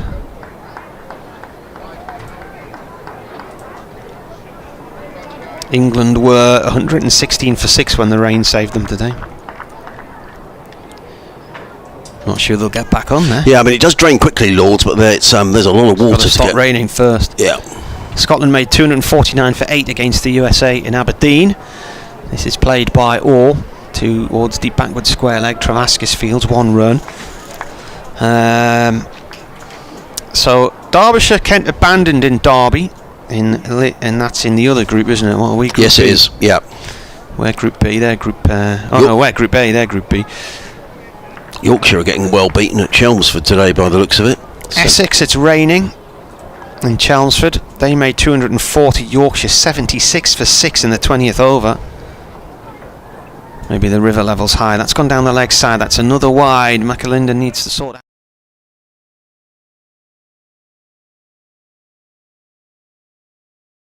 Lancashire 177 they made, and Lancashire 68 for none in the 17th over.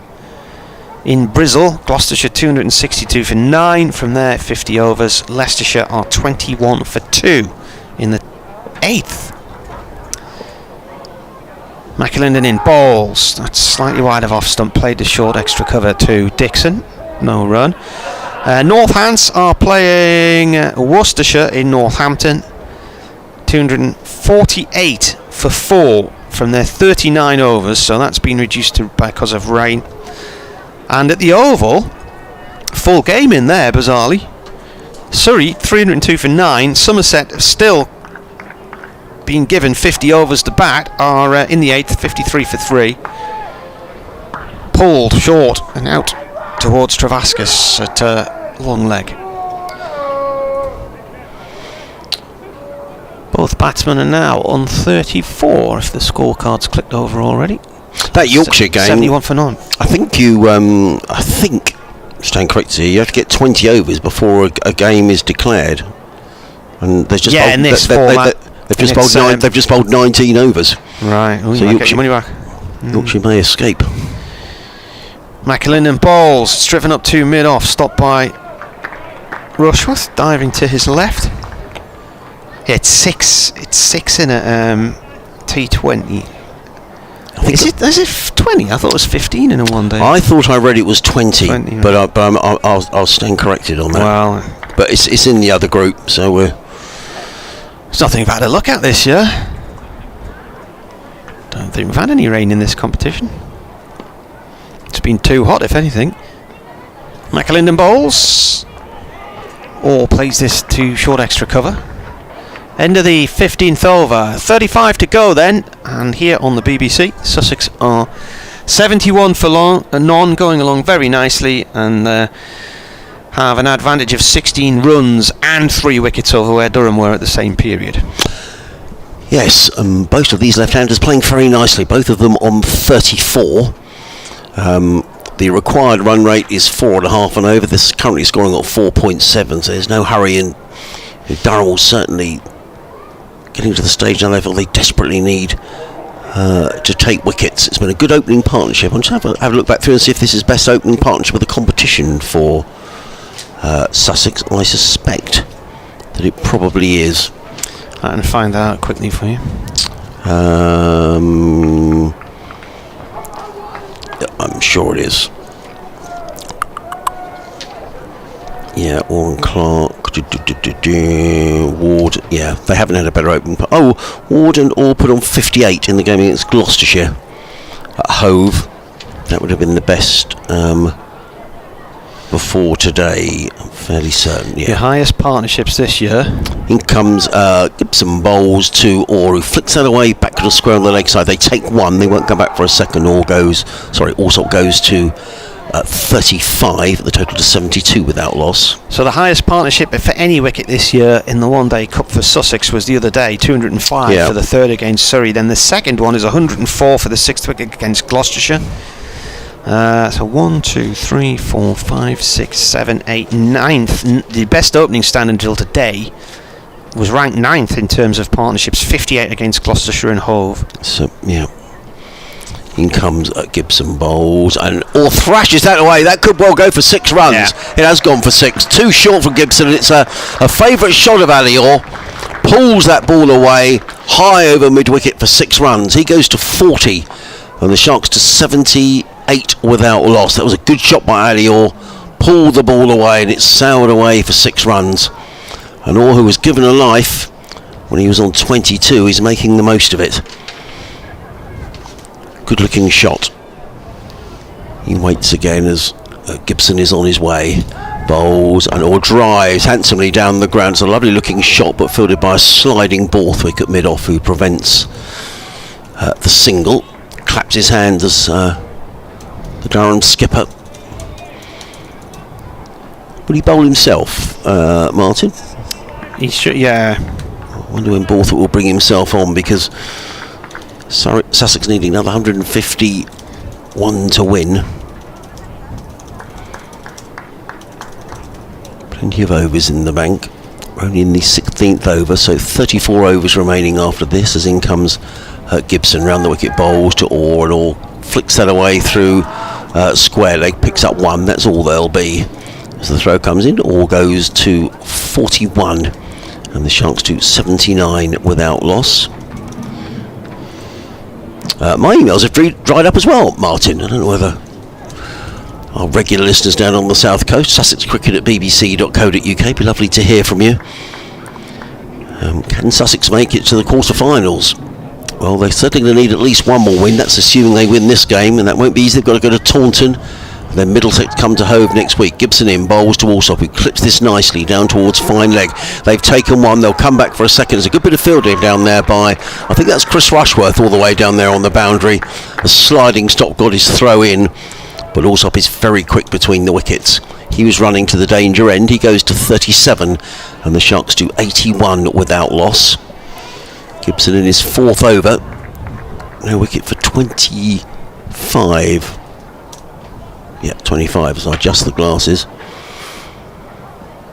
Borthwick just signaling a slight change in the field. I can't see that one has actually happened as Gibson in bowls. That's a poor delivery. That's down the leg side. And that really dribbled through to the keeper. That was a long way down the leg side, and Gibson looked really disappointed with himself. One more to the total. 82 without loss. The field. There are 3 men out on the leg, so there's a sweeper on the cover boundary, then there's a fine leg, a deep mid-wicket and a long on just down below us. And 5 fielders inside the circle, 4 of them on the offside, 1 on the leg, as in comes Gibson bowls and Orr punches that down the ground to long on, picks up another single, does Tom Alsop. He goes to 38 at the end of the 16th over. The Sharks are 83 without loss. Alsop on 38, Orr on 41. Gibson 4 overs, 0 for 27. Sussex needing to score at 4.3 and over, are currently going along at 5.2 and over. 15 overs in, Sussex are 23 ahead, 3 wickets better off. So Durham, you would reckon, on that basis, are probably going to be 80 to 100 runs short here at the moment.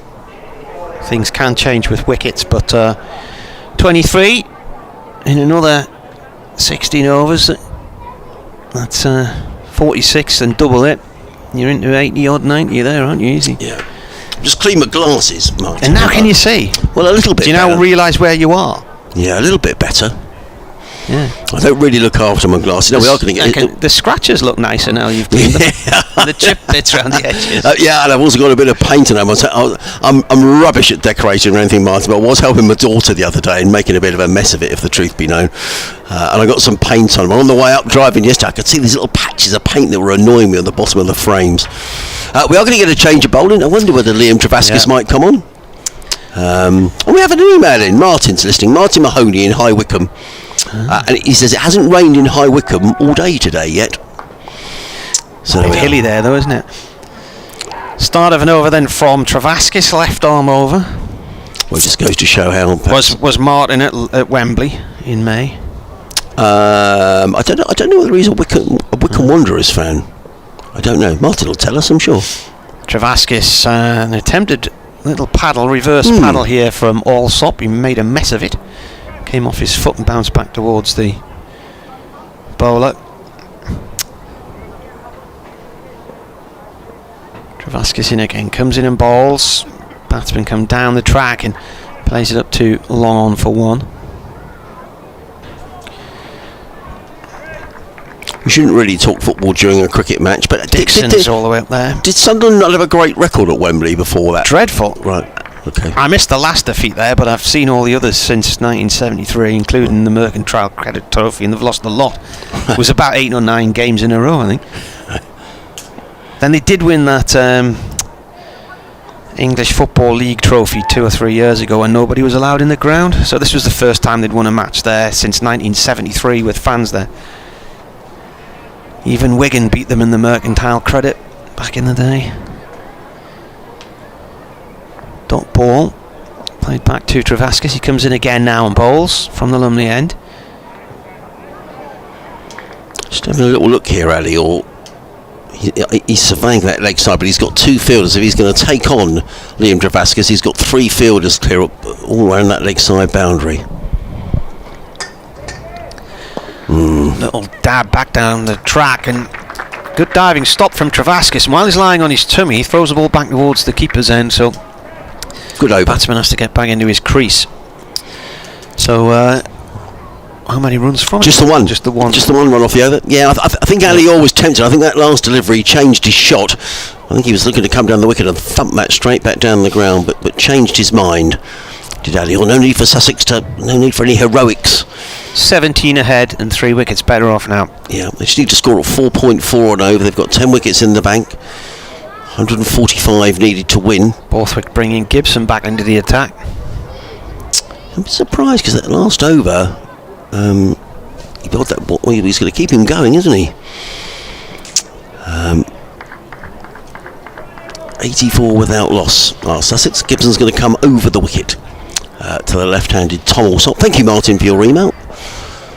As Gibson runs away from us to bowl to Tom Allsop. He's in and bowls, and Allsop covers up, plays the ball down the onside. Gibson fields, he sort of parries the ball to Sean Dixon, who fields at mid-wicket, and there is no run. Ali Orr at the non-striker's end is scratching away, clearing away something off of the wicket. Borthwick throws the ball to Gibson, who turns literally just down in front of us and runs away. Number 73 on the back of his shirt, coming into bowl to the left-handed Tom Allsop. He's in and bowls, and Allsop clips this through mid-wicket. Now they'll look for 2 here. There should be a comfortable 2 as well, as Allsop races back to the striker's end, nudging that ball away through mid-wicket. Allsop goes to 41, and the Sharks to 86 without loss.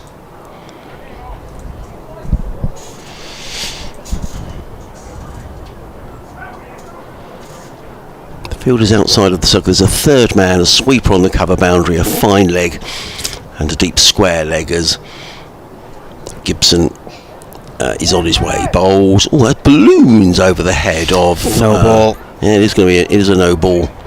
Well, it ballooned over the head of Tom Allsop. So it's a no ball. Now,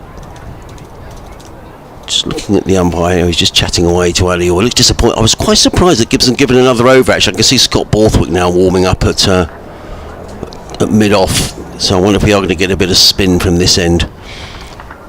Gibson Back to his mark, comes into bowl again to Allsop. Both batsmen on 41. He's in and bowls, and it's a full toss and clipped away by Allsop to mid-on, and they go through for a single. Bit of hesitation, but Allsop took the single,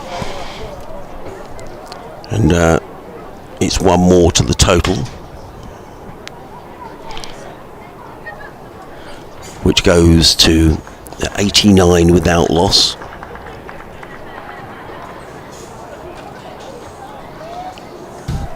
Reminded by my wife that Sunderland beat Tranmere in the EFL Trophy final in March 21, so nearly 50 years. It was 48 years.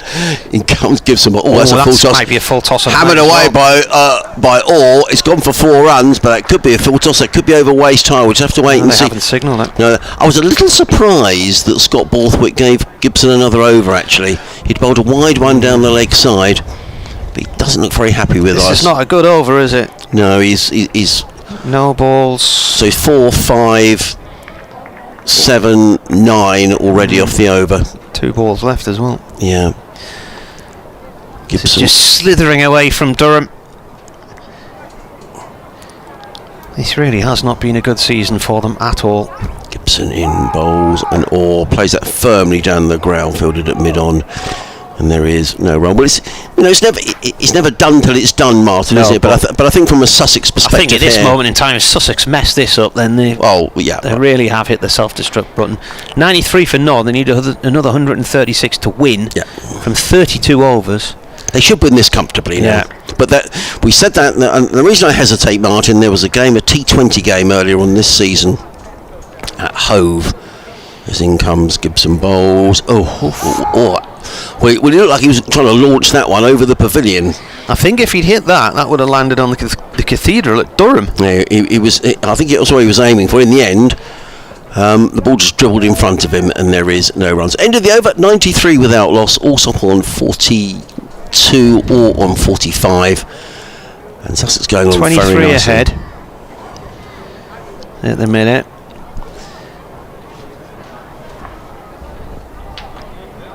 Yeah, Sussex are in a very strong. But as I say, that game against Gloucester, Sussex were cruising to victory. They lost something like 8 for 26 in a T20, having just cruising to victory and lost the game. It was an extraordinary. So, barring a collapse like that, Sussex really ought to win this game from here. Well, the rate they're going along here, and the rate at which Durham scored, if you Stravaskis bowls here, and a reverse sweep attempted, hasn't worked, no run there. So they're 23 ahead now after 18, so say 46 ahead. That would be 36, wouldn't it? Yeah. So 46 ahead, 36, and they say double it for the last 10, 15 overs or whatever, so 46 double, 18, they're nearly 100 runs short of where they needed to be, Durham, on the basis of what we're seeing at the minute. Little tap downfield from Allsop. He moves on to 43. These two have been neck and neck through this innings. Orr's now on 45, and the target for victory another 135.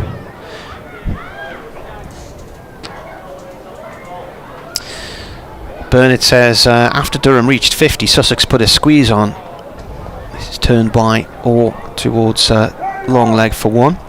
He says Sussex put a squeeze on and choked the scoring rate such that after 30 overs Durham had reached just 112 or so. But with the wickets lost, a recovery to post a challenging score never happened. Well, after 30 overs Durham were 112 for 4. And we're in the 19th over now though. Defensive shot and off stump. 2 games to come from a Durham point of view. And they go to Warwickshire on Sunday and then finish at Leicester next Tuesday. Bowler comes in again, and this is out.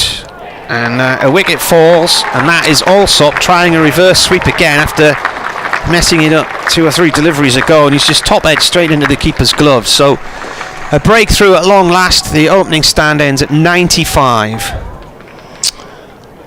Not really sure why Tom Allsop played that shot. I don't know, because he tried it once before and messed it up, and there was just no pressure on him to do it, was there? Well, I'm a little surprised. I mean, it's been a terrific opening partnership. Sussex is best of the of the competition, and we were just saying that they would kick themselves all the way back to Hove if they don't win this game from here, or maybe all the way to Taunton where they go on Friday. But nonetheless, good innings by Tom Alsop, who gets a good hand from the Durham public as he makes his way off the ground. But as I say, it just seemed a slightly unnecessary shot to play. But he's gone, and the first wicket goes down, and the new man in is Tom Clark, who made a very good 100 against Surrey on Sunday. Another left-hander. 5 of the top 6 will be left-handers for Sussex, and the first of those, Tom Clark, is well, the third of those I should say, Tom Clark making his way out to the middle. So 95 for 1. We spoke about Liam Travaskis, and of course he comes in, picked up 5 wickets at Hove. First over he picks up a wicket, or his second over I should say. Figures of 1 for 3 for Liam Travaskis. I'm just looking, I can't see how many Tom Alsop made. 43. 43 was it? Thank you, Martin. And I was just going to have a look through and see in terms of his scores this season. That's his. He's made a very good championship 100 at Lords, but in this competition, yes, he made 75. And that was against Notts in the first game. Yes, it was. Final ball of the over is just defended from Tom Clark. One Tom replaces another. And applause for Travaskis, who has taken a wicket in that over. And just going for the 2 runs as well. 95 for 1 at the end of the 19th. 73 for 3 Durham were. Martin has replied to your answer to your question, Martin. Is he a Wycombe Wanderers fan? He says, sorry, but you did ask. I'm not a Wycombe Wanderers fan, but look out for their scores. I'm an exiled Fulham fan, but now support Holmer Green FC. Who? Holmer Green, Holmer, Holmer Green FC. I don't know which division or what league Holmer Green play in, but that's who Martin supports. So thank you, Martin, for getting in touch. Lovely to hear from you. William in touch in Hove, and he says, great to see bright weather in Durham via the live stream. It's pouring in West London with plenty of thunder. Tom Alsop opening for Sussex has been a sensible move. He deserved his 50. Well, I agree. He's been batting at 5 in this competition, William, and I'm not sure we've seen the best of Tom in that. So they've had a little jiggle round in the order, and a very good opening partnership, the best opening partnership of the competition for Sussex so far. Now, a bit of a debate going on here between George Drizzell, Liam Travaskis and Scott Borthwick, maybe about how the field is going to be set. Sussex needing another 134 to win. Plenty of overs. Where did they fall there? 22 runs short of the highest, 23 runs short of the highest opening stand for Sussex against Durham in a one-day. The records Ed Joyce and Joe Gatling, 117 in 2009. Thank you, Martin. Martin has stats at his fingertips. As in comes Drizzell around the wicket to bowl to or who dabs that to short third man. Throw comes in, well taken single, well backed up by Tom Clark. A cricket all round actually, a well taken single, good bit of fielding. Throw coming in very quickly. McIntosh whipping off the bails, but Clark got himself home. All goes to 47 and Sussex to 98 for 1 in this, the 20th over. Sussex needing 133 to win in 30 overs. Durham just trying to build a little bit of pressure here. They've got the slip in place for the new batsman, who's Tom Clark. They don't need to have all these fielders inside the circle, but they've got 7 fielders inside the circle. As in comes Drizzell, bowls, and Clark with a play and a miss outside the off stump. Has he dropped the ball there? Do you think it was a chance? I'm not sure it was. I think he's dropped that, you know. Do you?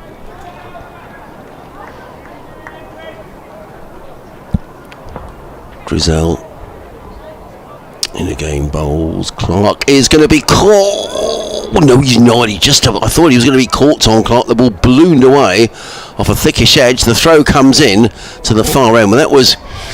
Well, it wasn't the shot Tom Clark was intending to play. He was looking to play it through the leg side, and the ball ballooned off a thickish outside edge, leading edge. It ballooned towards mid-off. Travaskis couldn't get there. But Drizzell is just asking 1 or 2 questions here. He's in again, round the wicket bowls. Clark is forward, more solidly, plays into the offside. There is no run. Clark on 2, 98 for 1.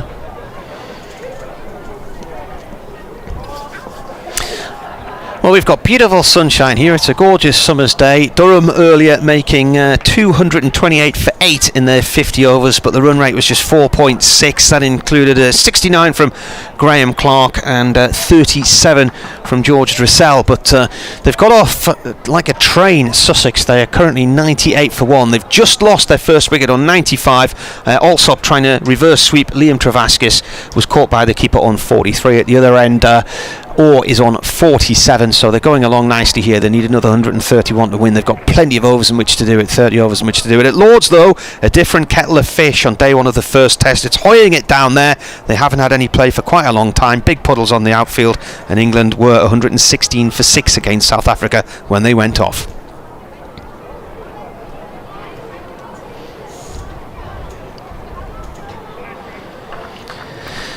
End of the 20th over, and they are 99 for 1. Durham was 75 for 3. So 24's the lead at the moment. Travaskis, glasses on, left arm over, Lumley end, bowls here, and that's turned out towards mid-wicket by Clark. No run there. Tom Clark, 21 years old. This is his 9th list day. 284 runs going into this one, with the highest score of 104 in the last match against Surrey. He plays this ball off the back foot, back to Travaskis. Put on 205 for that third wicket with Pujara against Surrey. And it ended up a 216 run win, which was Sussex's highest in a list day game against the county side. Travaskis bowls. Clark, bit of a leading edge there, just beats the grasp of Maddinson at short mid-wicket. Goes out towards wide, long on for 1, Dixon Fields. That's the 100 up for Sussex. 100 for 1 after 20.3 overs. Yeah, I mean, in reality, Sussex should win this game comfortably, but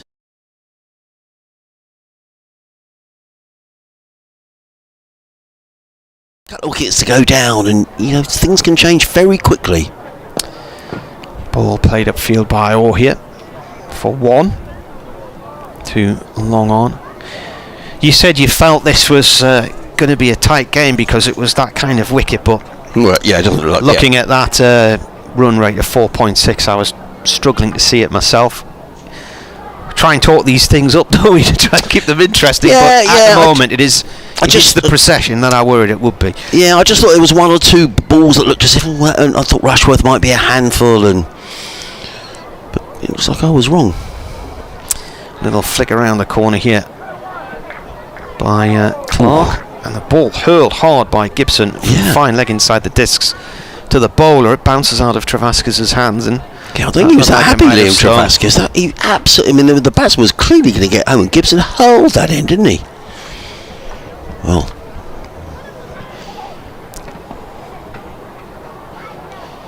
Travaskis bowls, played by Orr to mid-wicket, and that is the end of the over. Travaskis then has bowled 3, 1 for 6. Dressel at the other end, none for 26 from 5, and Sussex are 102 for 1 after 21 overs here on the BBC. They need another 127 to win, and are 21 ahead of where Durham were at this point in time. Durham were 81 for 3. Now Reverend James has been in touch. Often lets us know what he's up to. He says, "Dear Adrian, I'm just returning from Rouen." Rouen? Yeah, well, it's been very hot. I left some Dressel in the bowls and driven down the ground. That's a nice looking shot that could go all the way to the boundary. It's just going to be cut off actually by Travaskis down in front of us, but Clark picks up a couple of runs. He goes to 5. The Sharks to 102 for 1. I left a load of deodorant and body wash and shampoo and all that kind of stuff in a shop in Rouen. He hasn't found it, has he? How long ago? 2005. Dressel in bowls, and Clark works that into the covers. There is no run. Dressel rolling right arm around the wicket with his off spin. I don't think so. He says he's just returned from Rouen. Ever since we exited the Channel Tunnel, there's been torrential rain for the last 30 minutes with lightning and thunder driving towards London. In comes Drizzell, bowls. Clark uses his feet, clips that one away. Oh, it just bounces in front of that fielder at deep mid-wicket. It wasn't far away, you know. But Clark picks up his 8th run. Total goes to 105 for 1. Well, talking of French, Jonathan Doidge has just posted a video from Essex saying "Il pleut." In comes Drizzell, bowls, and all works this to mid-wicket. There is no run. And is it plurring a lot? It's plurring quite a lot because it's now plurring right into big plurdles. Right. All across the ground there. Don't think they'll get back on. Drizzell in bowl. Oh, and all was surprised, and I think that turned a little bit. Has Ali all been bowled? He's down. No, he's not. He's okay. I thought for a minute he'd been bowled because Drizzell looked like he was celebrating, didn't he? There is a little bit in this pitch, you know. I think if you get it in the right areas. Drizzell back to his mark. Ali was surprised. Bit of extra bounce. Comes in again. Around the wicket and bowls, and all places firmly down the ground and picks up a single, which takes him to 49 and Sussex to 106 for 1 at the end of Drizzell's over. So all will retain the strike. 28 overs left for Sussex to score these 123 they need to win. They need to score a 4.4 on over. Clark on 8 or on 49. Just finishing off the email. So glad about the fine weather in the northeast. And he's enjoying the commentary. Go Sussex with blessings, says James. James, lovely to hear from you. I hope you had a lovely holiday in Rouen. I mean, the weather has been lovely here, James, to be honest, but this weather that's now in the south, I drove through last night on the way up to Durham, and it was pretty horrible stuff, but it's lovely here, and hopefully that's on the way down south. Travaskis starts a new over, or flicks it away, and he's got his half century. It's come in 61 balls, and it includes 5 fours and 2 sixes. Yeah, he's had a good competition as Ali Orr made a very good 81 at Edgbaston on Friday. Missed out on Sunday, but he's having a good season. He's Ali, and he's averaging 43 in this competition. This is second half century. Played this time by Clark up towards long on for 1. And David Sharp's been in touch. Hello David, I'll read your email at the end of the over. Talking about High Wycombe and Homer Green FC. Travaskis to Orr. Single off towards mid-wicket. Borthwick with a throw at the stumps. 1 run. Yeah, I thought Ali was playing a nice innings here, isn't he? I mean, he's had a couple of aberrations. He should have been out. He should have been caught when he was on 22, but he survived. And he's hit one huge 6 over mid-wicket. Well, 2 big 6s he's hit, actually. But now he's just picking up the 1s. Travaskis in again. It's pulled up to long on for 1 by Clark. I mean, just no heroics needed here. They just need to push the 1s and the 2s. I know it's very easy when you're up here, but Sussex will really kick themselves if they don't win this game from here. Little flick round the corner to fine leg on the discs for 1. The throw back's not the best. It's beaten the keeper, but it's backed up on the other side of the square. 1 ball left of the over. 118 needed to win at 111 for 1. Yeah, I've taken 5 singles off the over so far. And that's all these 2 need to do. They've put 2 men back on that leg side boundary now. Travaskis left arm round. A single through the leg side here for Clark. 1 run. Cut off in the mid-wicket region by Borthwick. So 6 off the over. All of them in singles. Sussex 112 for 1. So David's been in touch. Hello David, lovely to hear from you. He says, your correspondent from High Wycombe supports Homer Green Football Club. The first 11 play in the Spartan South Midlands Football League Division 1. So thank you David for that, he says, courtesy of a certain well-known search engine. After leaving Sussex many years ago, I moved to Buckinghamshire and I became a Wycombe Wanderers supporter. That was before I lived in High Wycombe for about 10 years. So it's Sussex for cricket and Wycombe Wanderers for football. So I don't know if you were at that playoff game at Wembley that Martin went to back in May, I think it was. Yeah. In comes Drizzell, comes in and bowls to Tom Clark. Clark is 4. They've got a slip in place. of Durham, which will tell you they're desperate here for a wicket. They've got 6 fielders inside the 30-yard circle, and they don't have to have that many. Clark whips that one away through square leg. They've taken one. They'll look for 2 here. Tom Clark is back very, very quickly. That's good running by Tom Clark. And he goes very quickly on to 13. Sharks to 114 for 1. Clark retakes his guard and just surveys that leg side field. There's just the one fielder out on the leg side boundary. Drizel in his 7th over, around the wicket bowls. Clark forward, punches that to short extra cover, and there is no run. Katie's tweeted, good to hear you from the sunny climes of Chesley Street. Drizel in bowls. Clark uses his feet down the wicket and drives through the covers to the sweeper on the cover boundary. One more, he goes to 14, total to 115 for 1. Down here in Guildford, she says, sounds like a godforsaken place. Mm. We're building arcs. Hope Adrian closed his windows before he left home. In comes Drizel, bowls and struck on the thigh pad. The ball bounces out on the offside, and there is no run. Is that a serious tweet? Yeah. Is it? I've not been to Guildford itself. I've driven through it, but I've not actually stopped in Guildford before. Is it quite a pleasant place? Yeah. Looks quite nice when you see it on the TV and whatnot. Drizel bowls and plays that to backward point.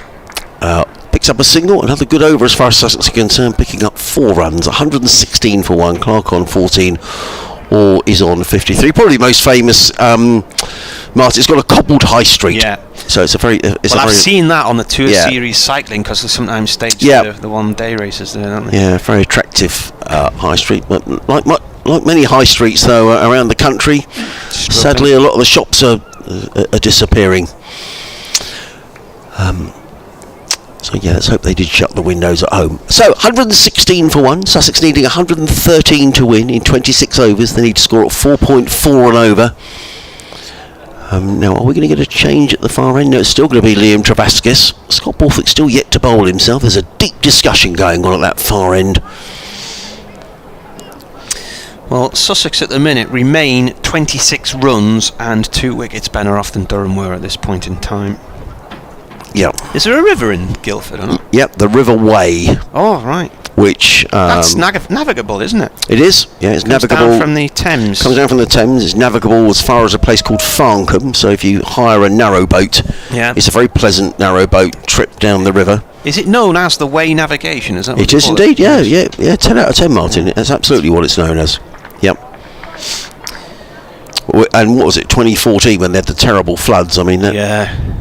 So with floods, drought, and 2012 as well. Yeah. Travaskis with a short ball, and it's pulled out towards the deep square leg boundary, cut off by Gibson. 2 runs. Whoa. 2 all. Yeah, because there was you had the really bad floods in 2012, and then they came back in 2014 along the Thames Valley, Reading, and all those sorts of places. Maidenhead, wasn't there? And then yes. It was horrendous, yep. Full toss, swept for 4 to the Castle stand. Good shot that by all. Didn't come out the hand right, that one. I think he might have a greasy palm there, Travaskis. Very rarely see him bowl full tosses, to be honest with you.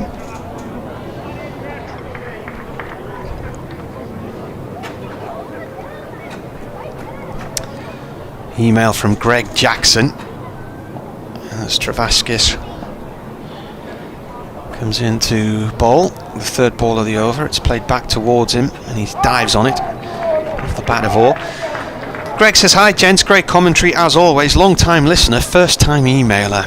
Following your chat earlier about certain parties thinking Durham's too far north for international cricket, I just thought I'd mention I spent the weekend just watching Scotland play ODIs in Aberdeen. This is towed out through the covers by Orr. I think he looked to pull that through the leg side, then it's gone completely the opposite direction, right off the bottom of the bat. And he said, I watched those matches in Aberdeen in perfect sunshine. Michael Jones was having a bit of trouble with the bat, but Callum MacLeod, formerly of this parish, has been in great form with another century today. It was certainly nice to support a winning team for a change this year. Travaskis bowls. Clark with a little nudge towards backward point, no run. And he said, with Jones having scored a ton in this last game for Durham, I was surprised to see him in the Scotland team. What are the county's responsibilities for releasing players for second-tier internationals? Well, I can tell you the answer to that one. There's an appeal for LBW. I think he's just outside the line of off stump. He did walk down the track a little bit there, Clark. Yeah, it's too far across. End of the over, a hopeful appeal rather than anything else. The halfway stage, and Sussex are 123 for 1. Durham were 94 for 3. So Sussex need another 106 to win. Basically, because it was an ICC qualification tournament, Durham weren't allowed to say that Jones couldn't go. So off he went, and I don't even think he played in the first game that he was there and available to play in. But he should be back for Durham.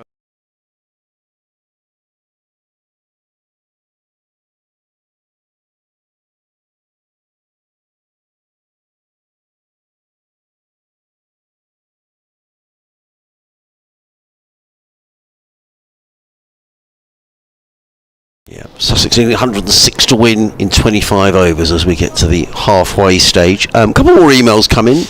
Les has been in touch. Les Woodburn. Hello, Les. He says, Adrian, did Delray bowl from the end that all was dropped? Yes.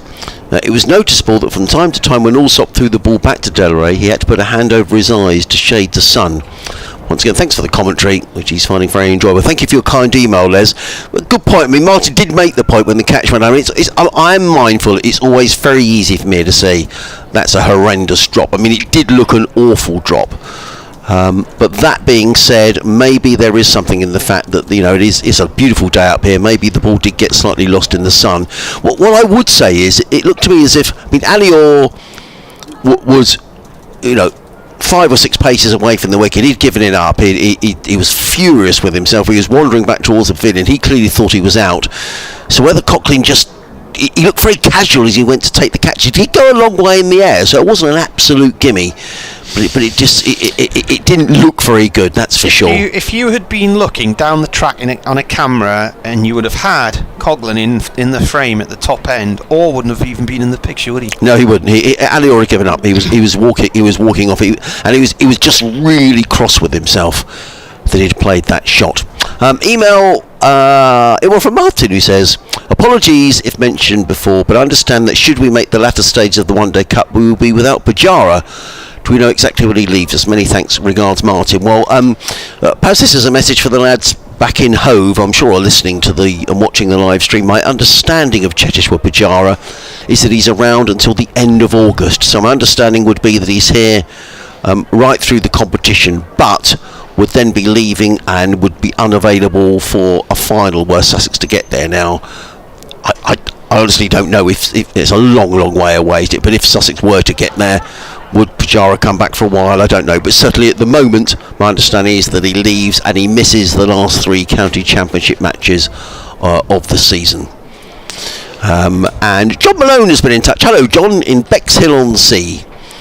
And I'll read your own email in a moment. George Drizzell is coming in to bowl his 8th over, 7 overs, no maidens, 0 for 34. And he's coming into bowl to the left-handed Alior, who's on 60 off 68 deliveries.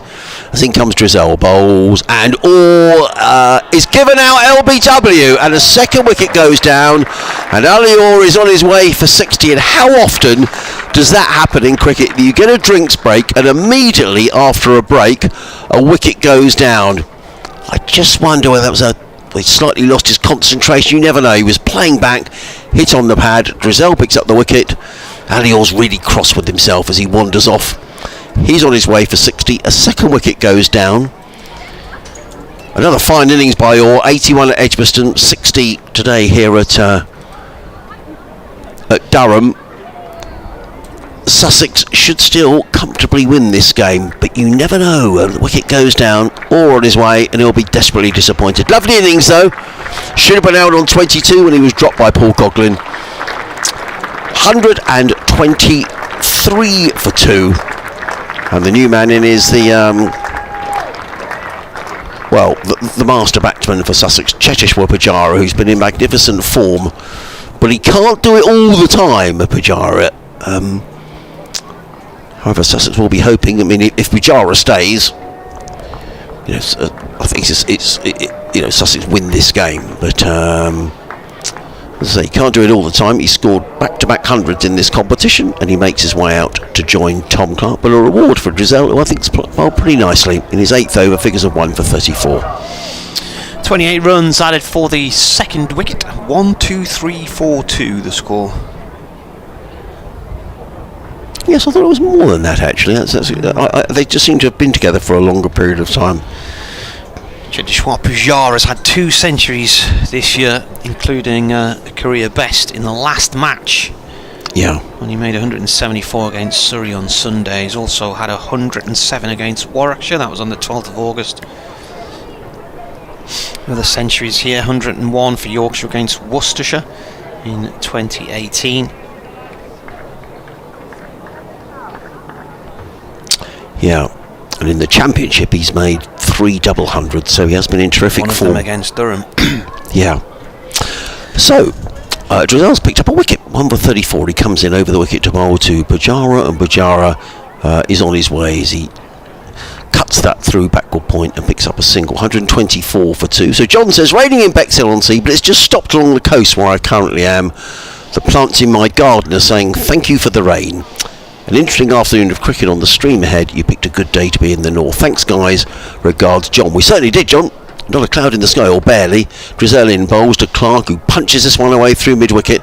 They'll take one. I think they'll think about a second run. No, Pujara sends Tom Clark back, and I think that was a good call, because a good bit of fielding out there by Graham Clark prevents anything more than a single. Chris in Burgess Hill has been in touch. Hello, Chris. Lovely to hear from you. Thank you for getting in touch. In comes Drizel, bowls. Pujara flicks this away through mid-wicket and picks up a single. There was a fielder. Does everybody live on a hill down there? Yeah. Fielded by Gibson. 1 more to the total. Pujara to 2. 126 for 2. Sussex needing 103 to win. Chris says, many thanks for the commentary, and I'll read this email just in a moment. We've got a couple more balls to go in this over, but Drizel does get through his overs quickly. Bowls to Clark, who that's a lovely shot by Tom Clark. That's probably one of the shots of the day, to be honest, because he's just eased that down the ground through mid-on. I think he's a really fine player, Tom Clark, and that was a class shot. He just used his feet and just the pace of the ball and eased it through long on. That was a lovely shot all the way along the floor. He goes to 19. Sussex to 130 for 2, and now needing less than 100 to win. 99 to win. It was just inside Coghlan at mid-on, and he's probably the quickest runner on the ground, and even he couldn't stop that one. Drizel bowls. Clark plays it back to George Drizel. End of the over, 130 for 2. Clark on 19, Pujara on 2, and over which the demise of Alior, who was LBW for 60.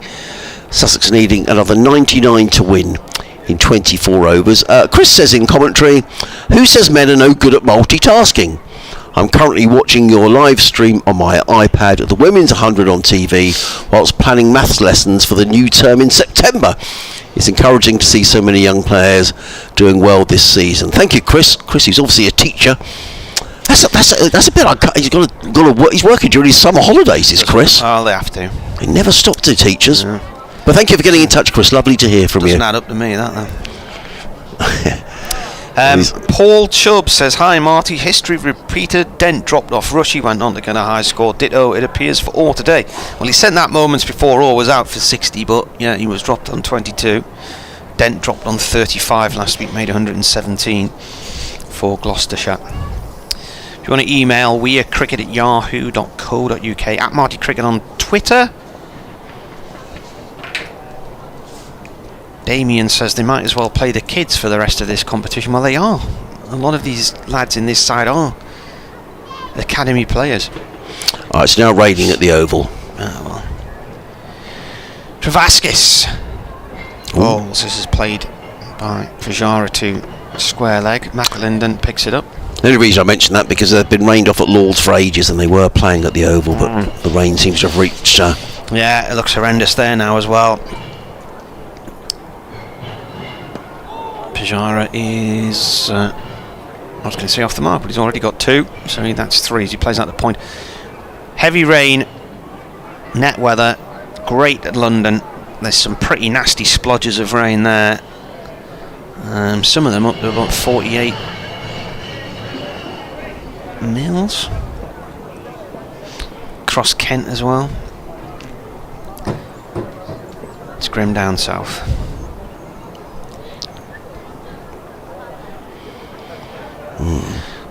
There was a documentary on which I didn't see a few weeks ago, but it was about the drought of 1976. Yeah. And as the bowler comes in here, this is played up to short mid-wicket. From about the moment they appointed a minister for drought, it then absolutely hosed it down, and there were flash floods everywhere. Yes, I agree. So, yeah. driven and out. Oh, tumbling backwards catch by McAlinden there. He was off balance. And that is the end of Clark for 19, 131 for 3. And just a little bit of doubt enters the situation now. 98 needed. They were absolutely coasting. No, I agree. Who's caught that? McAlinden? McAlinden, I think it was, yeah. No, I agree. 131 for 3, having been 95 without loss. Tom Clark, who batted beautifully on Sunday, be really disappointed to get out. Travaskis was the bowler. He's bowled well, hasn't he? Travaskis took a fifer down at Hove earlier in the season in the Championship. Quite casual that there from McAlinden as he's backpedaling, backward point, took the catch, fell over, jumped up and just threw the ball to the umpire who was a few feet away. Yeah. So the new man in is Harrison Ward, who has been opening the batting throughout this competition. He's a hard-hitting batsman. Down the order this week. I'm just looking at the pictures of the oval that our colleague Mark Church has sent in. That looks pretty horrendous. I can't see them playing much down there for the rest of the day. Absolutely hosing it down.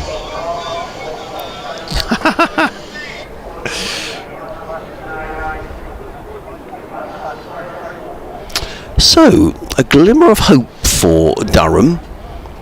Sussex really ought to win this game comfortably. 95 without loss, chasing 229 to win. But they've just lost 3 wickets, also for 43. I'm not sure he needed to play really. He was attempting a reverse sweep. Then Ali or LBW the first ball after the drinks break. And now Tom Clark calls it backward point. New batsman's Harrison Ward. Ooh. Playing a miss, and the keeper has the stump, so it bails off. Harrison Ward, eh? Fresh from the set of Star Wars.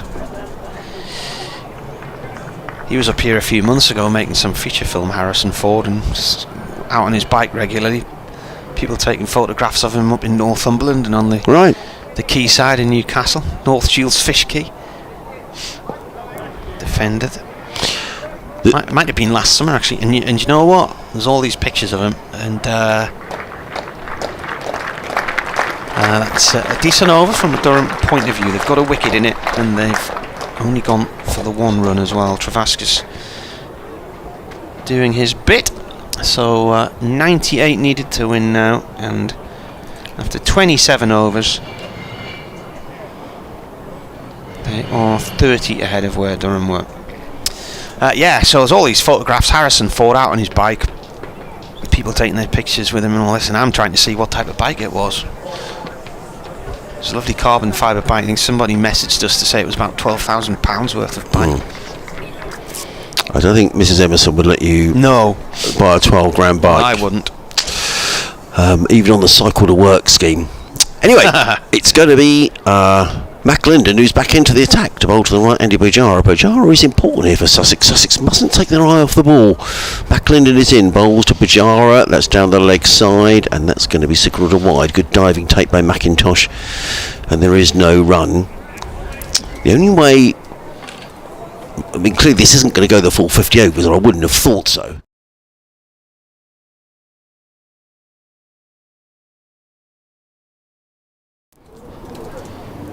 They need to score at 4.2 and over, but they've just lost these 3 wickets. As McAlinden is away from us, in and bowls to Pujara. Pujara is forward, plays into the covers, and there is no run.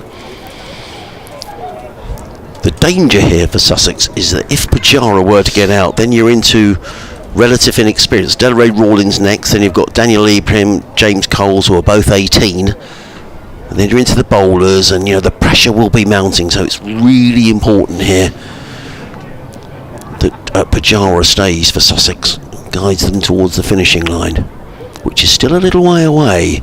As in comes Macklin and bowls. That was a pacey delivery, and Pujara up on his toes steers it to the onside. There is no run. I need to do an update.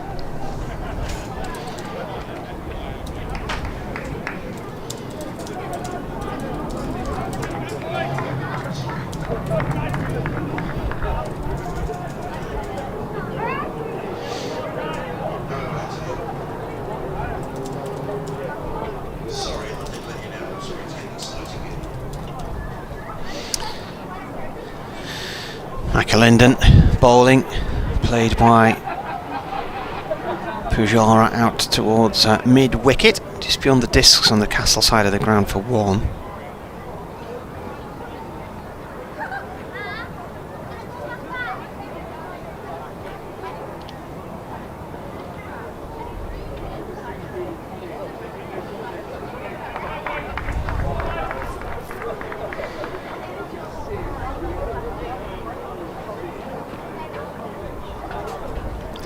$133 for 3, 96 needed from 22.3 overs for Sussex to win. Ward, the left-hander, on strike, yet to get off the mark. This is played to 2 point. That's the third ball he's faced. No run there as it's picked up by Maddinson. Abandoned for the day at Lord's. Said that would happen.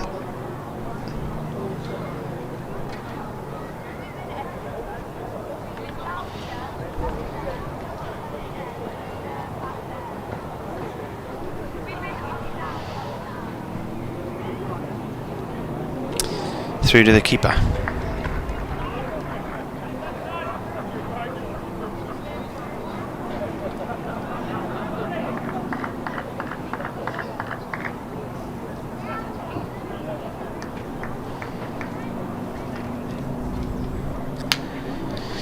Very pleasant day here in Chester Street. A little bit of a breeze from the east, just the tiniest of fluttering visible in the flags at the far end of the ground. McAlinden bowls, driven off to point, no run. And that is the end of the over. Started with a wide, but only the 2 from the over, so 133 for 3.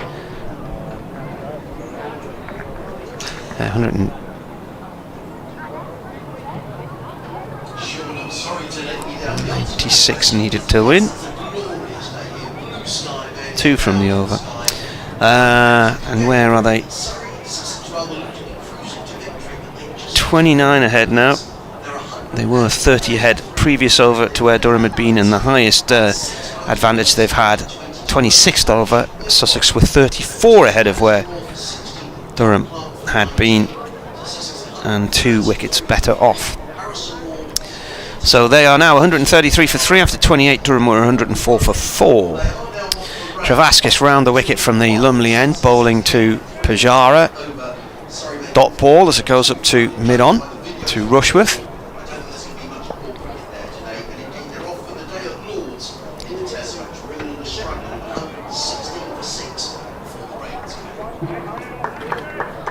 It's gone across towards point for 1 for Pujara.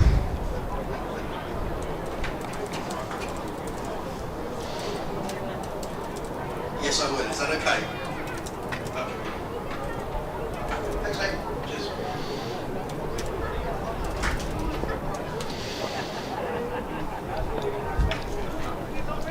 In comes the bowler. That's driven back over his head and away for 4. Well, for a while Ward wasn't sure it was going to make its way to the boundary, but it does. He's off the mark. 6th ball with a boundary. George de Bell, who used to write for Crick Info, now writes for the Cricketer magazine, and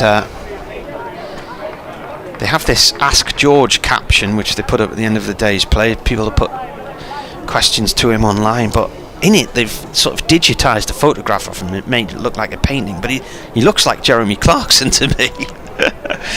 So this is defended by Ward. So I once asked, does George think his new picture makes him look like Jeremy Clarkson? And his response was absolutely not. So today I've asked him, what's the wrong type of rain? There's nothing forecast up here today. This is defended on the off stump. Just looking at some of the other games that are going on, Leicestershire now 115 for 3. If they win Leicester at Gloucester today, that'll be 5 wins out of 6 matches. The only defeat coming against Sussex. A reverse sweep, and it's up in the air and away from Ward for 4. I just wonder whether he's been given licence to play here. Yeah, well, that's 9. Harrison Ward, yeah. Good 4 down the ground and then that reverse sweep. And I just wonder with Bajara there whether Harrison Ward has got licence here to play a few shots, because Sussex don't want to get themselves into a pickle here. 87 needed to win, 142 for 3. Just those 3 wickets going down, just sending 1 or 2 little jitters through the dressing room. Allsop for 43, or for 60, Clark for 19. Well, the lead is now back up to 34 on the over comparisons. Yeah. After 29 overs, so that's the highest it's been again. And Duckworth Lewis, which is always a sort of guide, is 113. So, Sussex are well ahead, but this man is so important for them. In comes McAlinden to bowling to Cheteshwar Pujara. He's in and bowls, and that's short, and he's rather lucky to get away with that. He's pulled away by Pujara down to fine leg. They've taken a single. He didn't time that, Pujara, and they pick up a single. Pujara goes to 5. And the Sharks to 143 for 3. 86 needed to win in 20 overs, and the run rate just over 4 and over. A slip is in place. Scott Borthwick going in there. I mean, Durham need to attack as much as they possibly can. In comes McAlinden, bowls, and Ward steers this to backward point, and there is no run. You're listening to live cricket on the BBC Radio Sussex, BBC Radio Newcastle. There's another result which has come at Chelmsford under the Duckworth-Lewis method, where it was absolutely hosing down with rain. Essex making 240, Yorkshire 76 for 6 before the monsoon came, and the cut-off point must be before 20 overs, because only 19 overs bowled, but Essex have won by 88 runs under Duckworth-Lewis. McAlinden in, bowls, and Ward is for. That goes a little low, and he's squirted it to point, and there is no run. Who's won what there? Essex have won by 88 runs. Yeah, so I think 15 overs is a cut-off in a one day, because they couldn't have possibly won DLS. No. If No. 19 overs, if 20 was the cut-off. So Lancashire are cruising to victory against the holders, Glamorgan, who have had a bit of a miserable campaign. Glamorgan made 177, Lancashire 152 for 1 in the 33rd. Luke Wells making a half-century. McAlinden in bowls to Ward, who drives without timing to mid-off. Nonetheless, they pick up a single. Throw comes in from mid-off. It was a strange throw, wasn't it? And McAlinden did well to stop that, to be honest. Nonetheless, it was from Drizel, but I'm just wondering if he's throwing it round the batsman who was coming up to our end. Well be. Ward. Yeah. 1 more to Ward. He goes to 9, 144 for 3. But in this division, Warwickshire 271 for 6 in their 34 overs. Crumbs, that's some score, isn't it, in 34 overs? In comes McAlinden, bowls to Pujara, full toss down the leg side, clipped away by Pujara, and that's a very good bit of an excellent piece of fielding down there at fine leg. I thought that was going to go for 4 runs. It was clipped away by Pujara and racing around down at fine leg. Is that Travaskis all the way down there? It was a brilliant piece of fielding, because not only did he stop it, wide brimmed hat on. He prevented more than a couple of runs. Yeah, that Warwickshire total. Will Rhodes made a very good 100, looking at 113 in just 85 balls. McAlinden in bowls. Ward crunches that one away through point, but just picks up a single. 2 good shots, but only picking up singles. As the throw comes in, end of the over. An over which cost 4 singles from McAlinden, who's now bowled 5 overs. No wicket for 22. Sussex 146 for 3, needing another 82 to win in 20 overs. And I should say Nottinghamshire in reply to that 271 for 6 are 49 for 1 in the 8th over, so Notts needing 223 in 26 overs. Still remain 34 ahead of where Durham are. Just looking at the stands at the far end of the ground, bathed in sunshine here, and lots of people in t-shirts and shorts. Yeah, I think there's one guy sunbathing with his top off there, glistening away. Must have got the oil on. People in the temporary stand to the left of the sight screen in short sleeves and t-shirts as well. It looks the absolute perfect day out there. It is, and we're stuck indoors. Well, no, yeah, and it's not too hot. It's just lovely. Happy to be indoors when it's red hot, but on a day like today, perfect. Travaskis continues his spell, a reverse sweep by Ward, top edge, but it goes down behind the keeper to the discs, fielded by McAlinden.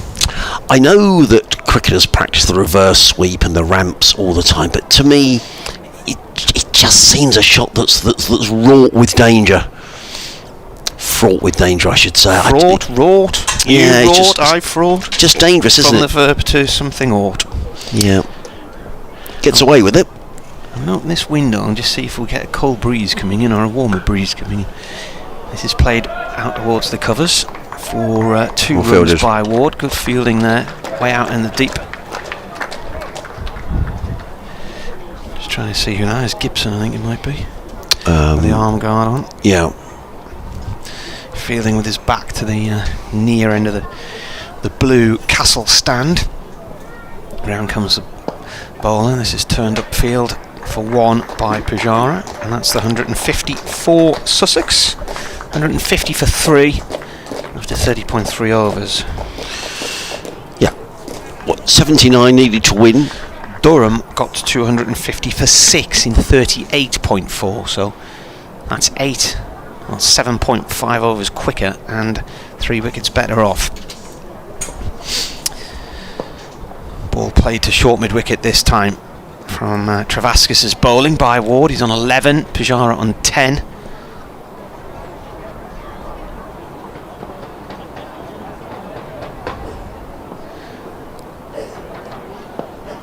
Defended.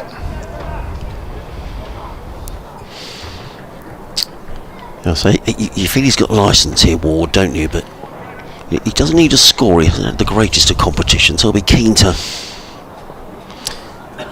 Cut by Ward off towards backward point to McAlinden, and that is the end of the over. So 19 to go, 79 needed. Yeah, I mean, 7 wickets in hand. Sussex should do this comfortably, but you just have this sort of niggling fear in the back of your mind from a Sussex perspective. And Sussex supporters will well remember, as we were talking earlier about the game against Gloucestershire in the T20, when Sussex lost 8 for 26 or something crazy and lost a game that was in the bag. So until it's done and dusted, Sussex fans will be concerned, and much depending here on Pujara. No need to panic. Well, I think we're going to get a wasp coming in our commentary box. Oh no, he's phoned up. No, he's not. Here he comes again. Here goes McAlinden, who is on his way to bowl to Pujara, and Pujara always seems to have oodles of time, plays it to mid-wicket, and there is no run. Pujara on 10, Ward on 11, Sussex 150 for 3. The story of the day, if you're just joining us, Durham winning the toss, deciding to bat first. Graham Clark top scoring with 65, but no one really staying with him. Some hard hitting from Paul Coughlin, who made 34 in the middle order, and a nice little cameo from George Drizzell, who was not out on 37 at the end. Saw Durham to 228 for 8. In comes McAlinden, bowls, and Pujara, I thought, was going to be caught for a moment. He pulled the ball down towards fine leg. Travaskis was quickly in. It wasn't that far away. But Pujara picks up a single. He goes to 11, 151 for 3. For Sussex, 3 wickets for James Coles, 2 for Carvelos, 2 for Curry, but Delray Rawlins, who was the pick of the bowlers, bowled 10 overs, 1 for 29. Then in reply, Sussex really cruising along, 95 without loss. But since then, left Allsop for 43, Orr for 60, and Clark for 19. As in comes McAlinden, bowls, and Ward looking to crunch that away through the covers, beaten past the outside edge, taken by keeper McIntosh, and there is no run. There is a slip in place. A third man sweeper on the cover boundary, point cover mid-off. Mid-on, deep mid-wicket, and a fine leg. McAlinden in his 6th over, figures of 0 for 23, turns and runs away from us. Coming into bowl to Harrison Ward. He's in and bowls, and Ward again is beaten outside the off stump. Doesn't move his feet. Taken by keeper McIntosh. Again, there is no run. And Pujara's just going to come down the wicket. I think this is where Pujara has been so important for Sussex this season. He's just coming down the wicket, having a word to Harrison Ward. I'm sure it's something along the lines of, there's no need to panic here. Just pick up the 1s and 2s. There's a big gap on the leg side. On the leg side, there's a fine leg, a deep mid wicket, and a mid on. There's oodles of space on that leg side, just to pick up a 1 as in comes McIntosh bowls, and for the 3rd time in a row, Ward is beaten outside the off stump, looking to drive the ball through the covers. And Pujara again just comes down the wicket, does a little bit of gardening, just has a little word to Harrison Ward again.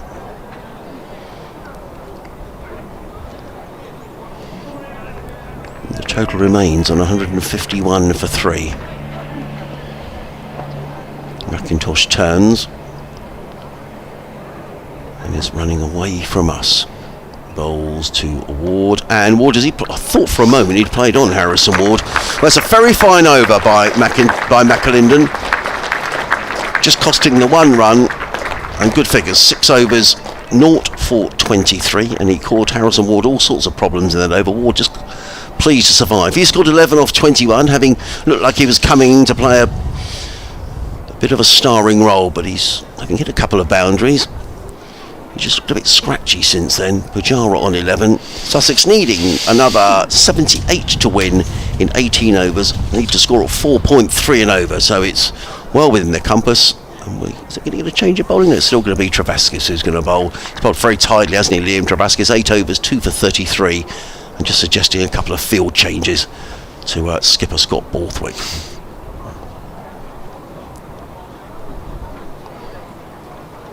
They've dropped a plus 29 for the first time in 4 overs. 5 overs. Travaskis looks like he's bowling through here. This is his 8th over, 2 for 33. He comes in and he bowls. This is turned to backward square leg. No run. So the last over, just 1 run from the second delivery from McAlinden. None for 23 from 6 overs from him.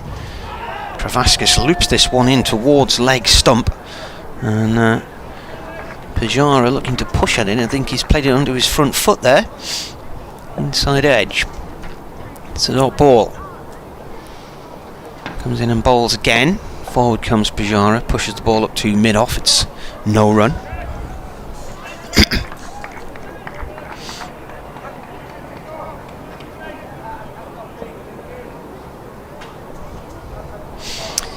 In comes the bowler, defended.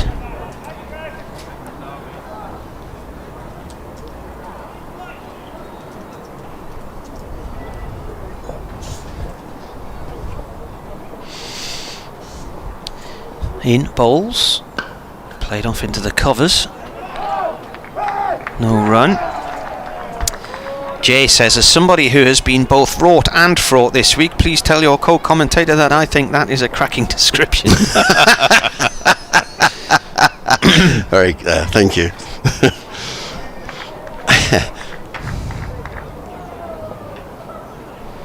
Good over this from Travaskis. Bowls again, and that's cut right into the covers for 1 run by Pujara. Gibson fields it. Bernard said Sussex 34 runs ahead still. He said the run rate is just under 5, the asking rate not much above 4. Durham fighting in a losing cause, very admirable. They aren't giving up. No, they are. I was just thinking exactly that, Martin, because the last 2 overs have just gone for 2 runs, and the required run rate has gone up from 4.3 to 4.5, which isn't a huge increase, but it's strange as the overs begin to tick away, how all of a sudden you see that in T20 cricket a lot, don't you? It's 6 over, then it's 6.5, then it's 7, and this should still be comfortably within Sussex's compass, but a couple of wickets here, so Sussex are still not over the line. Well, in last 3 overs have gone from 34 ahead to That's a no ball. Yeah, right, McAlinden bowls it, balloons over Pujara's head. So at the end of the 30th over, they were 34 ahead. The next over 33 ahead of where Durham had been. Then the next over 29. Now it's down to 24. Yeah. Having just built that pressure, they've just released it a little with that with the no ball. Photograph here of somewhere you may know. McAlinden in and bowls, and Pujara plays out to the offside. There is no run. That's Winchelsea Beach in East Sussex, which is on the editor's pick from the BBC Weather Twitter feed this afternoon of these black storm clouds rolling in. It looks like one of those things where you see that big storm system barreling across the desert in Texas or somewhere. It's certainly not a bad weather down. They're off for the day at Lord's, and I think off for the day at the Oval as well, or soon will be.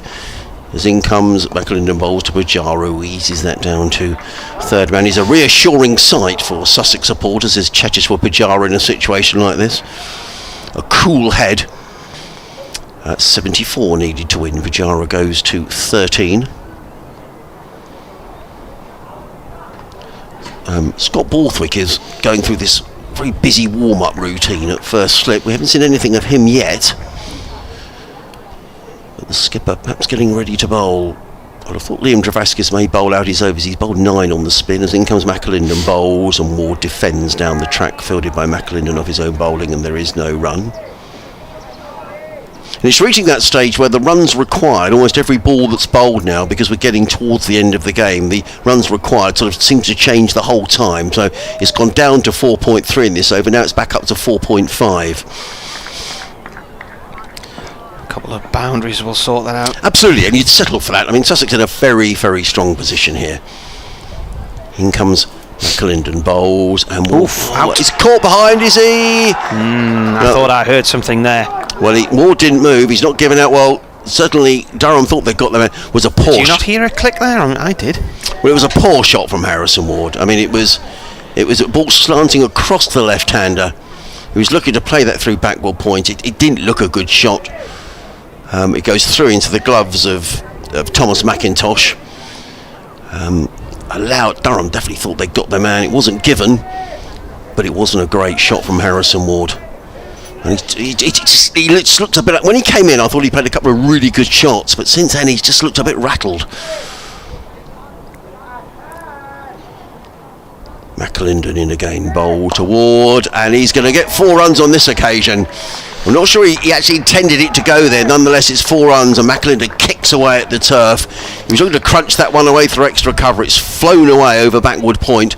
A welcome 4 runs for Sussex. How often do you see that when you think a player should be out and then the next ball goes to the boundary? Yeah. I heard it click, and I'm not just saying I heard it click because I've got one ear piece on and one off, and the window's open, and I heard the click through the microphone in one ear and through my uncovered ear as well.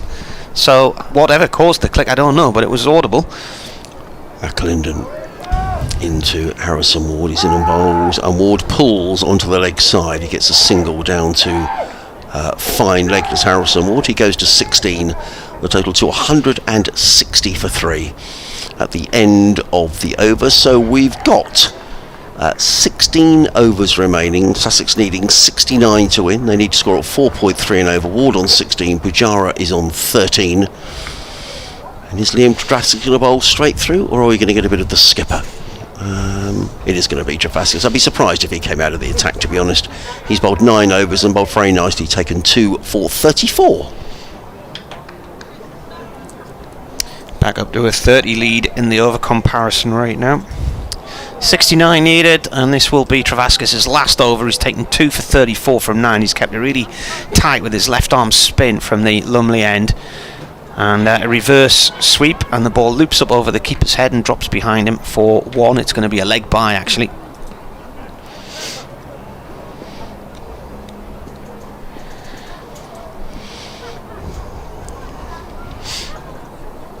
Got banana armour in my ears at the minute. Cruel Summer, you remember that one? Now, why can't I hear that? Oh, Well, I've turned you. Oh no, don't worry. So don't worry. Defended by Pujara. Ball rolls out to the leg side, collected by the keeper. Weather forecast now.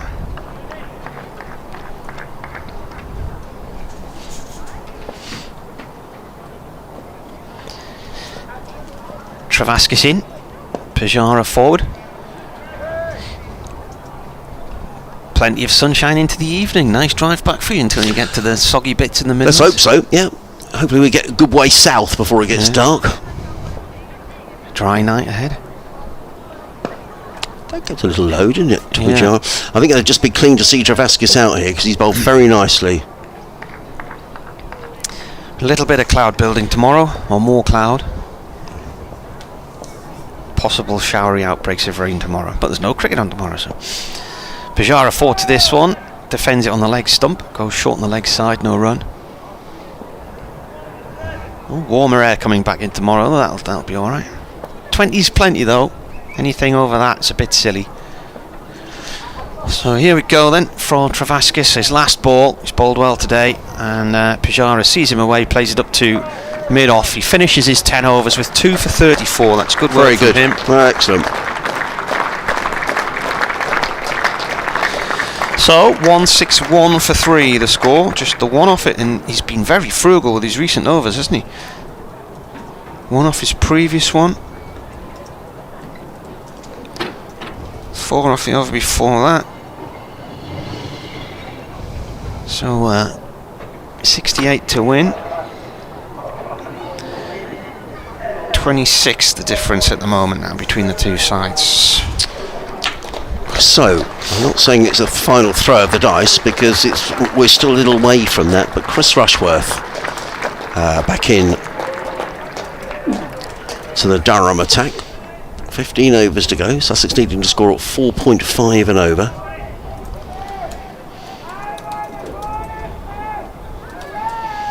And this is interesting that Tom McIntosh is going to stand up to the stumps. So, well, yeah, they do regularly to Rushworth. Do they? He looks as lean as ever, does Chris Rushworth. 5 overs for 17. He's going to be bowling to Harrison Ward. And now he's going to stand back. Is he going to stand back from the stumps? Yes, he is. So I wonder whether that's Rushworth's decision or Scott Borthwick's decision. Or indeed the keeper's decision. Either way, he's standing back from the stumps as in comes Rushworth running in to bowl to Harrison Ward. He's in and bowls, and Ward is forward and plays that without timing to mid-wicket. And there is no run. Sorry, have you got an update, did you say, Marty? Yeah, you're alright at the minute. Okay. Borthwick's been going through this warm-up routine for ages. I suspect he's going to bowl the next over from the Lumley end because Liam Travaskis, as Martin was saying, has been bowled out. Rushworth turns literally down below us.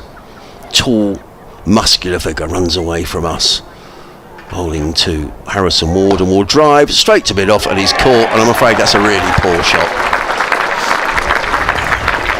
He's just in the slot, and he's just driven it straight to mid-off, and that's not great cricket, and Harrison Ward is on his way for 16, and Sussex are making hard work of this. 161 for 4. Well, I did say it wouldn't be straightforward, but I'm afraid that's a shot that Harrison Ward will not be at all pleased with. Caught by George Drizzell. And Sussex have gone from 95 without loss to 161 for 4. Pujara is still there, which is reassuring. But there's a glimmer of hope for Durham, and we did say that the Rushworth might be a danger man. I don't think he'd expect to get a wicket like that. I'm afraid that's just a poor shot. Was. It's interesting, isn't it? I mean, you'd back still. I think you'd back the batting team. They're going along at the rate they need, but well, Sussex. Sorry, we've got an update.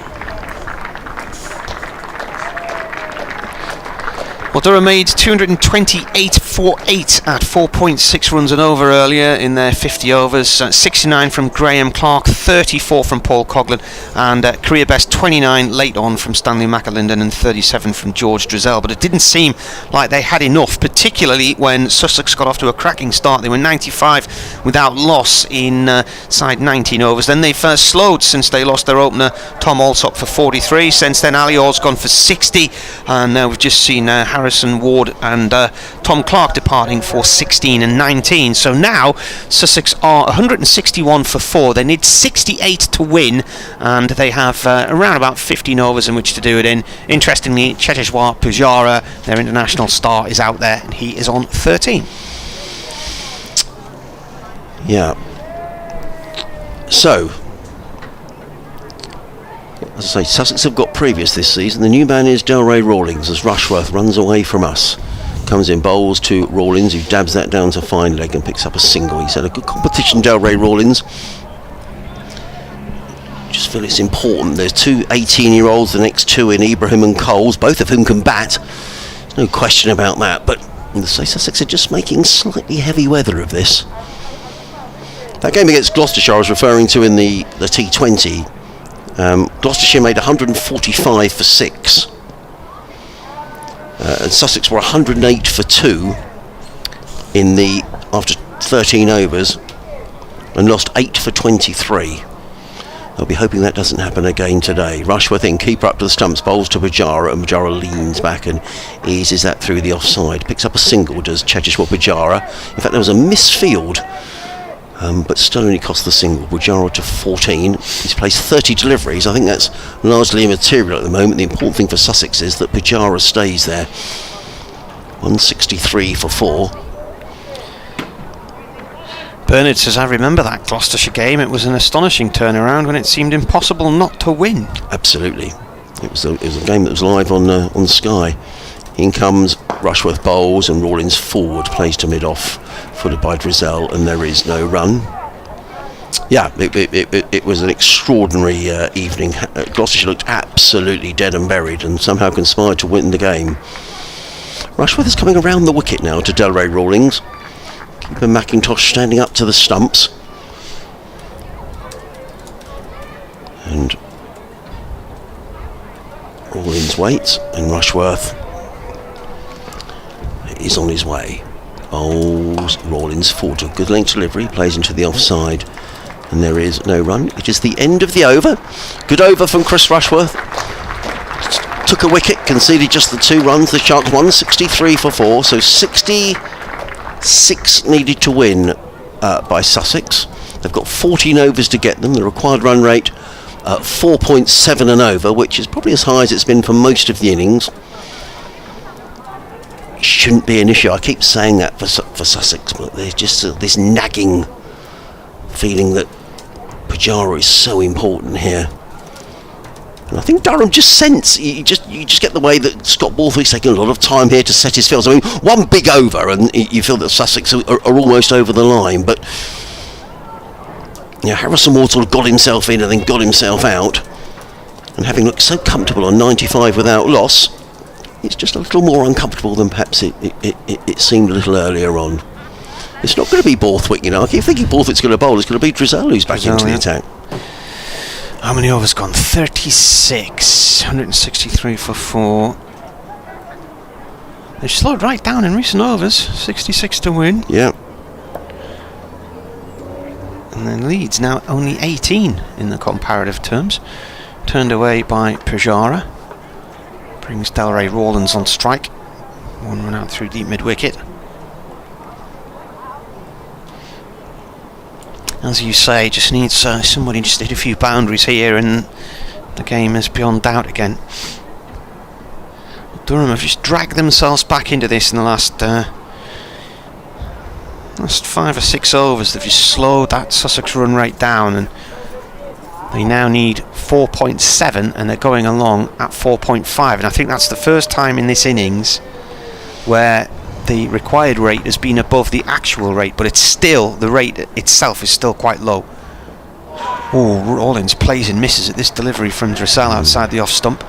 He just might need someone here from Sussex to play something authoritative, because that was a very tentative from Delray, and he's a player who likes to play his shots. Put a slip in place now. Drizzell in again. Rawlings pushed the ball along the floor to McAlinden. Backward point. Dot ball.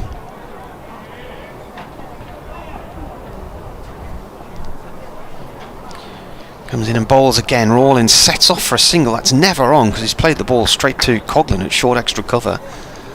I think there's more about the moment he's setting off. He's already realising it's time to slam the brakes on and go into reverse.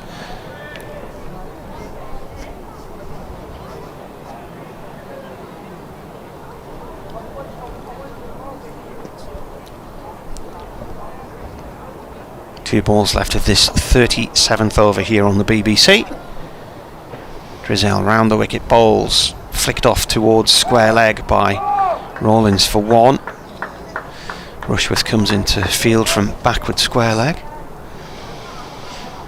I really do want to be in the sunshine now because this side of the ground's bathed in shade, and got the window open again, but I'm jealous of the people in t-shirts at the far end of the ground. Yeah, I think people have sort of moved round, haven't they? Yeah, and the sun's during the bathing day. Yeah, it's lovely. County Durham standing out right. Looks lovely and warm in there. Perfect day for a game of cricket. Not too hot, just nice and sunny. Gentle breeze. Last ball of the over. Drizel bowls, right arm over, defended by Pujara, runs back up to the other end. Dot ball. So Drizel has one over left. He's Drizel, should I say, 1 for 44. He's taken in 9 overs. 165 for 4, 64 needed from 13. Yeah, run rate up to 4.9 and over. As I say, normally in this situation you'd think it shouldn't be a problem. I mean, I think if you were arriving at the ground now thinking, oh well, looks like all over a Sussex win. This was, by the way, this was around about the time where Durham lost. Who did they lose? McIntosh went for 12 and then Coughlin. Around about this period of the game, and then they slowed down for quite a few overs with the new batsman in before they got a bit of a partnership together again. It's going to be Rushworth who's coming in to bowl to Delray Rawlins. Keeper McIntosh is standing up, he's in and bowls, and Rawlins plays very sensibly out into the offside, and there is no run. Keeping it nice and tight here are Durham. As I say, Rawlins is the sort of player who could play a big over, particularly hitting straight down the ground. A couple of boundaries sort of relieve some of the pressure that he's just beginning to build a little bit. The required run rate now up to 5 and over. It hasn't been that high throughout the innings. Rushworth away from us, in and bowls, and Rawlins tucks that down to fine leg. They'll take a single. Rawlins goes to 3 of 9 deliveries. Sharks to 166 for 4. Which brings Pujara on strike. In terms of, now it is interesting that Durham are bringing more men into the circle that they need to. They've now got 6 men inside the circles. They're looking to cut off the single. They could have 4 men outside. They've only got 3. As in comes Rushworth again to bowl to Pujara, and Pujara plays it onto the onside, and they cut off that single. I think it's been good captaincy actually by Borthwick Martin. He's realised that perhaps Sussex are just looking to nudge the 1s and the 2s here, so he's brought more men inside the circle to prevent that. He's got a backward point, extra cover, and a mid off. They're all on the 1, then a mid on, a mid wicket, and Rushworth will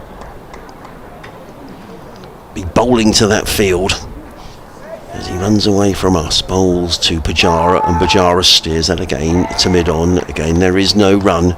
And you just sort of get the feeling that the Durham fielders are right on their toes here at the moment.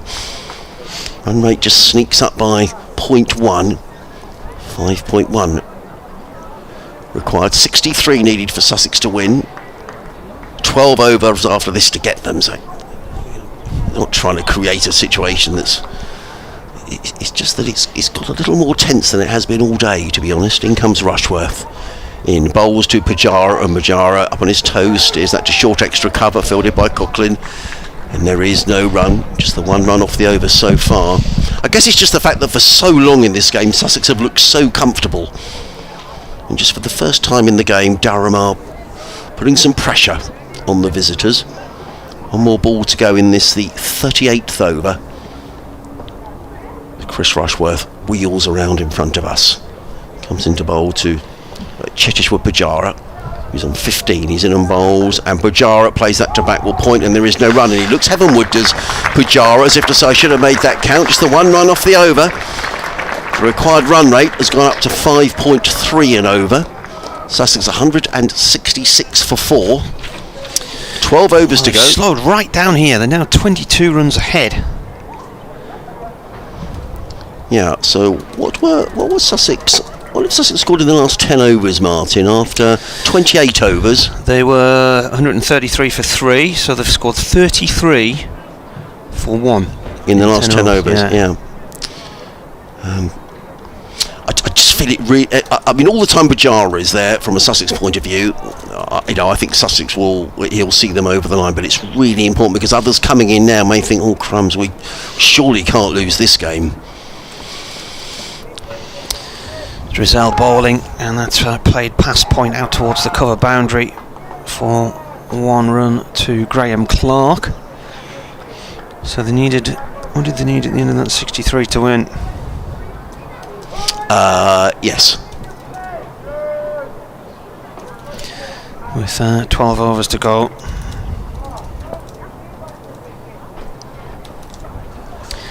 Drizzell again, and down the wicket comes Bajara, 1 run up to long on.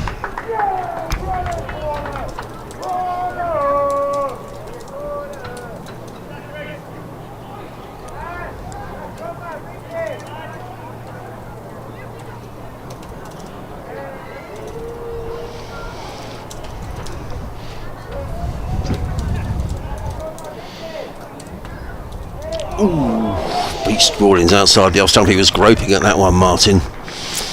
Just plays, and he's nearly flicked that into the keeper's gloves there. Yeah, I just wonder whether Delray's better off playing his natural game here.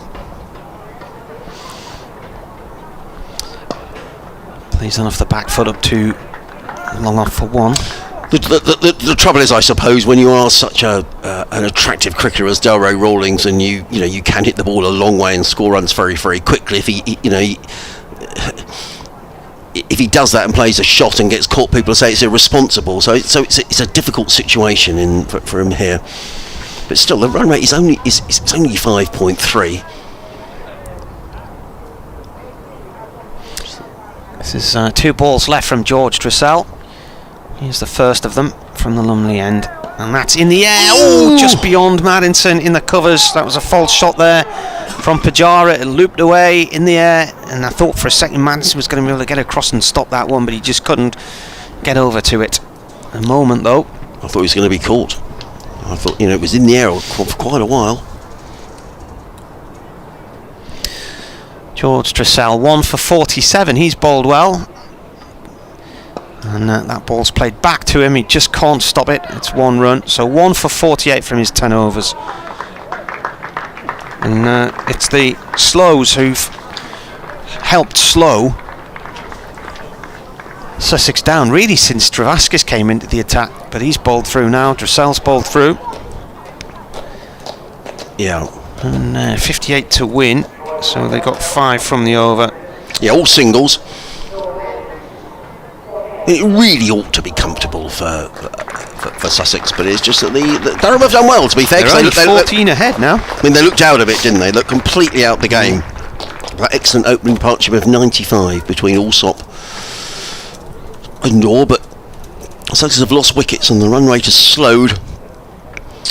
Now, I'm quite surprised that Rushworth has been taken out of the attack here, because he's... How many overs has Chris Rushworth got left to bowl? He's brought back Oliver Gibson, who has been quite expensive. I just thought he might have thought another wicket here from Rushworth. I mean, he might be saving Rushworth up for the end, but it could well be he doesn't get to bowl. 7 overs, 1 for 20, so I'm quite surprised at this change. 11 overs left to go, and Oliver Gibson back into the attack. He's bowled 5 overs for 36, so he's going over 7 and over. So we'll have to see how this pans out. Gibson runs away from us to bowl to the left-handed Delray Rawlings. He's in and bowls, and Rawlings tucks this to mid-wicket. There is no run, footed by Coughlin, who hurls the ball at keeper McIntosh. Borthwick again, he's going through perhaps he just does that all the time to keep himself warm or whatever, I don't know, but he hasn't bowled so far, the skipper. Durham have just used the 5 bowlers.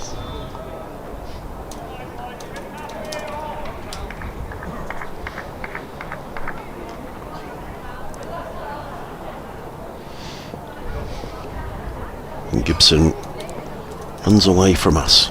Bowling to Rawlings in and bowls, and Rawlings tucks that very calmly, very assuredly down to fine leg and picks up a single. Does Delray Rawlings? He goes to 7. Sussex to 172 for 4. 57 needed to win. 10 overs remaining after this. Brings Pujara on strike. Durham have now got the required 5 men inside the circle. That will go to 4 at the end of this over, because though we're going into the next power play, for the time being they've got 4 men out on the fence. As in comes bowls, and Pujara just wide of the stump. Pujara just eases that down to third man and picks up a single. So Sussex have picked up their last 7 scoring shots, have all been singles, and that'll do as far as Sussex are concerned. There's another 63 balls in the match, and Sussex needing 50. Adjust my glasses. 56 to win. So that a run of all is fine.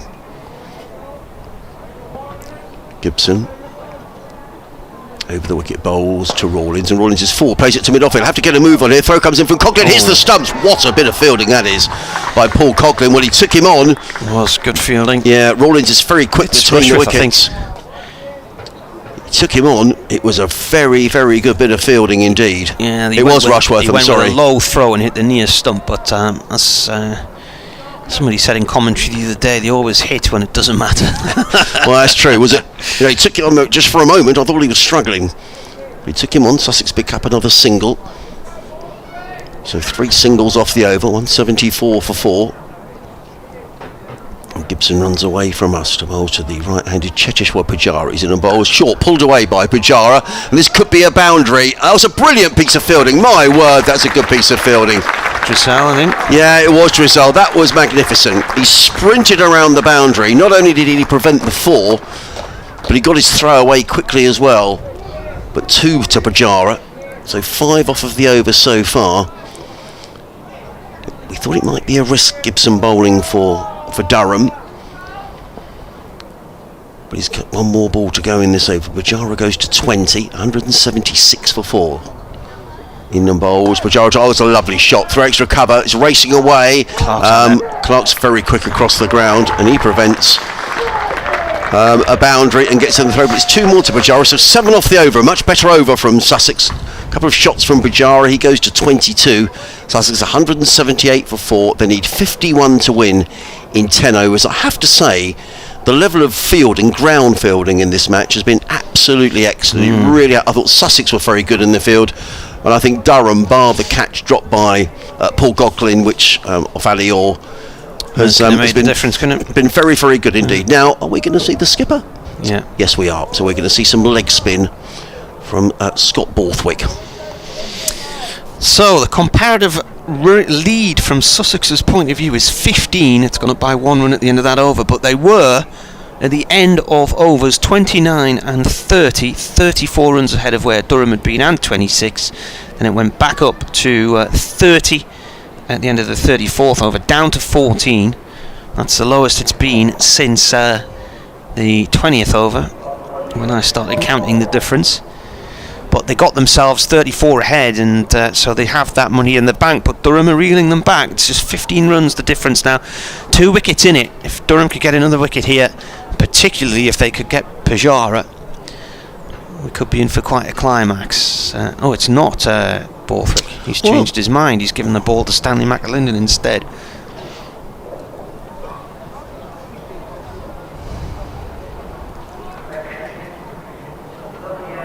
Certainly looked like it was going to be Scott Borthwick. Chris Tyndall's posted a picture of a pint of beer sitting at the far side of the ground in the sun, saying it's awful. Yeah, I bet. Well, Sussex really still ought to win this game comfortably. They've got 6 wickets in hand. They need 51 to win. They've got 10 overs. They've got one of the best batsmen in the world out there. They've still got batting to come in in Ibrahim and Coles. Cavalis can bat. What I said was they would be easily able to pace this because they only needed to go along at 4.7 and over, and Whereas it now, the required rate's 5.1, but I mean in one-day terms that's still negligible, really. Yeah. McAlinden bowls. Rawlins needs to be careful here. He was looking for the single, and there really wasn't a single there. It was fielded by Sean Dixon at mid-wicket, and there is no run. I think Pujara just coming around to have a word to Delray Rawlins, probably saying, don't panic. In fact, he gave him the thumbs up. No, you're right. I mean, it really showed, and you know, a couple of big overs, a couple of tens in an over, and you feel you're almost over the line. But it's just got the feeling to me of a game that might go quite close. McAlinden is on his way from the Lumley end. He's in and bowls, and Rawlins flicks this down to find egg. Now they're going to look for two here, but there isn't a second run there as the throw comes in from down below us. That is Gibson. So just the single. Rawlins goes to 9 off 18 deliveries, 179 for 4. Thinking of the seasons that I've covered Durham, in 2000 they went down, so it was the first year of Division 1 and Division 2, and they actually finished 8th that year, which was the highest finish in the county championship, but they went down. McAlinden is in again, bowls to Pujara, who eases that through the covers and picks up a single. Pujara goes to 23, Sharks to 179 for 4, 50 needed to win for Sussex.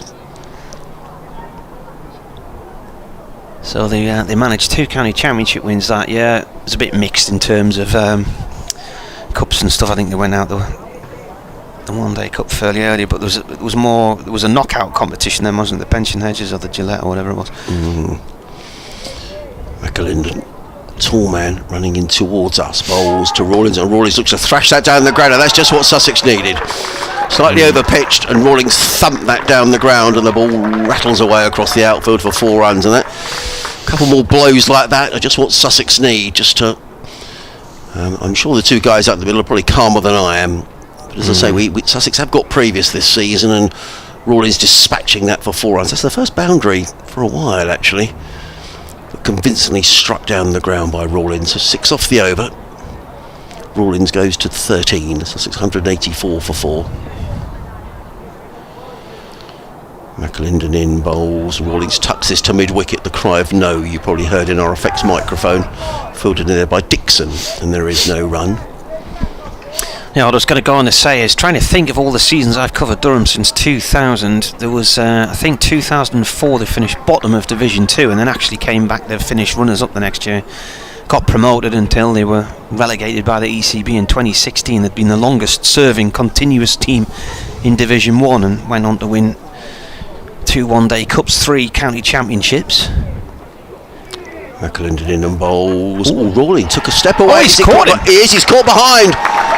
Well, I tell you what, that was an odd decision. Well, an odd dismissal, because Rawlins looked like he was stepping away to try and thrash that away, and I think in trying to get out of the way, the ball has brushed his glove, and it's been taken behind by Tom McIntosh. So just as Sussex hit a boundary, and you think that's relieved the pressure, Rawlins is out, and that's a very, very odd dismissal. He was backing away to the leg side. I think he was attempting to thrash the ball away through the offside. Decided not to. I think the ball probably brushed his glove. Yeah, and it's gone through to the keeper. And Rawlins is on his way, and this game just takes another twist.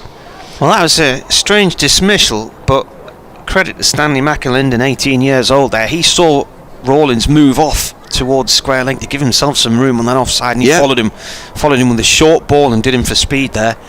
So Rawlins goes for 13, 184 for 5, 23 for that partnership, and 45 needed from 9 overs.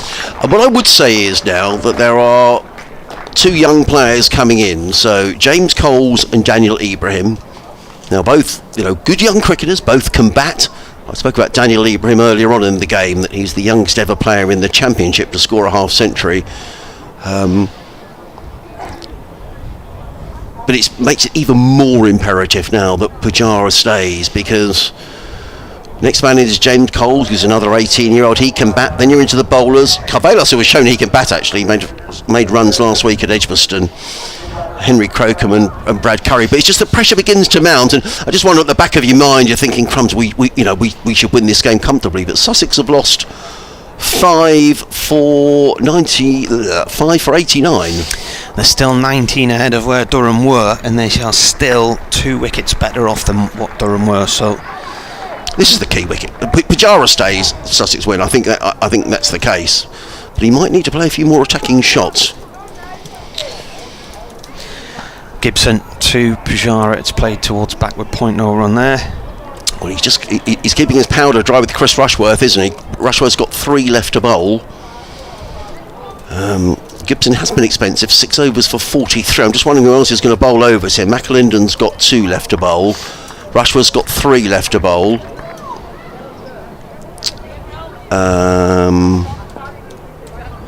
Well, presumably he's going to go with these 3, just the seamers. Gibson in and defended by Pujara. So between them, it could be Gibson, McAlinden and Rushworth are going to bowl these final overs. Pujara's just surveying that leg side field. There's only 2 men on that leg side boundary. We're into the final power play. I just wonder here whether Rushworth might, or Borthwick might be thinking, well, let's just give Pujara the single and get the new man on strike. This is played into the covers. It's another dot ball. Hen's teeth these at this stage of a game, aren't they? 3 dot balls. Yeah, they are.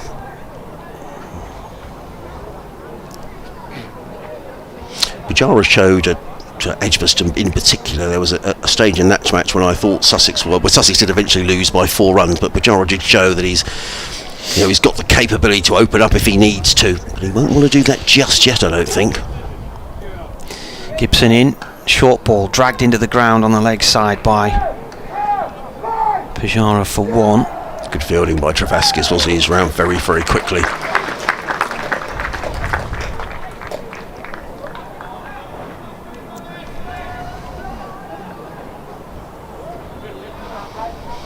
Got to an update in a moment, but I'll look to the end of this. Daniel Ibrahim is the new batsman. Yeah. And just having a chat with his skipper. He's 18 years old. It was his birthday last week. He's got 169 runs in 12 games so far in one-day cricket. His highest score 50 against Gloucestershire this year. He got 40 against Notts as well, and 46 against Lancashire on his one-day debut last year. And he is on strike now. Gibson comes in and bowls. It's off the thigh pad. It was a little bit high and leg side-ish. There's going to be a leg by run here. So no signal. What we?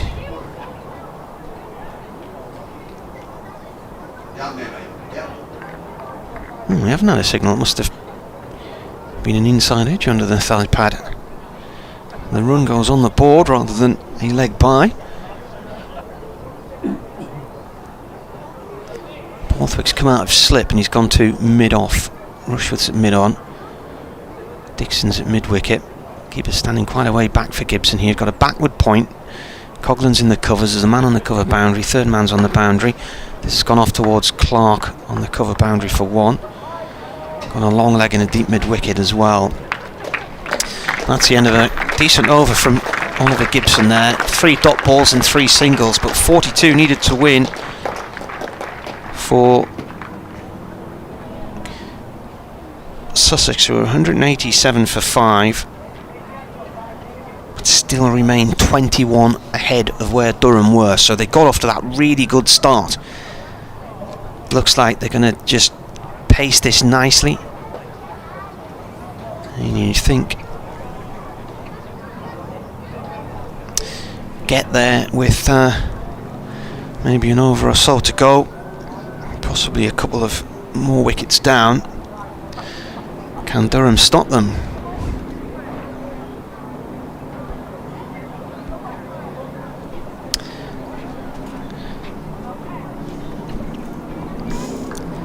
Was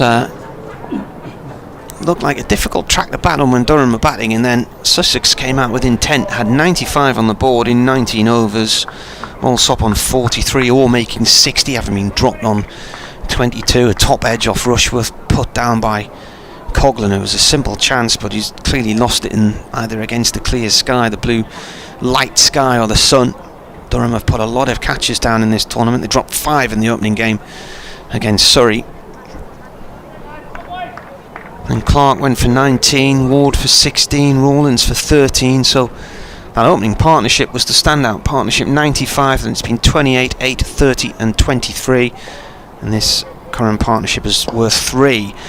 Borthwick has brought himself into the attack. Pujara, first ball up, plays this out through deep mid-wicket with a whip of the wrists for 1 run. He moves on to 26. Ibrahim is on 1.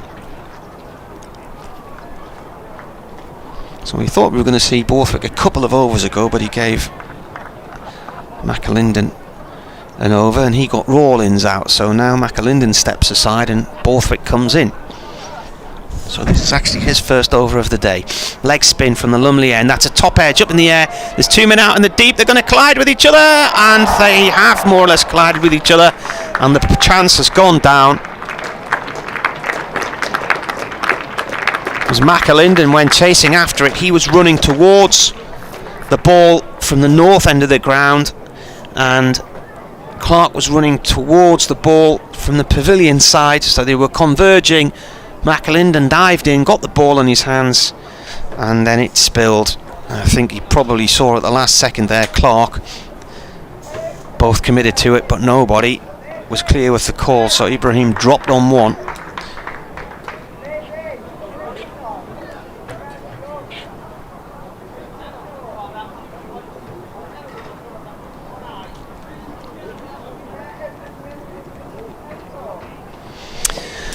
Might have made quite a difference there. 6 down with 40 needed still. This is launched down the ground now by Pujara for 4.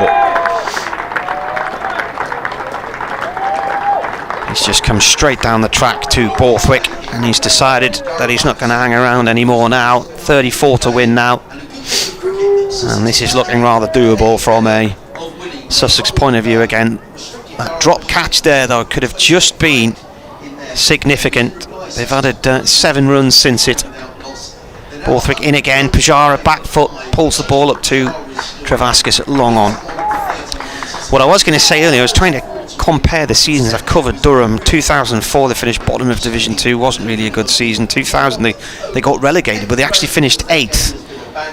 Won 2 matches in the county championship. This year though, all this way into late August or mid-August, just the 1 win in this tournament, just 3 in the T20, 10 defeats, their worst T20 season equalling 2017, just the 1 win in the county championship.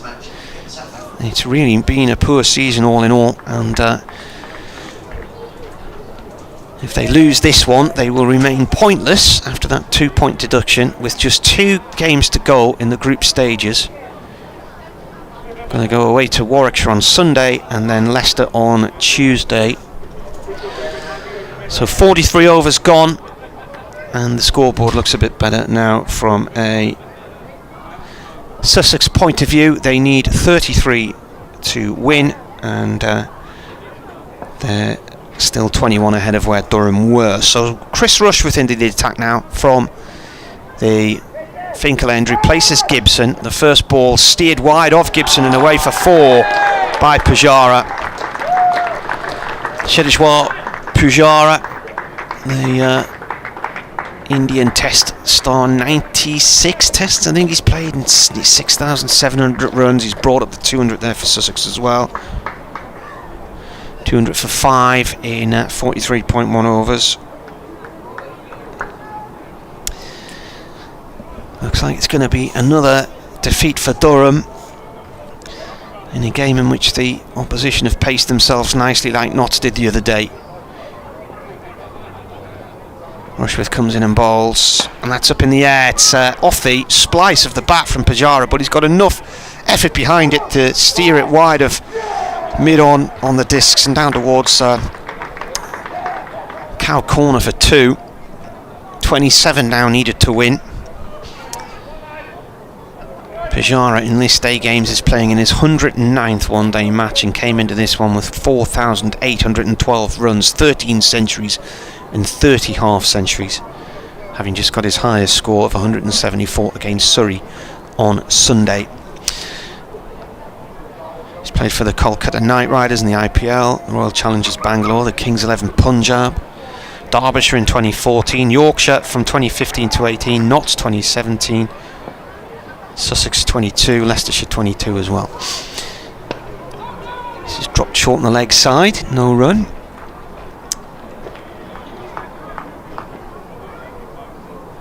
Rushworth bowling his 8th over. On the scorecard so far, we've had 2, I think, of the Durham players have finished their 10 over allocations. Drizzell 1 for 48 and Travaskis 2 for 10. Pujara is on 37. Rushworth bowls, plays this up to wide, mid-on to Gibson for 1 run. And 26 now needed to win here. Yeah, and I guess, this has been the great thing about Pujara this season, that he's made a lot of runs, but he's made runs at important times, and you just when Sussex was struggling there a little, that's when you just need that experience from an overseas, isn't it? Someone with a cool head who can just see. Sussex aren't over the line yet, but those sort of boundary have just made a bit of a difference for Sussex. Oh, that's out, and he's gone. Not Pujara. No, it's Ibrahim. LBW for 4, so he was dropped on 1, I think he was, and that he's played around that one. He's out for 4, so they're now 203 for 6. Absolutely plumb, wasn't he? Played all around a straight one, and Sussex are making a meal of this, and as I say, I never thought this was going to be an easy chase, and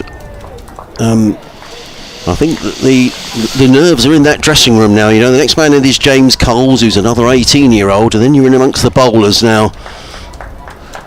I'm not saying they can't bat, and with so few runs needed, but Durham just keep nibbling away here.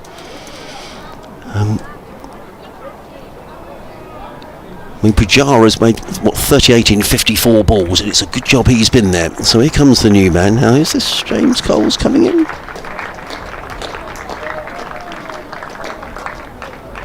I think it is. Just looked a little bit tall to be James Coles. He's certainly due there. Yeah, I think it is. See if he's got number 30 on his back. Yes, that's James Coles, I'm fairly certain. So, just played all across the straight one, didn't he, really, Ibrahim? Yeah. No Nick, around it. Yeah, just, and he was absolutely plumb LBW. I mean, we could tell from here. We've got a pretty good view. We're virtually looking straight down the wicket. So Rushworth. 19 runs added. Yeah. 43.5 overs gone. So they need 26 to win from 6.1 overs. James Cole's the new man. You kind of think to yourself, really, that we said, right at the beginning of this, that for Durham to win this game, they're going to have to bowl Sussex out, and you still feel that, really. But Pujara just, he's had the capability both in this innings and at Edgbaston last week. Just when the accelerator needs to be, he knows when to do it, and he's capable of doing it himself. Here's Rushworth. Cole's facing Rushworth then. Last ball of the over, defends this one, and that is the over complete. So 26 to win from 6 overs. Yeah, 4 wickets in hand. But Sussex, who were 95 without loss, and now 203 for 6. They've lost 6 for 108. 17 ahead at the minute. That's nearly as low a lead as they've had by over. They were down to 14 runs after 39. 15 after 40, and then it's gradually climbed up to 21 again, now down to 17. Yeah. Well, James Coles is having a long chat there with Cheteshwar Pujara. And it's absorbing stuff. I mean, you could tell it's a tight game because, it doesn't sound a tight game, does it? Only 4.3 required over. You can just tell by the, sort of the hush around the ground. Anyway, in comes McAlinden running in. From the Lumley end, comes in and bowls to Pujara. It's short, and it sails past Pujara through into the gloves of McIntosh. And there is no run, so a dot ball. Pujara remains on 38. Live cricket here on the BBC, BBC Radio Sussex, BBC Radio Newcastle. It's been a full day's cricket. Durham 228 for 8 in their 50 overs. Graham Clark top scoring at the top of the order with 65.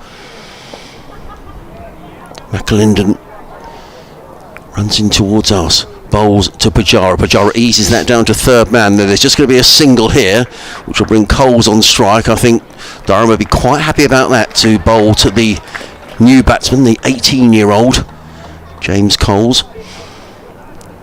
Stanley McAlinden's had a decent day, actually. He batted very nicely for 29. In fact, the tail did wag for Durham. George Drizzell made 37 not out, batting at number 8. McAlinden made 29. At one stage it didn't look as if Durham were going to get to 200. But they got their way to 228 in their 50 overs. McAlinden in, bowls, and Coles is forward, plays that to mid-wicket. There is no run, it's a dot ball. 204 for 6. 25 needed to win. And there are 5 overs remaining after this. Pujara just comes down and has a little word with James Coles. Twiddles his bat.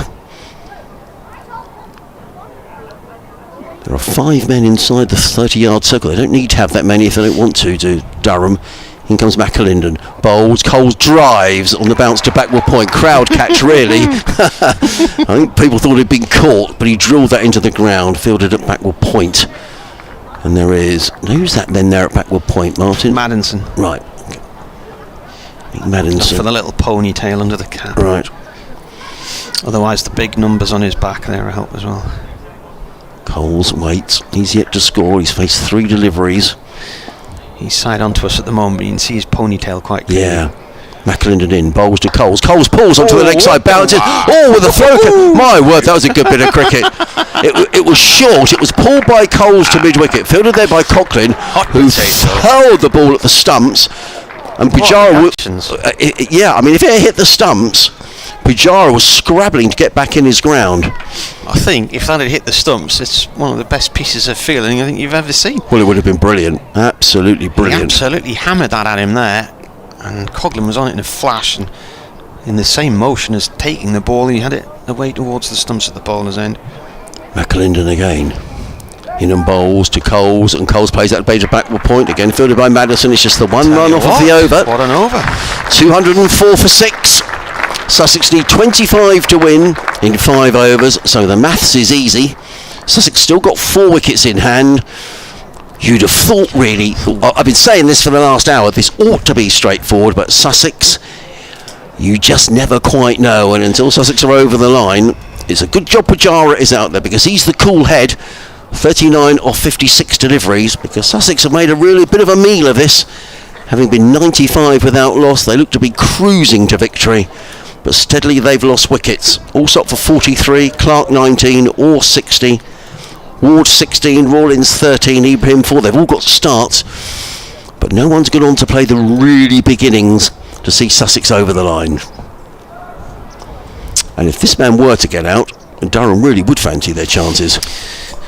This is, where are we here? This is Gibson back into the attack. This is his 8th over, none for 46. He's got to keep it tight. Pujara on strike. It's flicked away down towards fine leg to Travaskis for 1. I don't think they'll worry about that, Martin. They've got Coles on strike, who's a perfectly capable batsman, James Coles, but there's just a bit of pressure around now.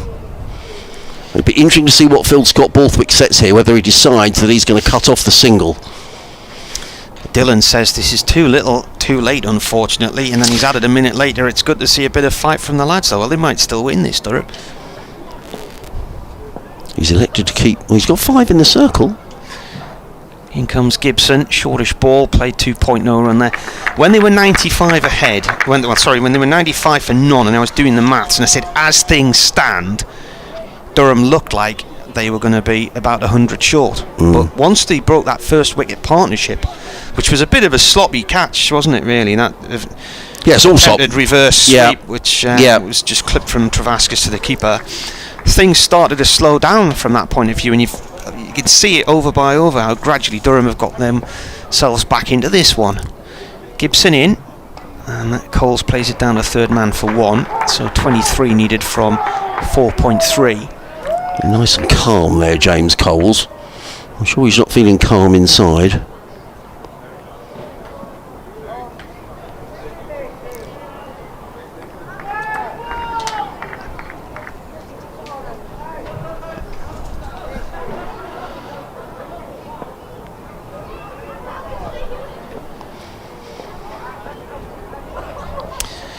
Gibson to Pujara. Only goes as far as the covers to Coghlan, no run.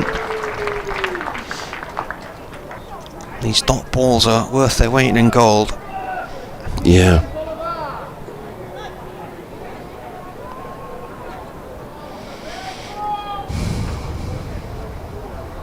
Well, you've got to, clearly I hope Sussex win, but you have to give Durham a huge amount of credit here because, they were pretty much out the game. But once they got that couple of wickets, you just sense that they felt there might be something here for them. Gibson bowls, it's short, it's pulled out towards square leg on the boundary, 1 run. How many balls left of the over? 1 to go. Who's that out there? So there's 4 overs to go, of which Chris Rushworth will bowl 2 of them. He's bowled so far 8 overs, 2 for 27. You'd imagine that between Gibson and McAlinden now. McAlinden's look very dangerous. 1 for 37 his figures. Gibson in, ball turned off towards square leg, and that's a single. And that is the end of the over. 21 to win from 4.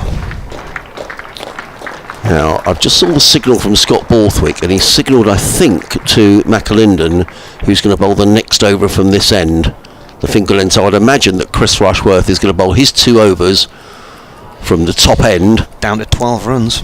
Yeah, that means that McAlinden will bowl, I would presume, the 2 overs from this end, and maybe the last over of the match, if indeed it gets that far. So, 21 needed to win in 4 overs, 21 in 24 balls. It's a runner ball. It ought to be really comfortable for Sussex, but it's been that sort of a game. Rushworth is going to be bowling to James Coles. Keeper is standing up. There are 3 men inside the circle on the offside, 2 on the legs. They've actually got 5 men on the one here, Durham. As Rushworth makes his way in from the Lumley end in bright sunshine, he's in and bowls, and Coles is forward and plays that nicely down to 3rd man, picks up a single, fielded by Gibson down in front of us. Sussex need 20 to win in 23 balls. Importantly for Sussex, Pujara is on strike. James Coles has played very sensibly. He's only made 3, but he's 3 off 9 balls, and what he's done is just made sure that Pujara's on strike, and he looks very calm at the far end as he leans on his bat. And Rushworth is on his way. In and bowls to Pujara, and Pujara works on the leg side. They're looking for 2 here, Sussex. It's good running by Pujara, but Travaskis, who's fielded very well throughout, gets in the throw. There's a misfield. Oh, no, it could be a run out. Oh, that was ridiculous. Travaskis threw the ball in. It was a misfield. Sussex thought there was a second. Pujara and Coles looked like they got their wires crossed. The throw came in. It wasn't taken cleanly by the keeper. They thought the run was still on. Then McIntosh threw the ball at the stumps. He missed. I think everyone's edgy out there. And what we do know is that was a single to Pujara. He goes to 42, and Sussex to 210 for 6. I think he had his bat in. Pujara waits. Rushworth in and bowls. Sorry, Coles waits. Plays it to mid-wicket, and there is no run. Dot ball. Standing up to the stumps with the helmet on is keeping Coles in his crease here. Yeah, I think it's good. Good brave wicket keeping, isn't it? Standing up to a bowler of Rushworth's pace. It's what's needed. Rushworth back to his mark at the lovely end of the ground, and comes running in to bowl to James Coles, who's 3 not out. He bowls, and Coles clips this nicely through mid-wicket. Again, they're going to look for 2 here. I don't think it's there as the throw comes in. I think that's Graham Clark out there who gets in the throw. Good throw. It's a single for Coles. So all Sussex need to do is to push the ones. The runs required is down to 18. 18 needed off 20 balls. Pujara waits, and Rushworth turns at the far end of the ground and comes running into bowl to Pujara, and Pujara eases that onto the leg side. And this time there really might be two. Clark is closing in quickly on the ball. In fact, it's a good bit of cricket actually. I think it's McAlinden who chased back and prevented anything more than a single. Durham chasing around as if their lives depend on it. Another good piece of fielding, but another single to Pujara. He goes to 43. Sussex just needing 17 to win, and there are 3 overs remaining after this. Rushworth is now going, has asked the keeper to stand back, so wicket keeper McIntosh is standing back from the stumps. Rushworth is on his way to bowl to Pujara. He's in and bowls, and Pujara pulls onto the leg side. He's going to pick up a single, and that's exactly what Sussex wanted. So 5 off of the over, a good over for Sussex. They now need 16 to win off the last 3 overs, and importantly for Sussex, Cheteshwar Pujara will be on strike. So 16 needed off 18 deliveries here on BBC Sussex, BBC Radio Sussex I should say, and BBC Radio Newcastle. Pujara and Coles have a little natter in the middle of the pitch, and it is indeed going to be McAlinden who's going to be bowling, I suspect, well, this over, and who knows, maybe the last over of the match, when he's in deep conversation with Scott Borthwick.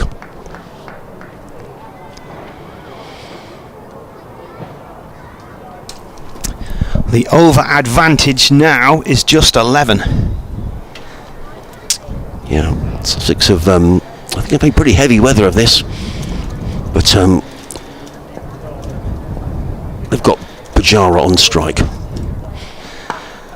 First ball's played back into the ground to McAlinden, who's kept things really tight. 1 for 38 so far from 9.1 overs. Sorry, we were talking about Coles is on strike. I thought they took... Did I get my batsman muddled up there? I thought they'd taken a single, but it was obviously Coles, so I do apologise in the excitement of it all. So 16 needed off 17 deliveries, Martin. That's correct. We know that's right. Coles is on 5. McAlinden from the Finkel end comes in and bowls to wideish delivery. It's carved down towards third man. Should just be the 1 run. Throw comes back in to the keeper from down in the deep. Rushworth fielding in the shadows in front of the Health Club, northwest corner of the ground, far side to us. And now Pujara is on strike on 43 with 15 needed to win from 2.4 balls here on BBC Radio Newcastle and BBC Radio Sussex. McAlinden from the Finkel end in past the umpire and bowls. It's short. Oh, it's pulled up towards Gibson, and it was nearly a catching chance. It was a false shot from Pujara. It was. It's come high off the splice of the bat there, and I think if Gibson had been a yard or 2 closer in, perhaps he might have been able to catch that. Yeah, absolutely. Dean's been in touch from Cambodia. Hello, Dean. He says, I'm wondering if you're going to be on a coach for the next couple of days. He's saying that because Sussex are down in Taunton on Friday. Couldn't have arranged fixtures further apart, really. Yeah, a lot of travelling over this week. This is exciting stuff, though. McAlinden to Pujara.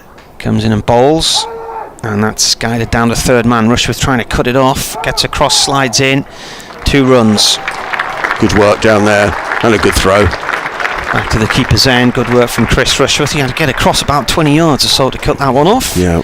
But 13 needed to win from 2.2 here on the BBC.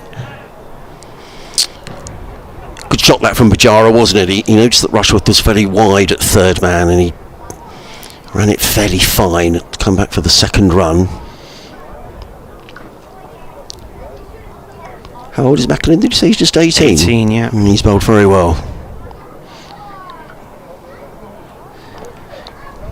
McAlinden now to Pujara, who's on 45. It's dropped short towards point, and he gets a single. Brings Coles on to strike on 6. 12 needed. Essex have beaten Yorkshire in the rain in Chelmsford by 88 runs under DLS. Lancashire have won by 9 wickets with 84 balls remaining against Glamorgan in Neath. Leicester should need 102 from 19.5 overs against Gloucestershire and Bristol. That's 30 overs into 50 there. That's been rain affected. Here, 12 more needed. Cole's on strike, pulls it into the air, there's no one out there, he's going to be safe. That might actually go for 4 towards Cow Corner, it does. Much to the delight of a few Sussex supporters who are here. Just the one shortish delivery really from McAlinden that Coles was able to get on top of, and 8 needed to win from 2 overs. Yeah, well, that's a massive release as far as Sussex are concerned. James Cole's pulling that one away over mid wicket for 4 runs. Now 8 from 2 overs. You'd think that Sussex are all but over the line. Had that bit of dot ball and it's suddenly 12 needed off 2, and you're going at 6 and over, and you've got Rushworth is going to bowl one of them. But good effort by McAlinden nonetheless. That 10 overs, be, 1 for 46. Might be his best figures actually. Well, I think he's bowled very well. He'll be disappointed. He's taken 1 for 50 against Somerset, 1 for 59 against Gloucestershire. Yeah. So a bit of the tension relieved.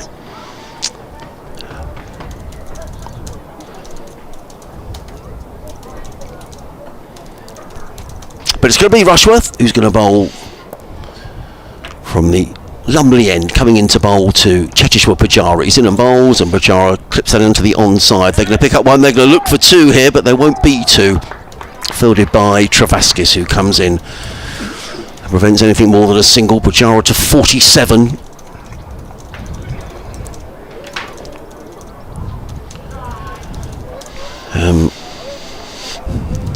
So 7 needed to win in 11 balls. For Sussex to record their 4th win and keep themselves in with a chance of qualifying for the quarterfinals. Have to see how the other results go. With 2 rounds of matches to play, in comes Rushworth, bowls to put to Coles, and Coles plays it onto the onside, and there is no run. It's a dot ball. 7 needed to win of 10 deliveries.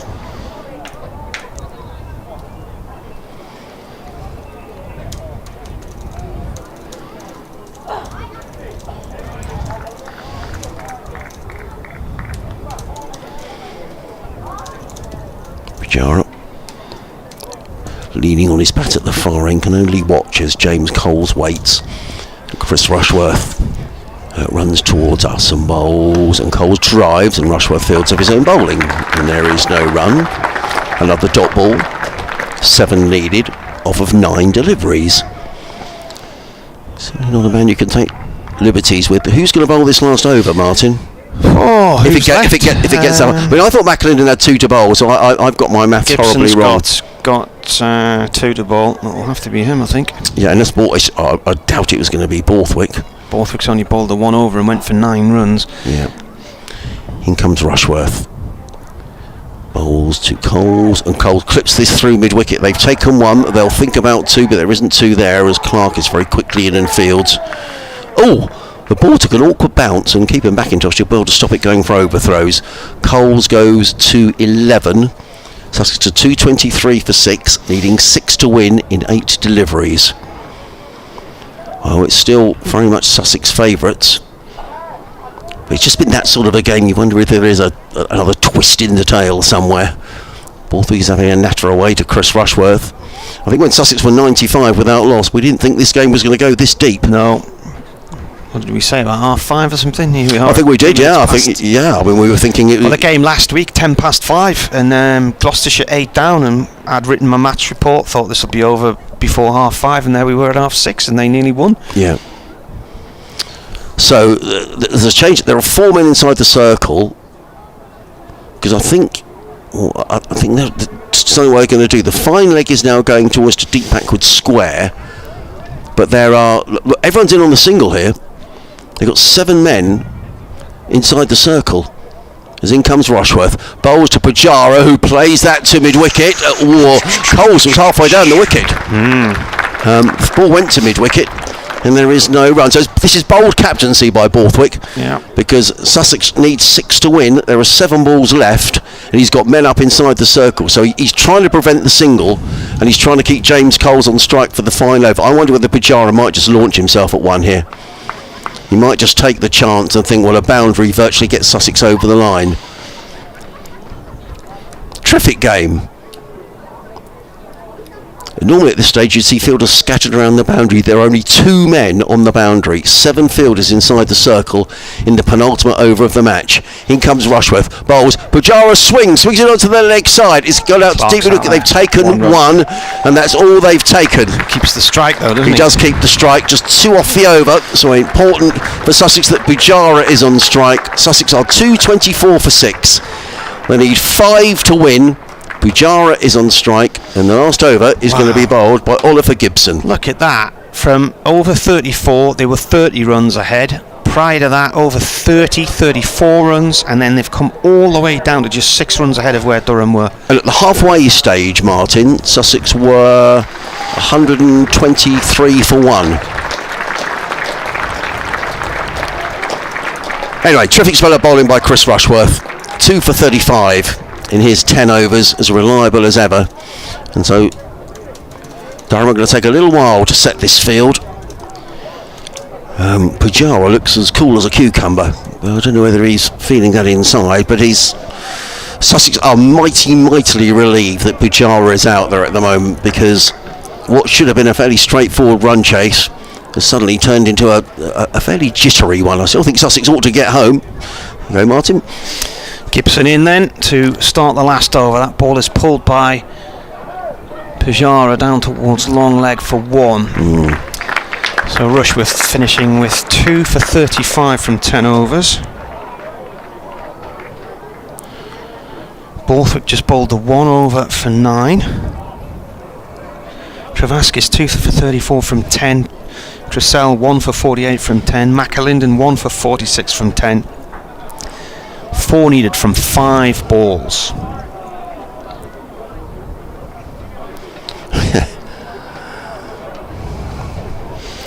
Pujara's on 49, but he's at the non-striker's end. Gibson to Coles, who's on 11. He bowls. Coles drives at him. That's it. They've won it. They win with 4 deliveries left by 4 wickets as they finish on 229 for 6. Well, what a finish that was. It got needlessly nervy from a Sussex point of view. Durham did ever so well to drag themselves back into that one, and who knows if they had another 10 runs.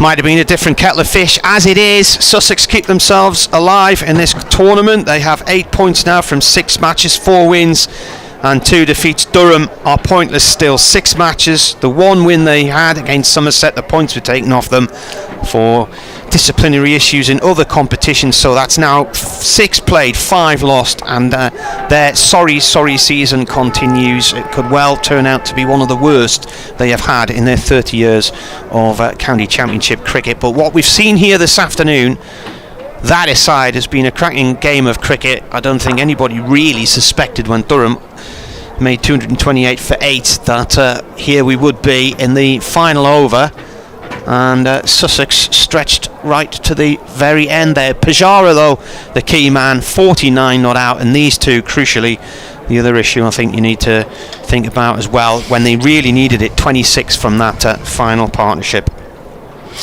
Yeah, absolutely. I mean, quite a day for James Coles. He picked up those 3 wickets. He bowled very nicely, and then to crack the winning runs. Pujara key for Sussex. I think without him in there with that very solid 49 not out, I'm not sure Sussex would have got over the line, but they have done. As you say, their hopes of reaching the quarterfinals still very much alive. Well done to Durham, though, because Durham looked absolutely dead and buried when Sussex were 95 without loss. But it's been a terrific game of cricket. In good company, Martin. Thoroughly enjoyed it. Thank you. Could have been a different kettle of fish if, for that horror moment for Paul Coughlin, yes, that top edge from was it Orr earlier in the day. He just top edged the ball from Chris Rushworth. It just flopped over towards Coughlin at mid-on. He had all the time in the world to take the catch. I've seen so many of them put down recently by Durham players, and I said, well, this should be out.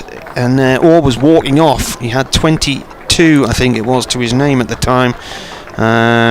And the ball bounced out of his hands. He went on to make 60 in an opening stand of 95. That got, by the time they were out, well, he was out and that opening stand was broken. Sussex were 24 ahead of where Durham had been, and within just a few overs they were 34 ahead and looked like it was plain sailing in 130 for 2 after 26 overs. Durham worked hard though and dragged them right back into it, to the point where at the very end there was just a 6-run difference at the end of the 49th over. So credit to Durham. They needed more runs on the board, unfortunately. Maddinson going for 1 at the start of the innings, trying to leave a ball from Curry, which he clipped to Clark in the slips. Then Borthwick bowled for 5, Dixon bowled by Aristides Cavelis for 14, and Travaskis LBW to Delray Rawlins for 17. Durham 96 for 4, and went along rather stodgily with the bat after that. And if it wasn't for a 48-run stand for the 8th wicket from McAlinden and McAlinden making 29, Dressel 37, they would have been defending a lot less. They did eventually give themselves something to defend. Bowling wise, Gibson has finished with 8.2 overs, none for 55, but another sickener from a Durham point of view. But from Sussex's point of view, they're next at, where is it, Taunton? Taunton on Friday, yeah, so all to play for us. I mean, we'll have to see how the other results are going to pan out. It might well be they need to win at Taunton and beat Middlesex next week at Hove if they're going to qualify for the quarterfinals. But they've given themselves a chance, but boy did they make hard work of that. So 229 for 6, and they win by 4 wickets with 4 balls to go. Yeah, and James Cole's finishing not out. Was he not out? 15 not out. Yeah, so important runs for him at the end. Martin, thanks very much. Thoroughly enjoyed it. Great to see you soon in a few weeks. Yeah, you're back up here for the championship, aren't you? Looking forward to that. September. Yeah, look forward to it. So their partnership at the end, 26. Right, we'll go and get some reaction from this one. You'll hear it on Total Sport and Radio Newcastle this evening, and BBC Tees later, maybe in the morning, and Radio Sussex as well. And I might actually be on Total Sport in a moment or two. I just had a text. I'll have to check and see who that came from. But thank you, Martin. Very enjoyable. Yes, I'm doing a live for them in a couple of minutes' time.